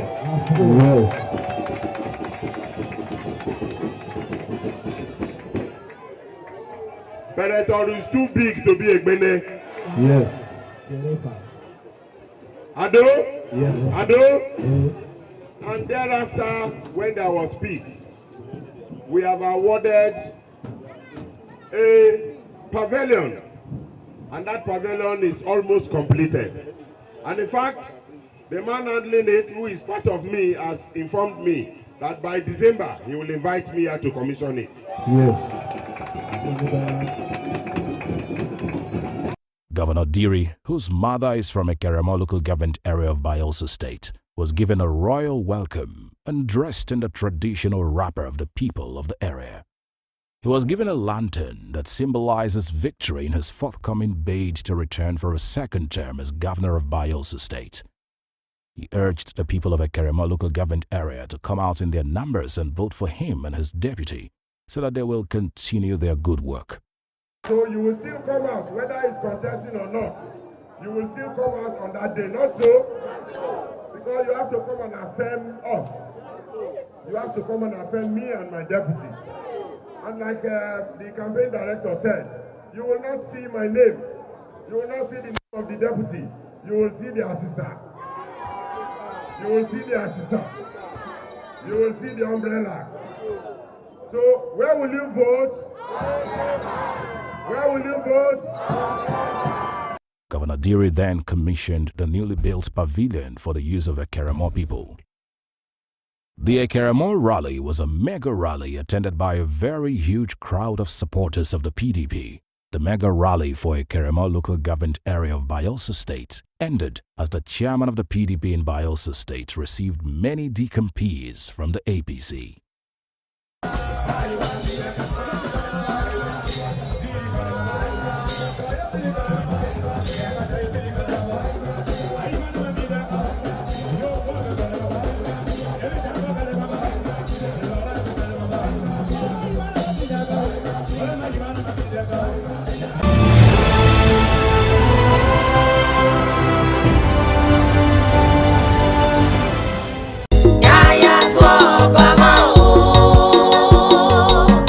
Omonobane do ukwa polo Ewa the second, the Opera of Benin, Umogun, on this momentous occasion of the 7th anniversary of your coronation as the 40th Oba of the ancient Benin Kingdom, and on your birthday anniversary, I join millions of your other subjects worldwide, along with family, friends, and your numerous well-wishers in celebrating you and your remarkable reign on the throne of your fathers. We're grateful to God Almighty for His abundant blessings upon you and indeed the Benin Kingdom. And as we join you in celebrating this significant milestone, I pray that your reign will be long and prosperous, and that you will continue to lead us with exemplary dignity, grace, and sagacity. Oba Atokbe Ise, signed Olumide Osaigbovo Akpata.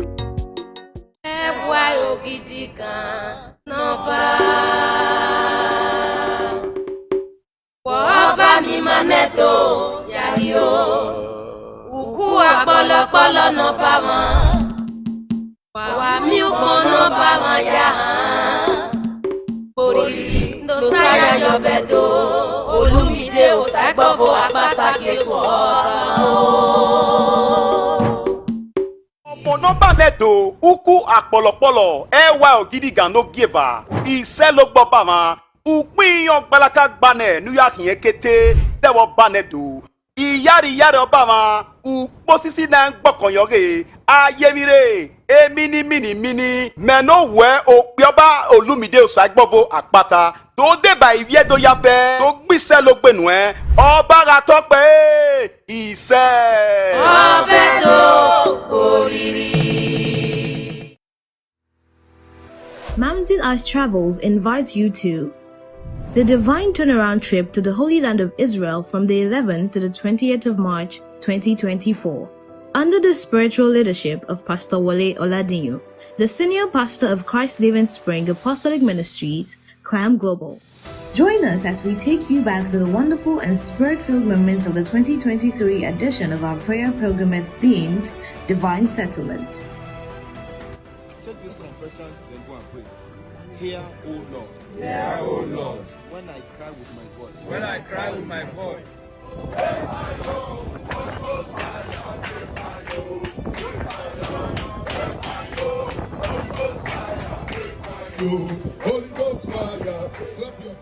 We were truly blessed by God and we had a wonderful time.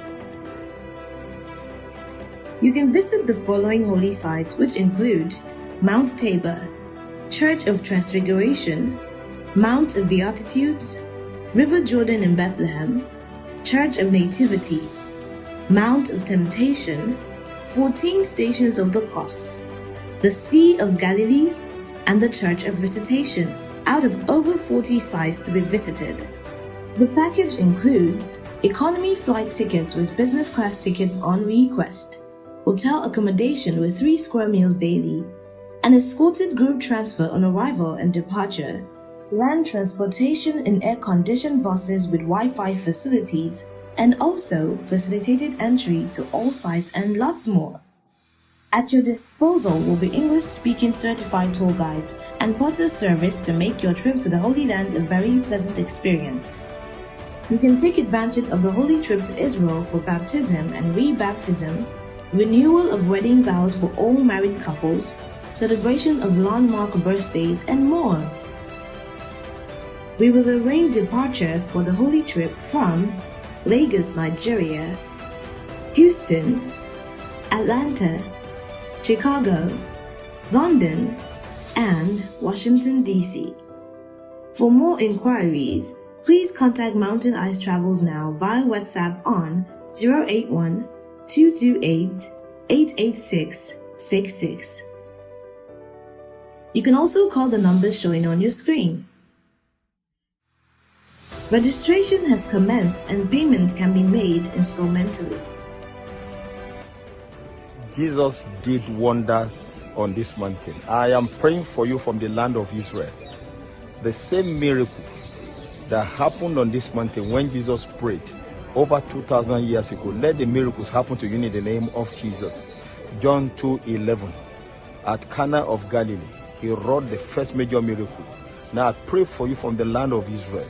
Let a major miracle happen in your life in the name of Jesus. God is going to surprise you in the name of Jesus. Let every blessing from this land of Israel be yours in the name of Jesus. Come and experience a divine turnaround.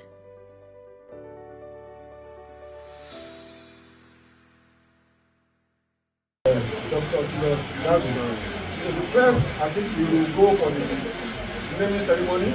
We have the names of those that we want to take African, we want to adopt African names. So the naming ceremony. And a quarter in Badagry has been so magnanimous to wanting to present to the Akran of Badagry the total for the naming ceremony.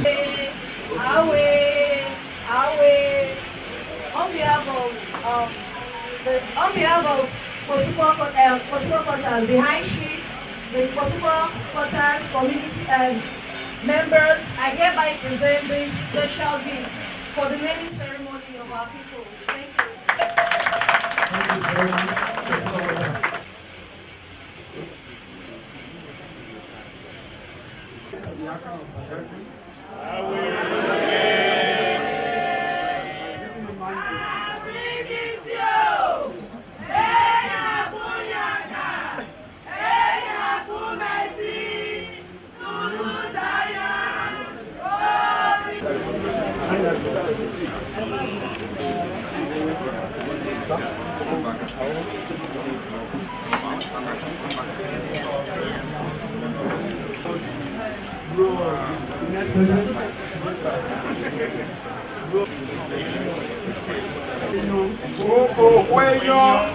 Everybody pronounce that. Home is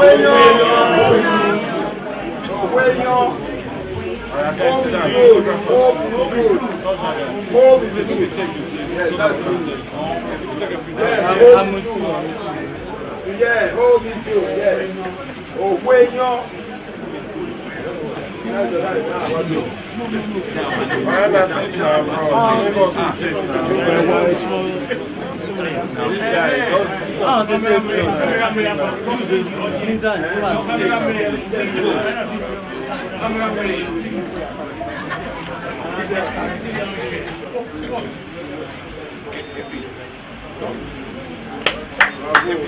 Yeah, go ahead.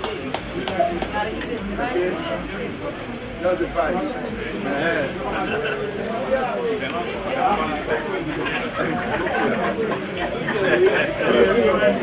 Away on.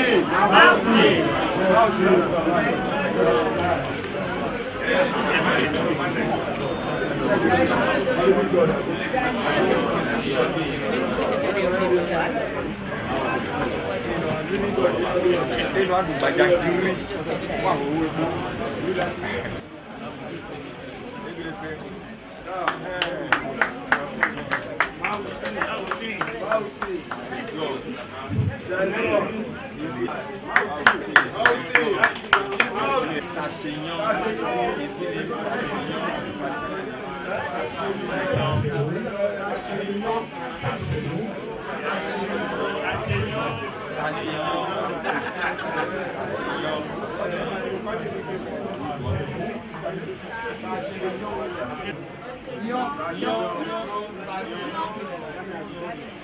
destiny is good. My destiny is good.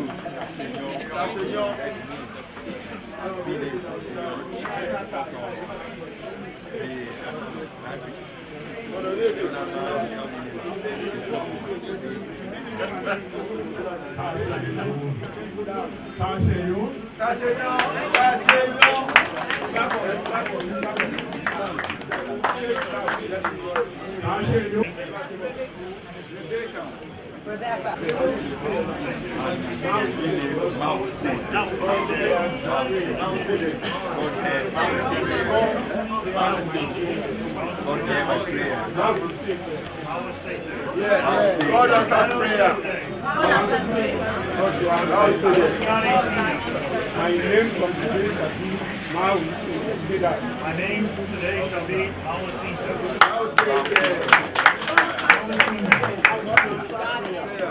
God answers prayer.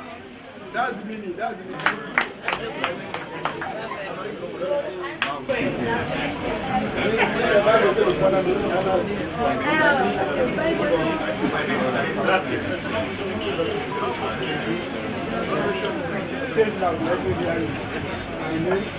My name is Mawusi.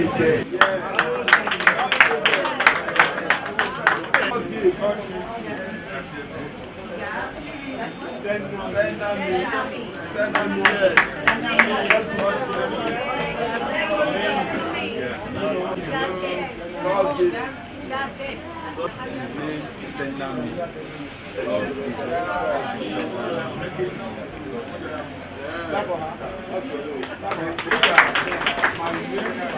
My name shall be and be called Senami. And this name, nobody can do without the name. Jijobo. Say that. The name is Jijobo.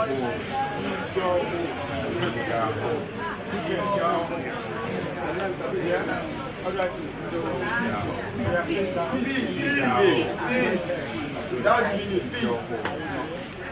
Peace. That's the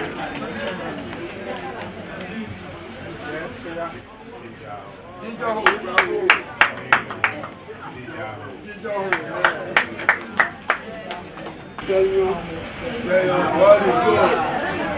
God is good. God is good.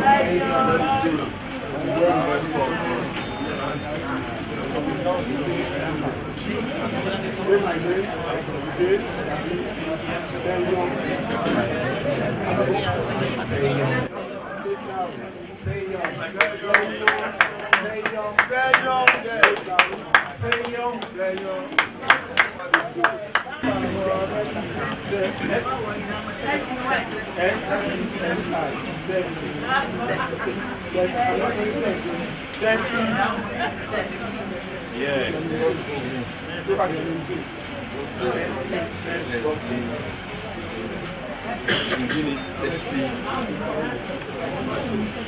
My name is Ceci. Say that.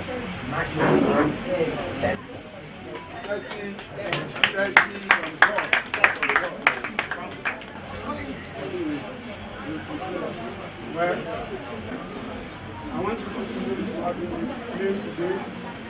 You stand up and let us sing the Bible. Back of about 3 times and say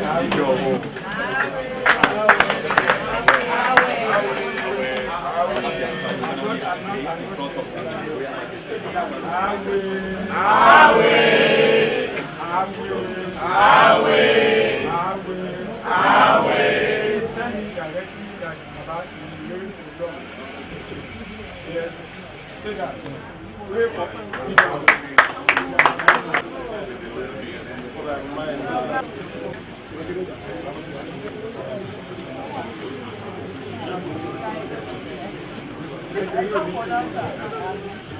Tumba, Deji Oshibogu, all our forefathers.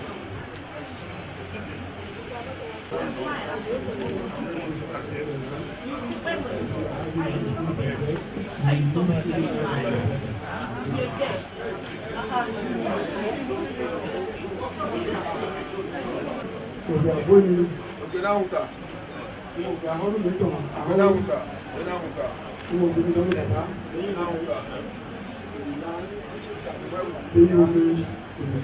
I greet every one of you and all people seated here. I even appreciate our mama, in the particular mother, in the funeral. Happy birthday, shall be well. Amen. So our microphone is so what is best. When we pray for you, it will be so. That's why I say, it shall be well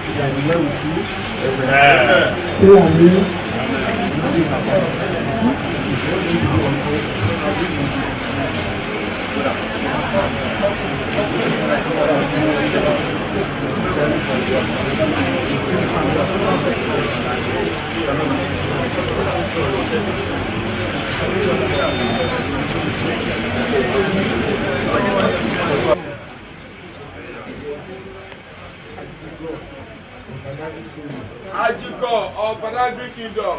Ajigo of Badagry Kingdom. Ajigo of Badagry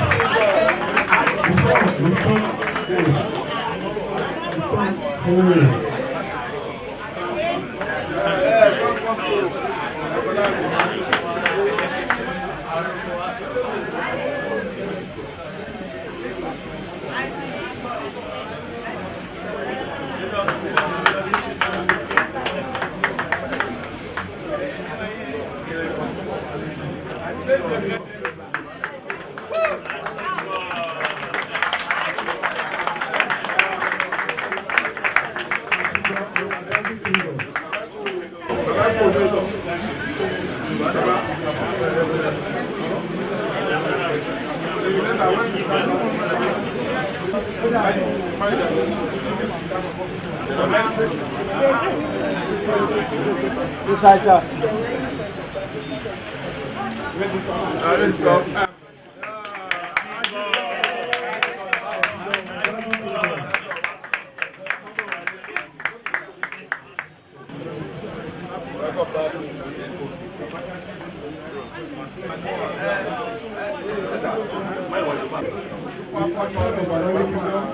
And the entire people of Badagry, Chief Ajigo of Badagry Kingdom.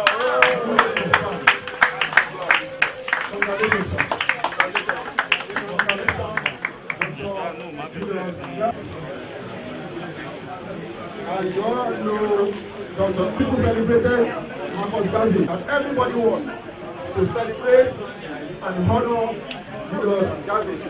It is historic, and also to request, because we have been requesting that we want the remains of Marcus Garvey to be reburied here in Badagry.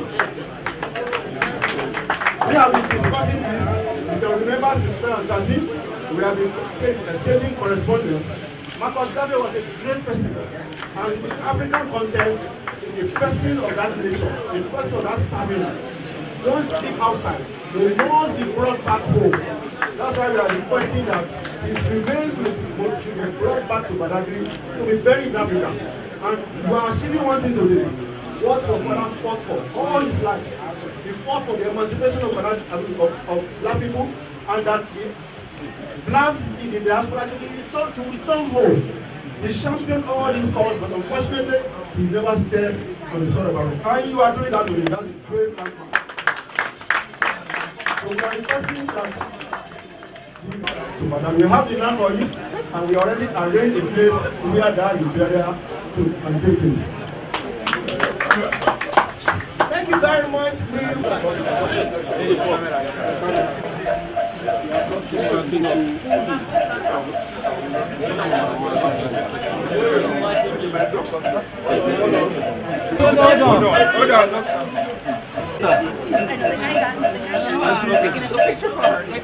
No, Madam Erica Bennett, just one thing. Madam Erica, have you seen in your delegation? As has been said, you know, my father never set foot in Africa, but I've been fortunate to be in Africa quite frequently, here in Badagry for the first time. And, you know, one of my father's sayings was that a people without the knowledge of their past history, traditions, and culture is like a tree without roots. Well, I feel today that I'm rooted here.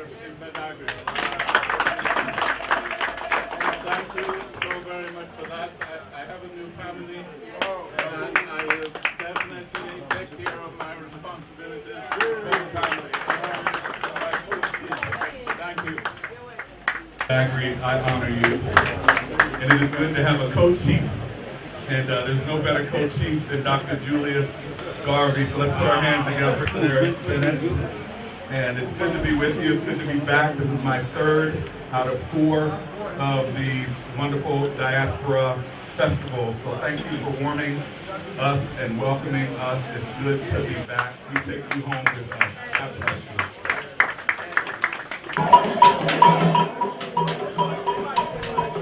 Double chief.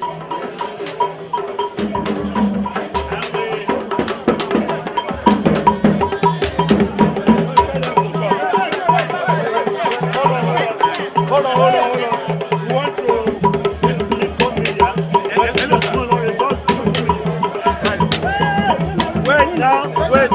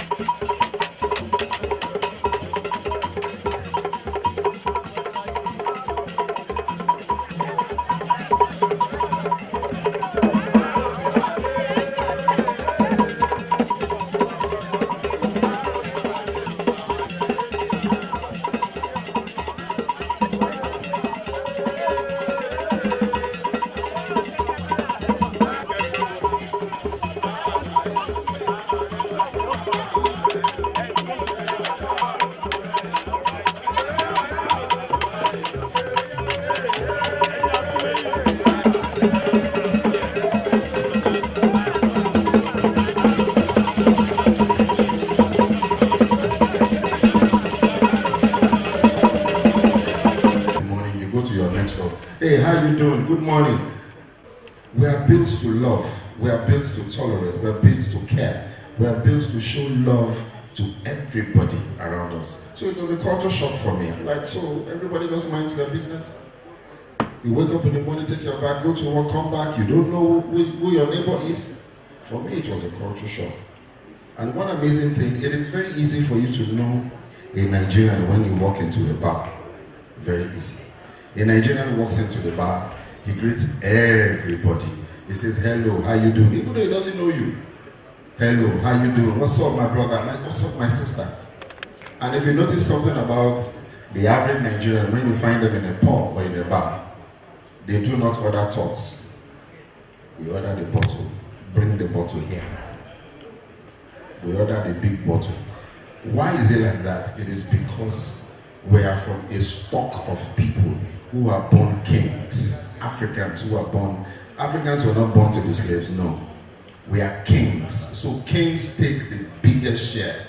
We take the lion's share. So we walk into a bar, we ask you, bring the bottle here.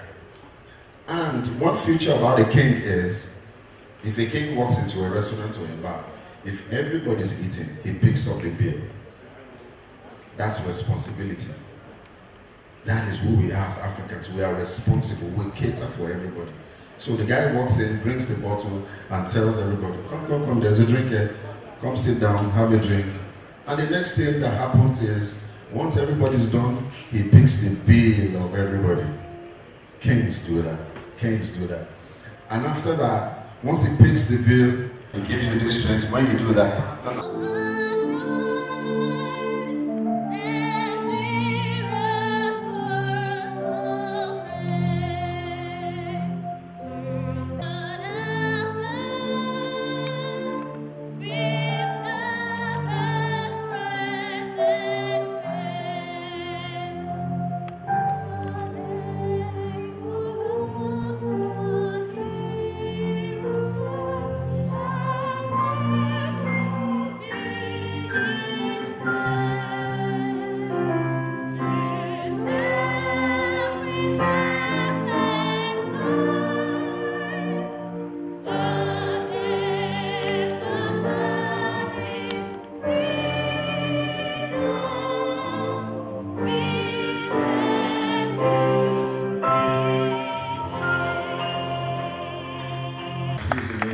himself, a veteran himself, distinguished ladies and gentlemen, keep clapping for Professor Shola Fosudo as it comes out. Keep clapping, don't stop clapping, don't stop clapping. We don't have the old age. The coordinator of the program already warned to me that everything should be within a specific time, just 1 hour. And time is, heavy day for all of you. I just want to appreciate the coordinator of this for this great event. We are just here to entertain you at the Badagry Theatre. And I want to believe that whatever we're going to be presenting, you find them interesting and memorable. Thank you. Welcome to Nigeria. To the podium, none other person than the chairman need to come herself, the coordinator, fourth door of return.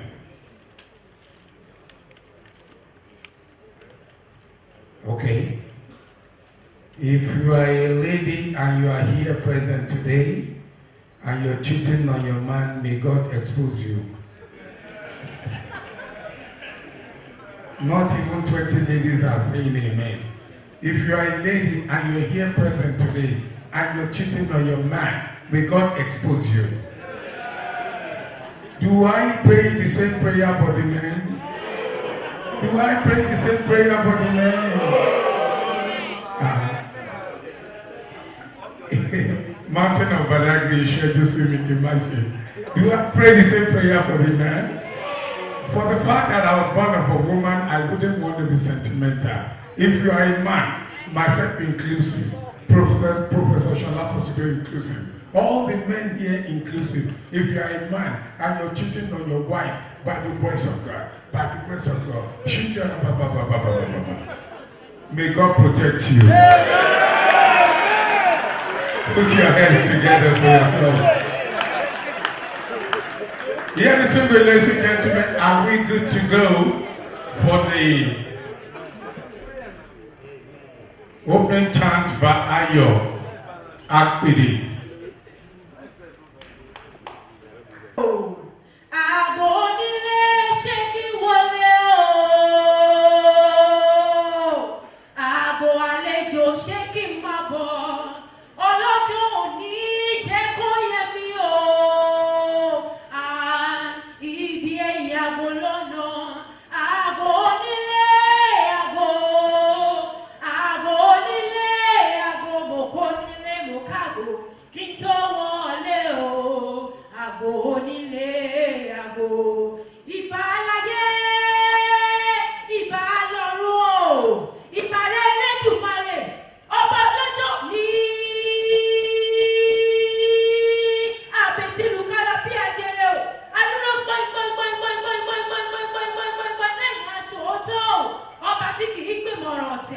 Ṣé kó lórí rẹ̀ ni wá?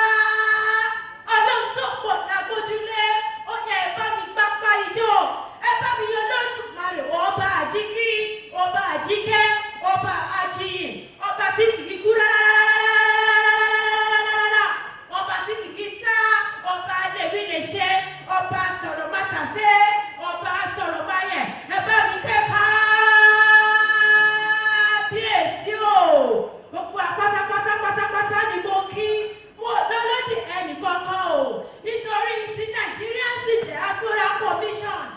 àti ti African Renaissance Foundation gbogbo yín pátápátá ni mo kí sẹ́ ṣe bí torí ti first now of return la ṣe wà níkàlẹ̀ lọ́jọ́ tòní Elédùà jẹ́ ká dọ́jọ́ ọjọ́ pé ó ń kádóṣù oṣù kò ọba tó ní ká máa bẹ a sì ń bẹ ó ní kẹ́ mọ̀ ṣe bẹ́bẹ́ ẹ sì ń ṣe bẹ́bẹ́ torí ẹ ó máa bẹ ọ̀bẹ ní bẹ́sù àtẹ́lẹsẹ̀ àbẹ̀nà ẹ̀yin ti dé lọ́wọ́ yìí ẹ káàbọ̀ ẹ káàbọ̀ ẹ káàbọ̀ ó dá mi lójú wípé dáadáa lẹ dé nítorí ọkọ̀ bàálù òjẹ̀pọ̀ ẹni bá ní ẹ bá wà dé òun lẹ ní dé bá nítorí ilé ìlàbọ̀ ìsinmi oko mo ní ilé ìlàbọ̀ ìsinmi oko àjò òsì tàbí ilé àjò òsì tàbí ilé bàbá ràjò títí àdarí wálé ni o láṣẹ Èdùmàrè mo wá gbà á ládàá wípé ẹ ó kéré okòdélé ẹ ṣàmì kẹgbẹ́ tó àdúrà mi.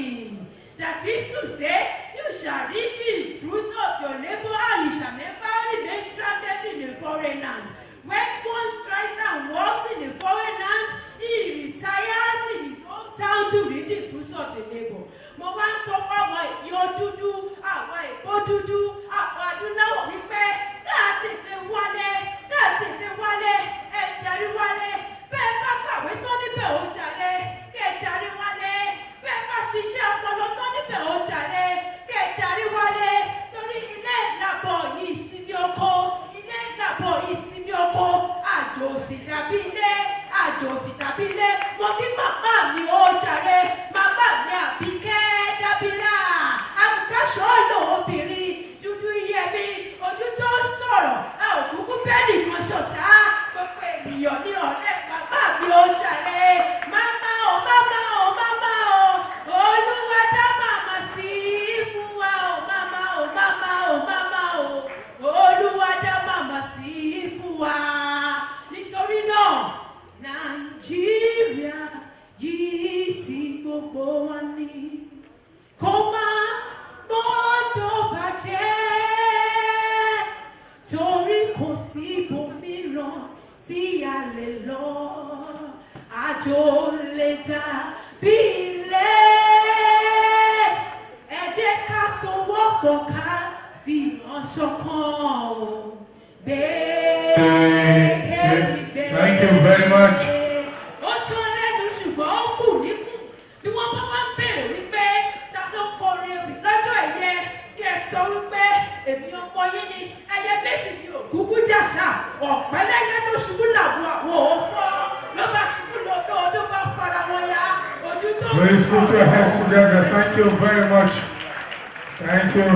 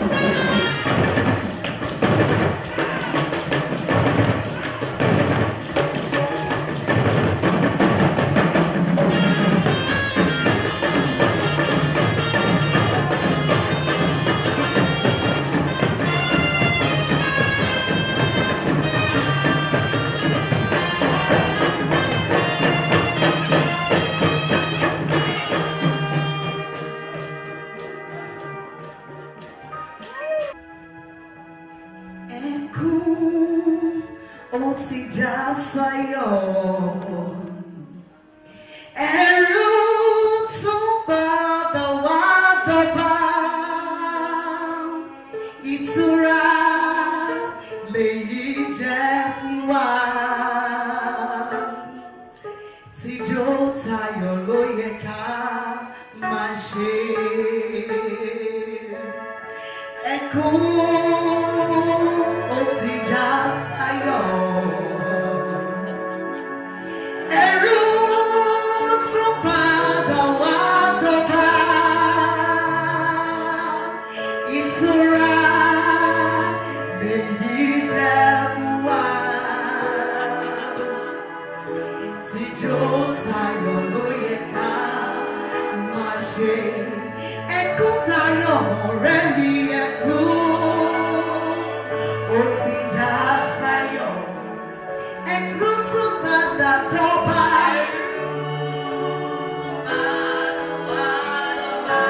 Ìtura lèyí jẹ́ fún wa. Tíjó tayọ̀ ló yẹ ká máa ṣe.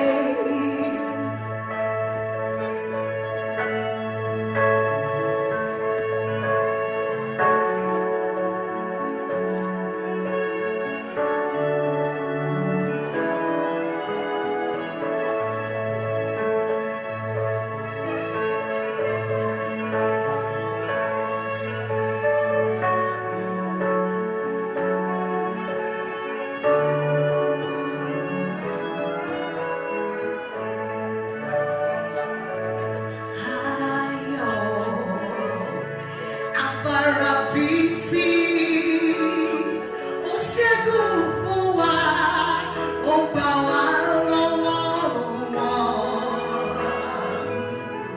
Ìtura lèyí jẹ́ fún wa o.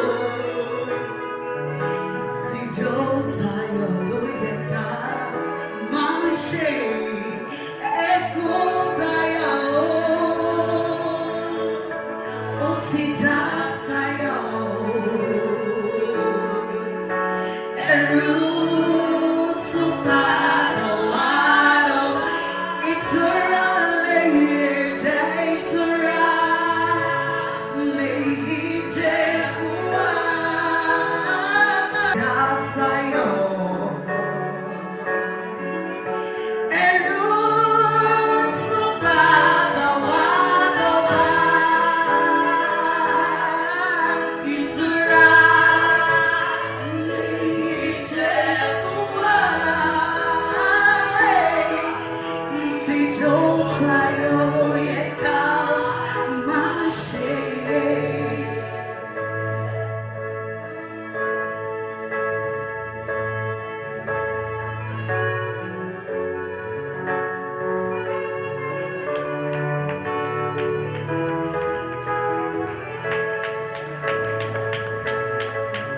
Orílẹ̀-èdè adúláwọ̀ ẹ bá wa jó.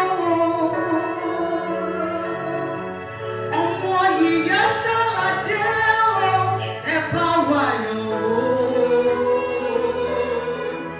Àwa tá a ti ṣẹ̀rù tẹ́lẹ̀, àwa jọba lórí òbí. Akórèdé, akórèdé, akórèdé lórúkọ. Ẹkún ó ti já sáyọ̀. Ẹ̀rù padà dọ̀bà. Ẹ̀rù tún padà wá dọ̀bà. Ìtura lèyí jẹ́, ìtura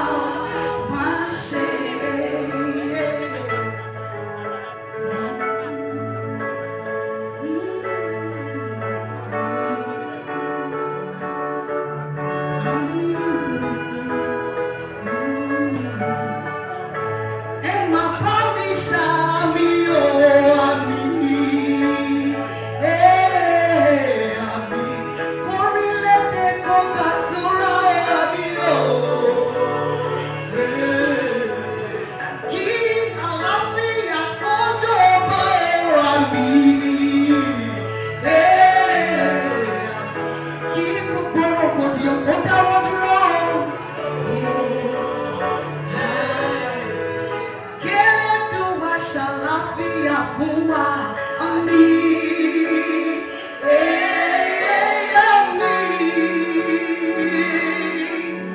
àmì o àmì. Yeah. 1960. Yeah. I led the choir. You know, for the country's independence. When Sonny Ade traveled out for the first time in 1972, I was 50 years old then. Sir? When he traveled out in 1972. On that note, ladies and gentlemen, please welcome for another solo dance. Ijo Tayo. Ijo.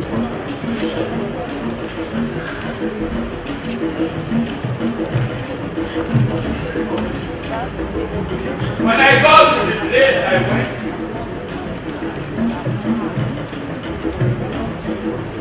I met diverse culture.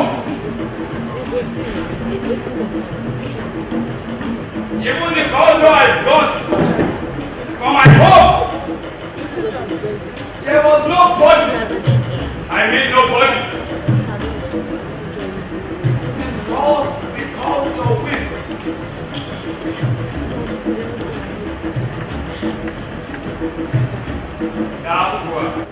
The diaspora is a river where we all swim.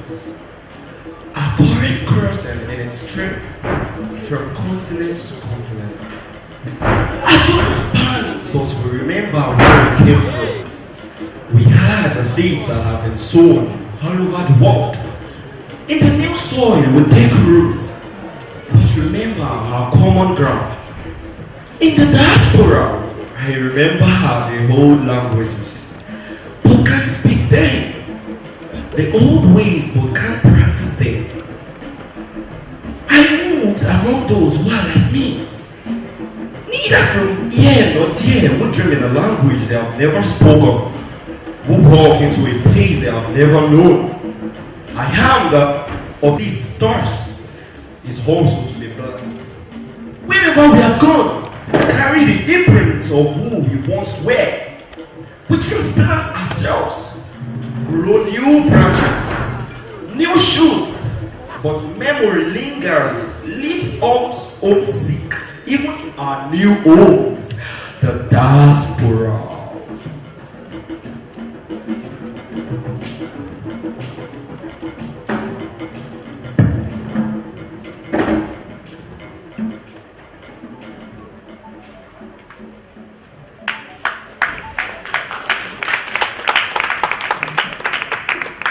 I am coming from Moon, Nantes. Mother Moon, they call her.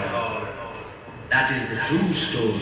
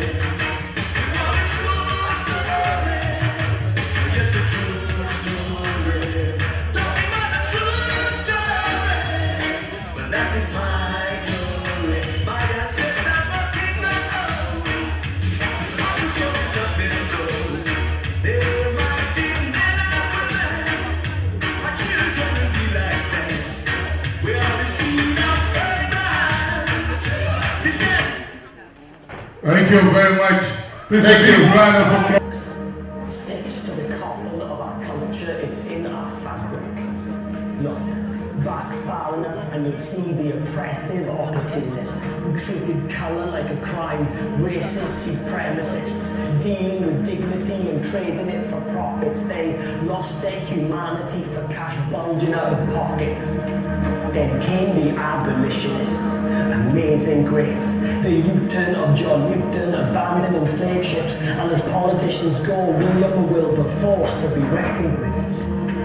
Then there's the black slaves, the rebelers, the risk-taking railroad conductors like Harriet Tubman, who found freedom from her chains, then led 70 other slaves to freedom. Good thing slavery's past tense, right?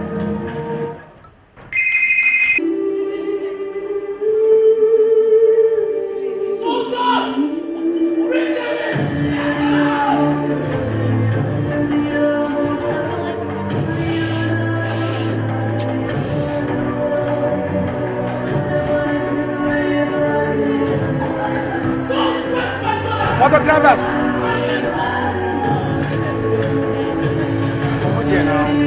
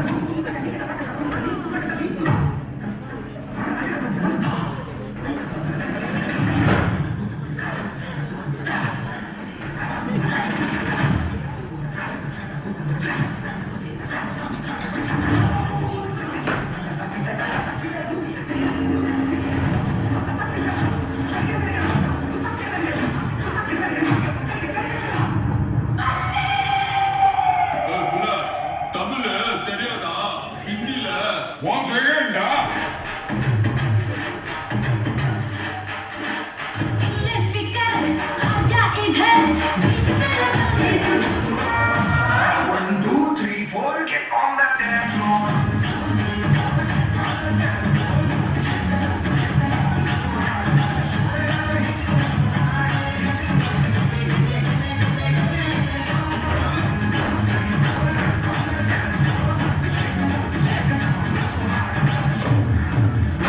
Let's get to the real thing.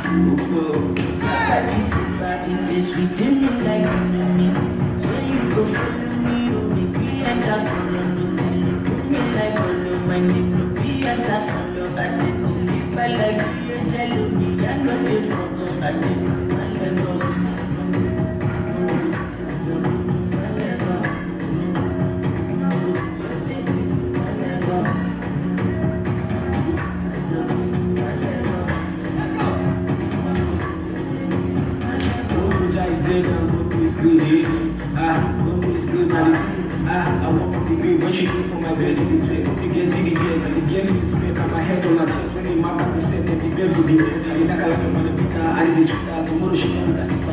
Let's pray. ID hustle lagay ang focus. Job life na din shortcut. Kamani baras to din mo. Dikit tagiran na ID hustle lagay ang focus. Job life na din shortcut. Kamani baras to din mo. Dikit tagiran na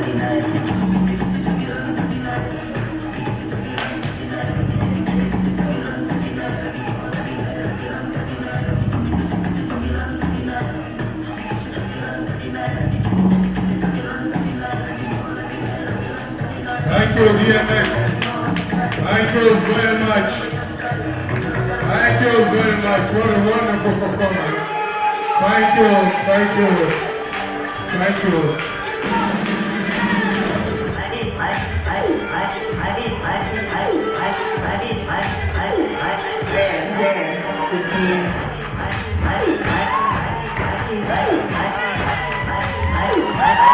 Thank you very much. Thank you.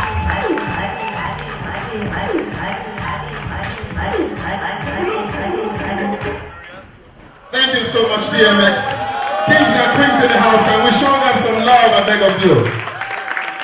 Without much ado, allow me to invite for a cultural display.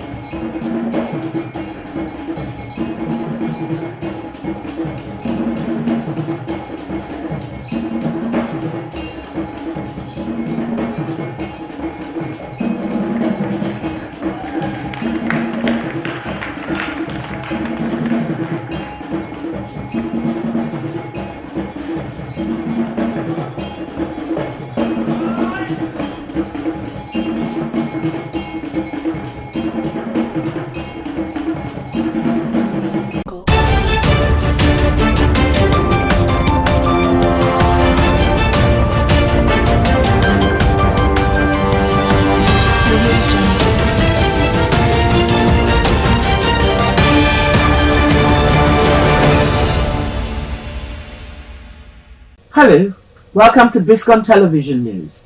I am Gloria Anozie Young. First, the headlines. On the national scene, Supreme Court judges dropped to 10 as Justice Musa Datijo retires. Appeal Court nullifies victory of Senate Minority Leader, orders rerun. Business. Federal government plans 26 trillion naira borrowing, 29 trillion naira for debt servicing. Foreign. Israel carries out airstrike on West Bank city in Jenin. Sports. Super Eagle defender Toru Ariga eyes AFCON as World Cup glories with Eagles. And now the news in full. Another justice of the Supreme Court, Justice Musa Datijo, is set to retire. Justice Datijo will retire on Friday, October 27, 2023. According to a statement by the spokesman for the Supreme Court, Dr. Festus Akonde. His exit will further deplete the Supreme Court bench, already suffering from inadequate manpower. As opposed to the constitutionally provided 21 justices, the Supreme Court has only 11 justices. Justice Datijo's retirement will bring the number down to 10. His retirement is coming only weeks after the exit of Justice Amina Auji on September 22, 2023. The Apex Court had earlier lost Justice Chima Nwenze, who died on July 30, 2023, aged 64. Akonde said a valedictory court session would be held in honor of the outgoing Justice Datijo on Friday. The Court of Appeal, Abuja, has nullified the victory of the Senate Minority Leader, Senator Simon Mwadkwon, who is representing Plateau North Senatorial District in the National Assembly. In a unanimous judgment, the three-member panel led by Justice Daudu Williams held that the PDP did not validly nominate Mwadkwon. The panel held that it is their view that court orders were not fully complied with by the People's Democratic Party, PDP, as 12 local government areas didn't participate in the Congress. The court also ordered a rerun for the Plateau North senatorial seat to be conducted in 90 days. The court cited non-compliance with the subsisting court order from the Plateau State High Court made since 2020 for the PDP to conduct Congress before nominations as a key factor in their decision. The panel at the appellate court, led by Justice Okon Abang, also nullified the victory of PDP's Musa Avia, representing Bassa North in the House of Representatives. The Federal High Court has approved two separate suits seeking the removal of the newly appointed chairman of the Economic and Financial Crimes Commission, Olanipekun Olukoyede. Both suits were brought before the court by legal practitioners Mr. Stanley Okawara and Mr. Maxwell Okpara. The suits were filed before the Kano and Abuja divisions of the court, respectively. The plaintiffs want the court to determine whether, having regard to the combined provisions of Section 11, 12, and 34 and 15(5) of the amended 1999 Constitution of the Federal Republic of Nigeria, Section 21A of Economic and Financial Crimes Commission, Establishment Act 2004. The first defendant, Tinubu, is possessed of the constitutional powers to appoint anyone who is not a serving or retired member of any government security or law enforcement agency, not below the rank of Assistant Commissioner of Police or equivalent to the position of the chairman of the third defendant. They are also seeking an order setting aside and nullifying the appointment of the fourth defendant as the chairman of the Economic and Financial Crimes Commission on the 12th day of October 2023. We'll go on a quick break and be back with business news. Please stay tuned.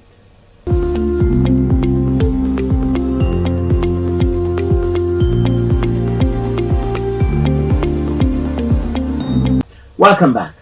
On the business scene, Nigeria's total public debt may hit 118.37 trillion naira in the next 3 years, findings by newsmen revealed. The figure was based on analyzing Nigeria's current debt profile and the debt projections in the Medium-Term Expenditure Framework and Fiscal Strategy Paper 2024 to 2026.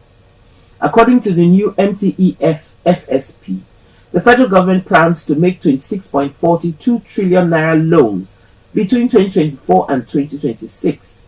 The fiscal policy also indicates that debt servicing will gulp 29.92 trillion naira in 3 years. The data show that the national government plans to borrow 7.81 trillion naira in 2024, slightly less than the 8.84 trillion naira targeted for the same year in the previous MTEF FSP. A breakdown for 2024 shows that the federal government plans to get 6.04 trillion naira from domestic lenders and 1.77 trillion naira from foreign creditors. By 2025, the federal government plans to borrow 8.54 trillion naira, which is also less than the 10.62 trillion naira targeted for the same year in the previous MTEF FSP. Let's take another short break. We'll be back with foreign news. Stay tuned, please.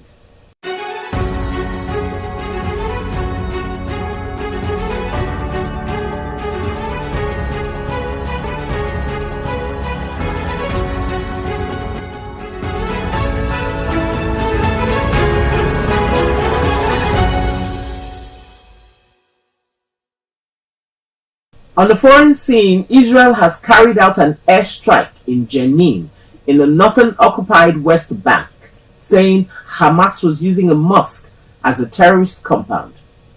Palestinian Authority officials said 2 people died when the Al-Aqsa Mosque was hit.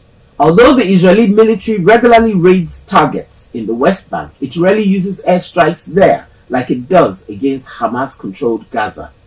The Israeli Defense Forces (IDF) said those killed were from the Hamas and Palestinian Islamic Jihad groups and were organizing an imminent terror attack. It said the compound they were using was under the mosque and had been in use since July. It released images of what it said were entrances to the compound, alongside images of weapons, computers, and security measures pictured at the site. The IDF did not confirm whether a plane, helicopter, or drone had been used in the Jenin strike, but newsmen reported that it was a fighter jet. The Palestinian Authority's health ministry says 2 other Palestinians were killed by Israeli forces in the West Bank overnight. It brings the total number of Palestinians killed in the West Bank since 7th October to 89. The Palestinian Authority governs parts of the West Bank that are not under full Israeli control. President Mahmoud Abbas is the leader of the PA and the Fatah political party. Up next is sports news. Join us again.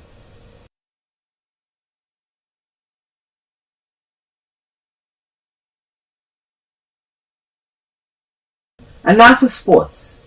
Recently debuted Super Eagles defender Jordan Toro Nariga has set a target of winning next year's Africa Cup of Nations with Nigeria, while also helping the team qualify for the 2026 World Cup. The Eagles will begin their quest for a 4th AFCON title against Ivory Coast, having been paired in the same group with the hosts alongside Equatorial Guinea and Guinea-Bissau in Group A. Toro Nariga, who made his first appearance for Nigeria in an international friendly against Mozambique in Portugal, told newsmen that he was ready to give everything for the country. Having previously represented Germany at the youth level and also participated in the 2021 Olympic Games with Germany, Toro Nariga is now committed to Nigeria. Toro Nariga, son of Ojokojo Toro Nariga, former Eagles forward, spent 75 minutes on the field before being substituted for Calvin Bassey. Nigeria's 3-2 win over Mozambique. On his debut, the 26-year-old defender described the experience as a very special one. Up next is entertainment news. Stay tuned.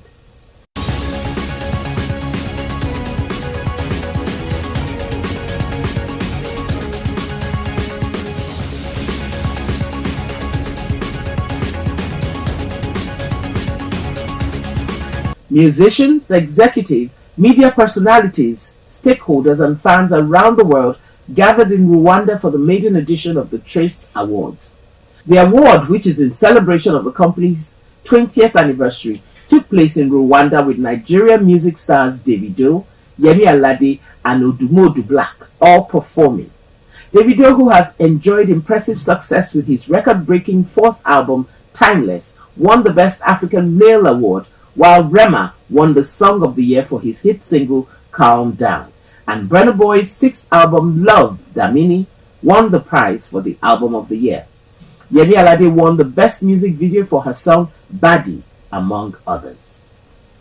And that's the end of the news, produced by Tomiloba Abolari. I am Gloria Anozie Young. Thank you so much for watching. Have a lovely day.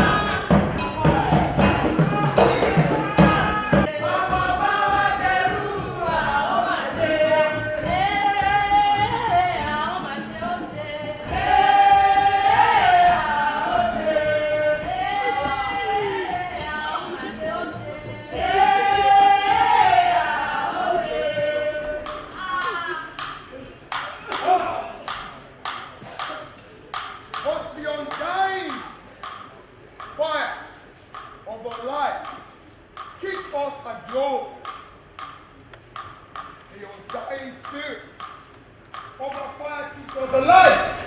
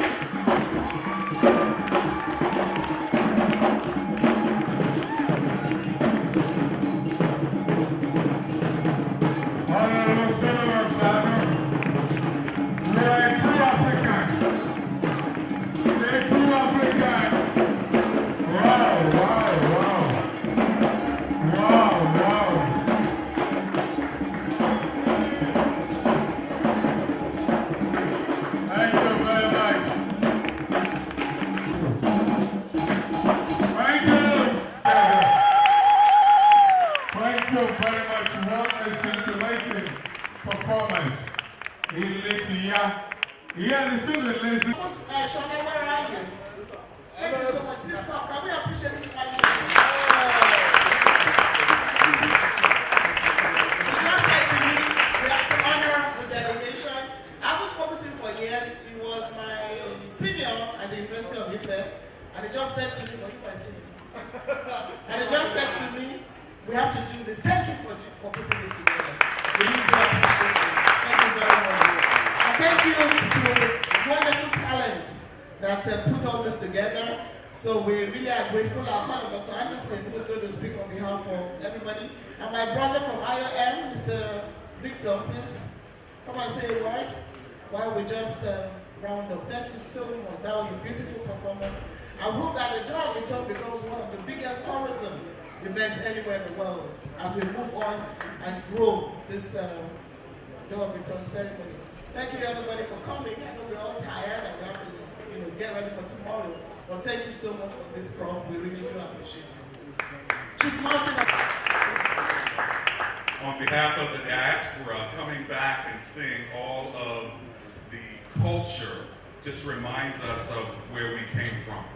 And to come home, you make it feel very, very special. Thank you for your hospitality. When I heard of the drums, I thought of the dancing, and it just makes you want to dance. And I thought about our people. They are dancers. And even when we could not dance with our bodies, we were dancing in our minds, in our memories, and in our hearts. And I don't only think of dancing, I think of resilience. The spirit of the African resilience has been carried throughout the diaspora. And we can come home because of that great resilience from generation to generation. The third thing I think about is that undying spirit. You cannot kill us off because we keep coming back and keep coming back and keep coming back. And then lastly, I think of miracles. It is miraculous, a divine miracle that the black family still exists around the world. And so give yourselves a hand, because those four things spell out the word drum.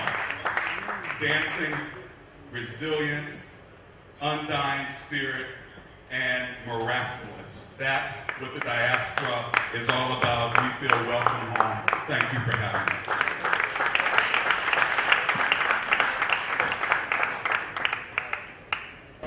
Thank you very much, and thank you very much for inviting me.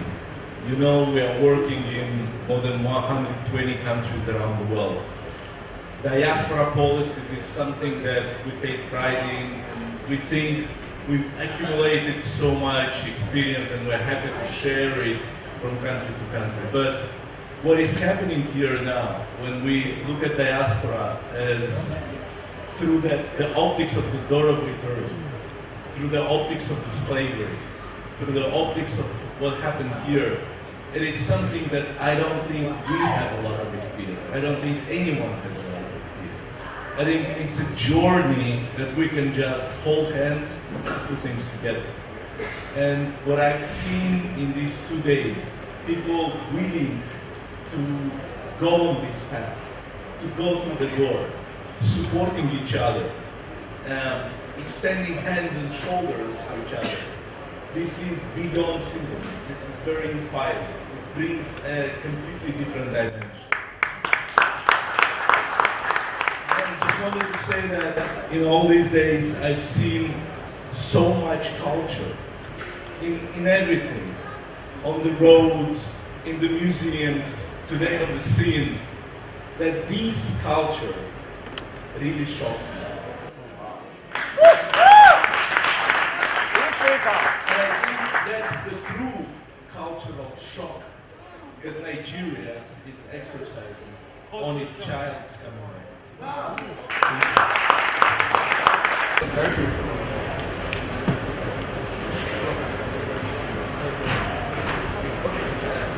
Joining us for today's event is a distinguished member of... On behalf of the Governor of Lagos State, Governor Babajide Olusola Sanwo-Olu, I will welcome you to Lagos, we welcome you to Badagry.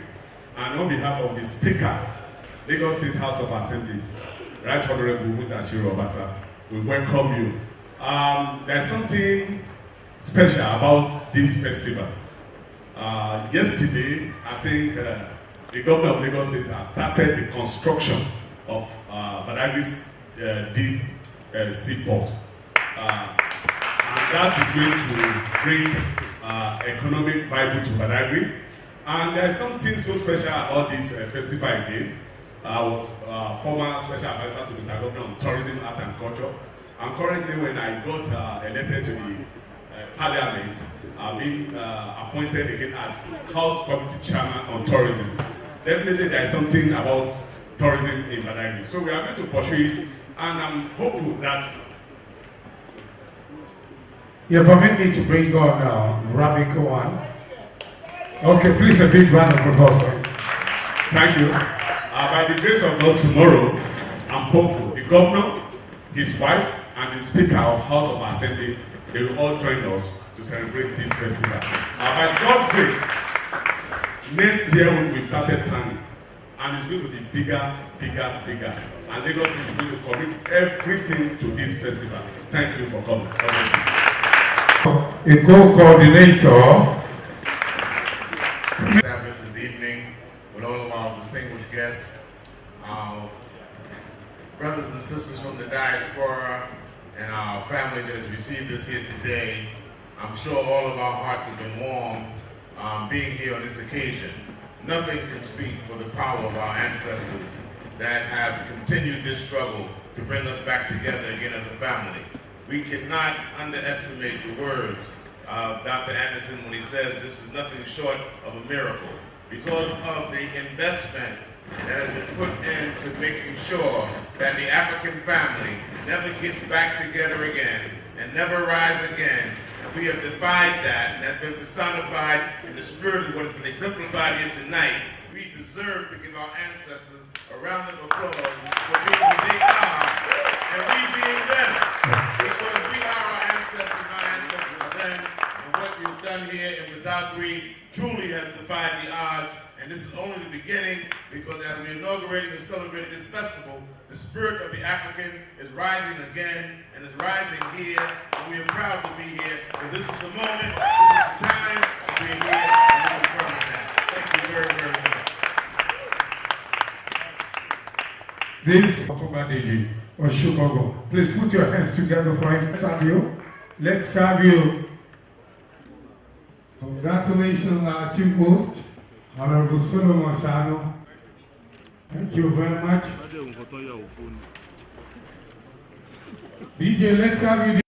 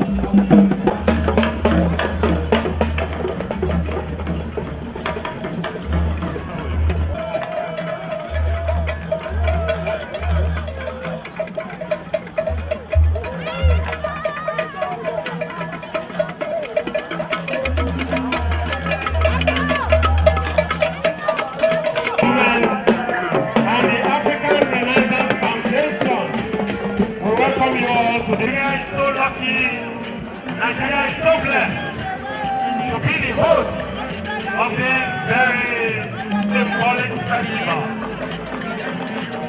The door of return, we can all see that this is actually, we are here today at the headquarters in Badagry Kingdom, and we all know that Badagry is made up of 8 quarters. These 8 quarters make up the town that has been so active and so significant. Anytime you want to talk about the history of the black man, from Jegba to Ahwajigo,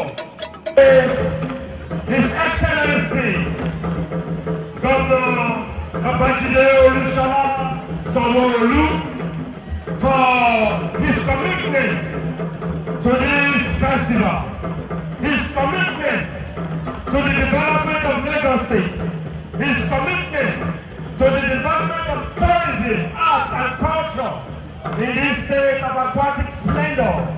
We are going to enjoy ourselves today. I have a good authority that we are going to have boat regatta.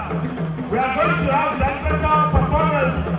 Badia is going to perform for us today, and all of us are going to see what African culture and heritage is all about.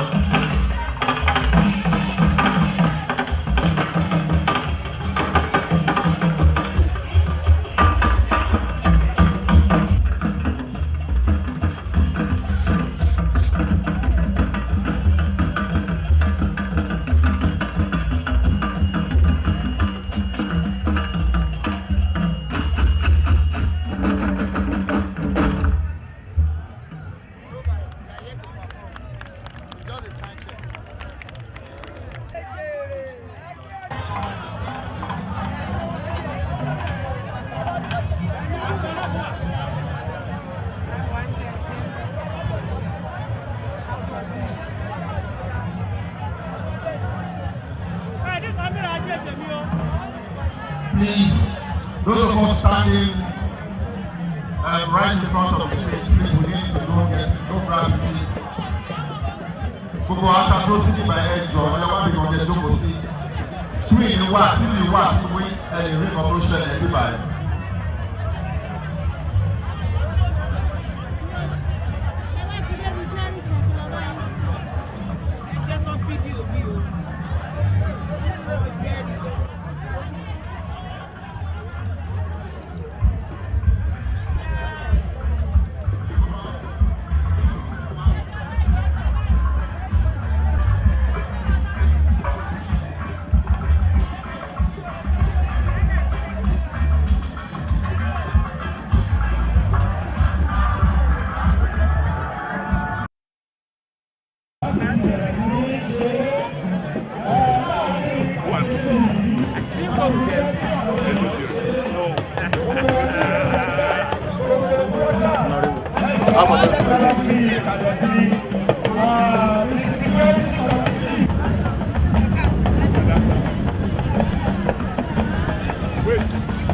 We'll be taking part.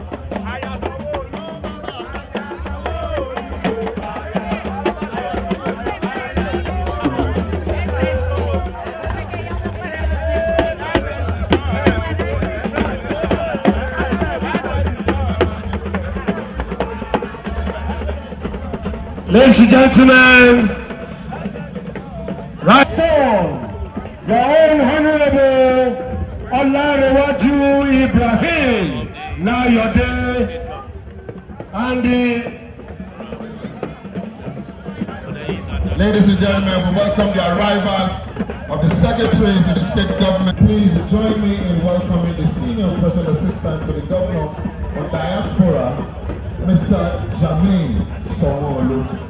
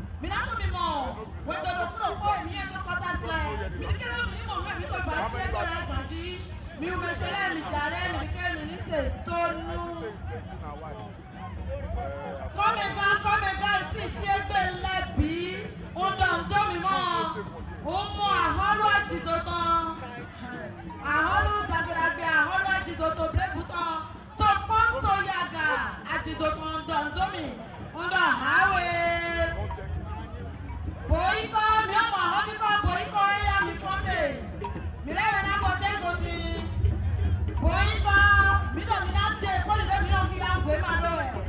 ABCD mọ́ ẹ̀ mi ò mọ àwọn bí kan bóyí kan ní wọ́n tó ẹ̀ wọ́n tó ẹ̀ mọ́ bẹ́ẹ̀ mi lọ́wọ́ ẹ̀kọ́ tó. ẹsẹ̀ Boycott quarters Boycott quarters ó yá ẹ̀ dìde ńlẹ̀ àròjọ́ mùsùlùkù rárá. Representatives from the British Deputy High Commission. lẹ́yìn Boycott kí Gao quarters come out tẹ̀síwájú. Gao ti àgọ́lótó. Gao quarters.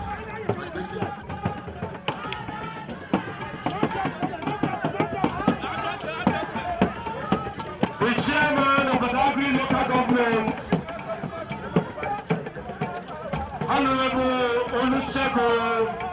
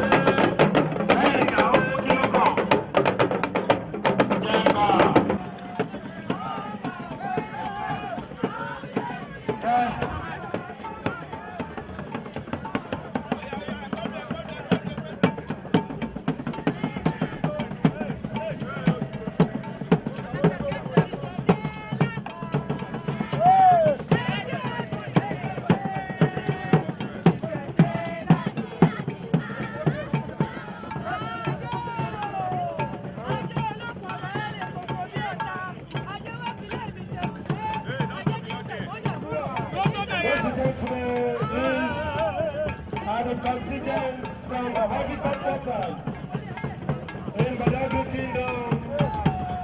These quarters has its own outreach. That is outreach Badagry Kingdom. You can see they're actually suppressing our culture and heritage as part of the diaspora festival.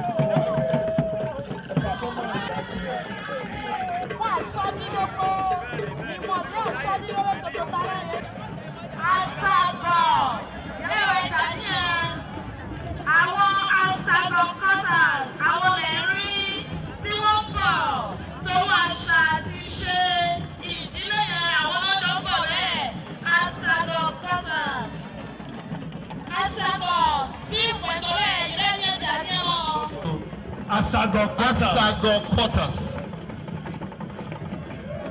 Thank you, Ahovico quarters, for your beautiful performance.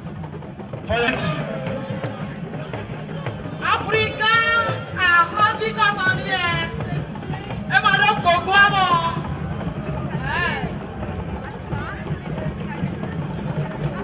Eyo mi bayi, ẹ ṣé o. Ẹ̀yin tí Ahovico quarters. Thank you. Ìlú Àbújá títí dé òkè òkun wọ́n wà lápá lásìá wá bí láti ọ̀hún ni wọ́n ti mú Asago. We have been entertained by the next quarters here, which is the Asago quarters. They are making their way from where the Baales are seated to where the leading lights of the state executives are.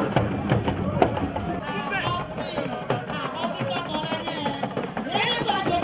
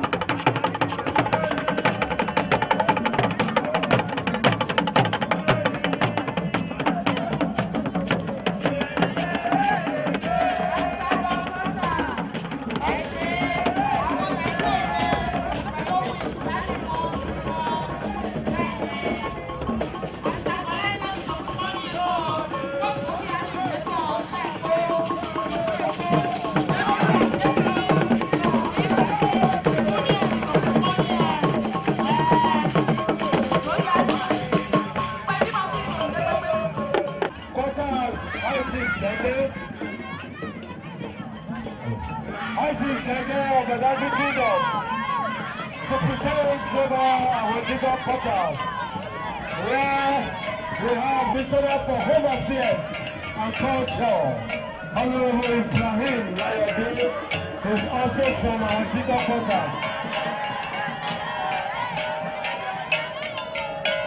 Ayiti Awajiko, Ayawa Isoke, Kari. Àwọn táwọn jíkọ̀ lẹ́rí ẹ̀ àwọn tí Honorable Ibrahim Layode. Please. We need the Arewa to please hold on. Arewa, kada, make I no go like the mayor lórí. Arewa, kada.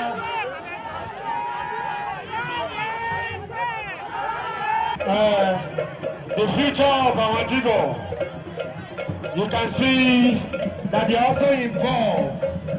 They are engaged. Carrying their culture. Yes. Loving their culture.